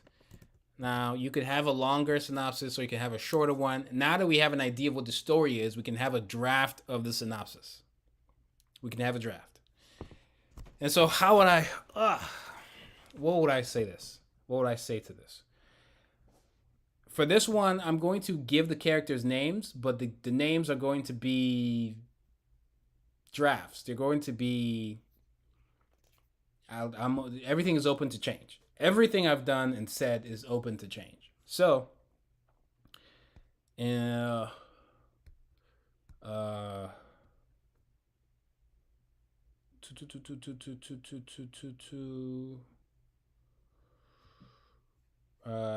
I could say in an alternate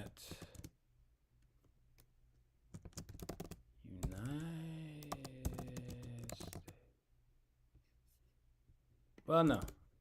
In the wild, wild west.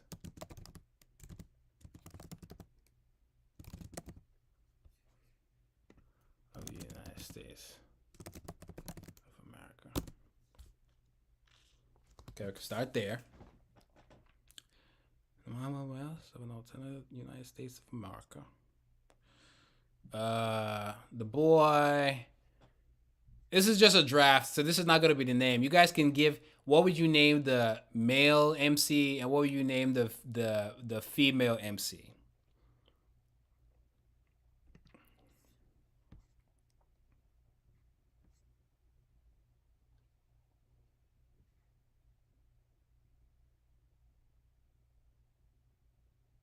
Hey, follow Seraphim, been following since the kitchen setup era. Shout out to you. You a real one. You know what it is. We've made it. We've come a long way, haven't we? But we still in the kitchen though. We're still cooking. You know what? I need to go back to the kitchen. I need to go back to the kitchen because that's where I belong. Sort of. Inked are called illustrated men. Illustrated men.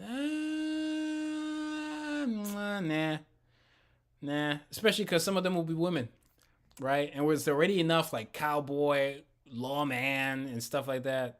This are the grit you because again, the ink people are only they're really not war paint users. They're grit users, right? War paint is just what I call the ink.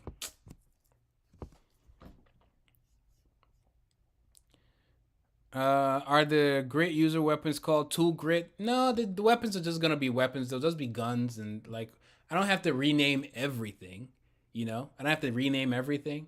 So those remain the same for the most part. Astral Plane chat sounds like Avatar Last Airbender. Low-key, I have not actually seen Airbender. Believe it or not, I have not seen it. I want to see it, but I haven't seen it yet. I've seen the first 7 episodes of Korra and the first 7 episodes of Last Airbender, and that's it.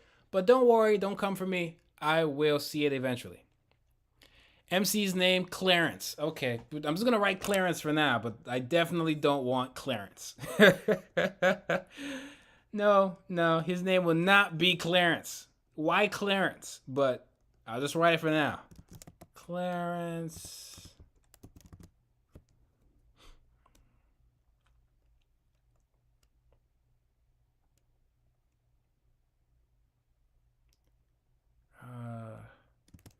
Clarence and what's the girl's name?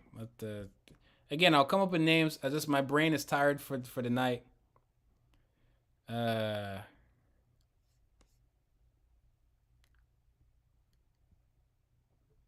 Brain is tired for the night. I'll just pick a name. I'll just say it's not gonna be Annie, obviously, but I'll just pick.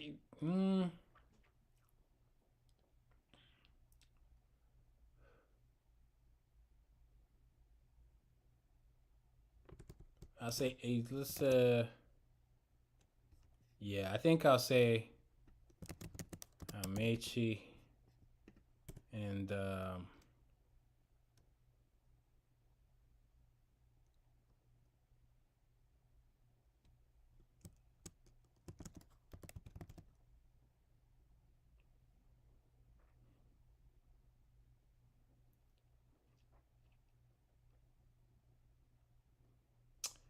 Maybe.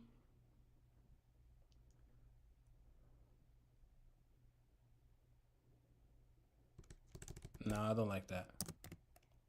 No, I don't want to use Zainab because there's a character called Zainab in Apple Black. Eventually, you'll meet Zainab, so I don't want that one.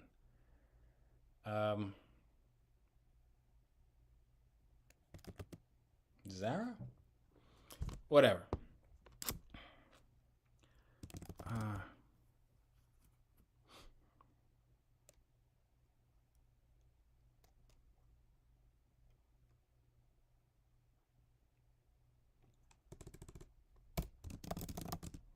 From the school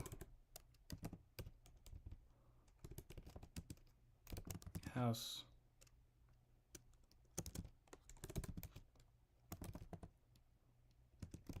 Cowboy boot camp.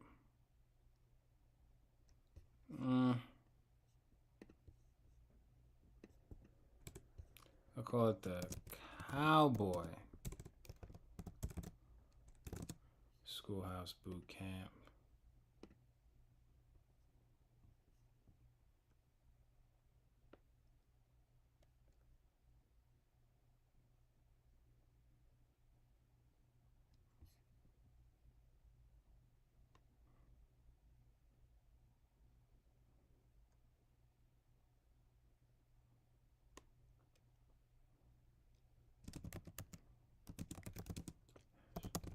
With their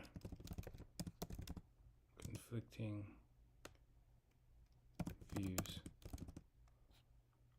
on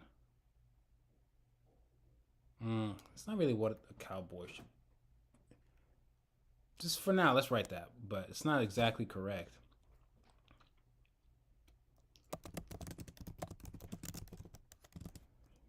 B. We just want one paragraph, nothing crazy.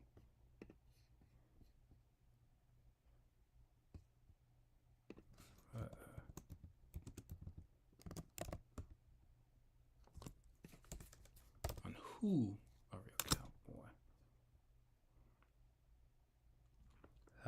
That means are from the B. Oh, okay. So let's say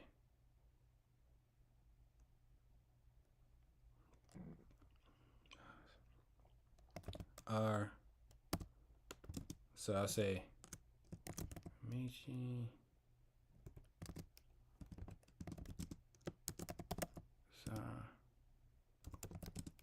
must work together to survive the ruthless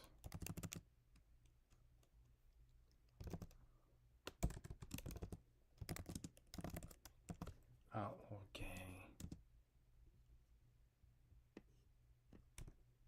in a supernatural.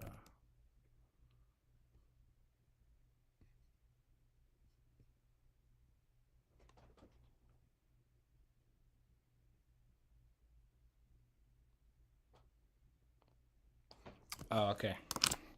Yeah, we need to construct this in the wild west. For example, Haas must work together. So I have the gang, despite their conflicting views.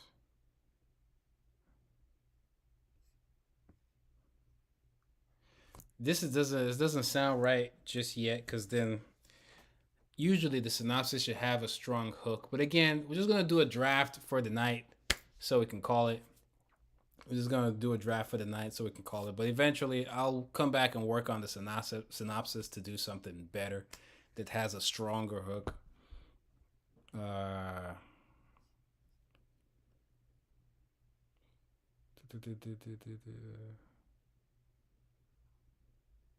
P and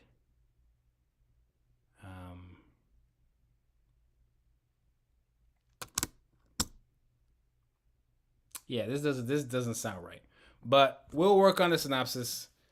I'll work on the synopsis more. I'm kind of like, you can't force everything in the stream. I'm trying to do a lot like I can for the stream, but I need, it needs the break. So yo, I got a question for you. Go to bed. Call him main number one, main number two, whatever. But you guys can leave your final question. Leah, Lucy, Ariel. These are some good names. Lucille. I like Lucille. Annalie. I like Annalie. Bonnie. I like Bonnie, but you know, because of Bonnie and Clyde, I might not do it. Ari, Monica, Harriet. Harriet's a good one, but it might be on the nose, but it's a good one. Monica.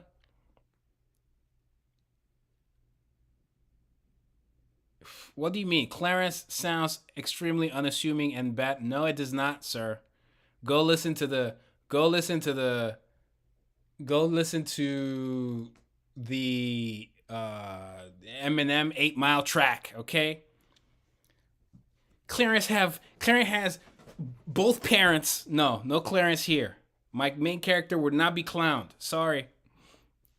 Cowboy Nelly. Whoa, Nelly. Something petroleum jelly and smear it all over me belly.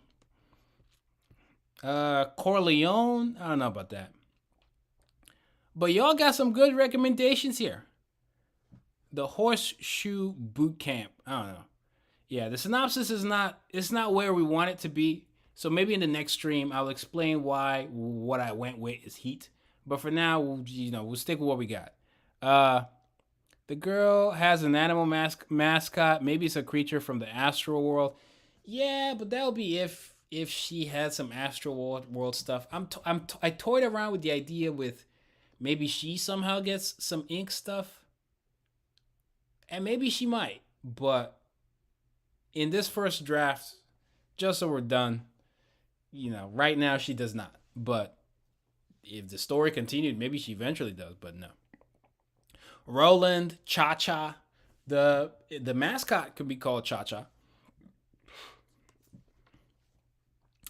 Can I make a good story idea off a recent Fortnite chapter? I guess you can make a good story idea off anything, to be honest. If you think about it.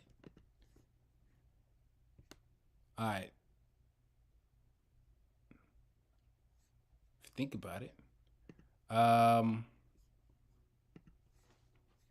Cocaine Cowboy, Blake Blanco. How about you call him Cliff?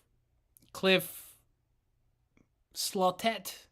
Cliff is not a terrible one. But all right, let me see. The Twitch folk, y'all got any names? Nope. All right. So it's mostly the YouTubers on this. But again, thank you guys for showing up to the stream. Sheila is a decent one. Thank you guys for showing up to the stream. Again, don't forget to like the video. Leave comments if you haven't.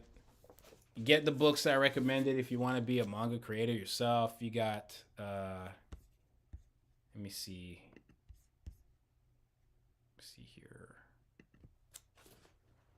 You got some good ones. You got the How to Draw Diverse Manga, Understanding Comics by Scott McCloud, and then the Horikoshi Araki book. It's like Manga Theory. If you've gotten Apple Black, please go purchase Apple Black Volume 1 to 5. I really appreciate it if you do that. It helps a great deal. Increases the chances of an anime. And trust me, there's some stuff I could talk about, but it's too soon. But it's really cool stuff. And some cool announcements will be made soon. Go check those out if you haven't already. And if you have, thank you for those who have purchased the books, by the way. A lot of you have, and I really appreciate it. So don't forget to leave reviews on Amazon and Goodreads. It helps a great deal. Let the world know how much you enjoyed it. If you didn't enjoy it, get away you. Nah, I'm just kidding. Most of y'all did anyways, right? You can't please everybody, but just based off of the feedback, most of y'all enjoyed the books. Like, I'm talking 98% of you have enjoyed Apple Black. Either you think is excellent or you think is great, or at the very least just good. So I really appreciate the support. In each volume, from what I've gathered, each volume has been better than the last, and I continue to do so. It'll be tough to keep it up, but I will try. So thank you guys for that. Again, like the video, leave comments. It'd be nice to hit 250 likes. I'll take it for a stream. poor stream. But you know, hopefully people come back and keep watching the streams, and you know, people watch the VODs, and so I'll keep them up for a while. And so hopefully you guys enjoy all of that, and then we continue to do the stream, and we keep doing it until at the very least we're done with storyboards. So we'll get to some of the drawings. I couldn't get to like designing characters and things like that, so maybe that's what the next stream would be. It'll be more of like drawing what the villains and stuff like that could be. I think that'll be a way that we can handle it that way. Yeah, that's all I got. That's all I got for today. Helga, Intero, June. Okay, now you're just throwing names. Where you get these from? ChatGPT? Victor Blaze, Sheila Frox, Cliff Slaughter, Cliffhanger. It doesn't matter, someone's Cliffhanger. But I appreciate you guys. Unless you guys have any final questions, I think we're done for the stream. I hope you guys enjoyed it. Turn on all notifications. Subscribe to the channel.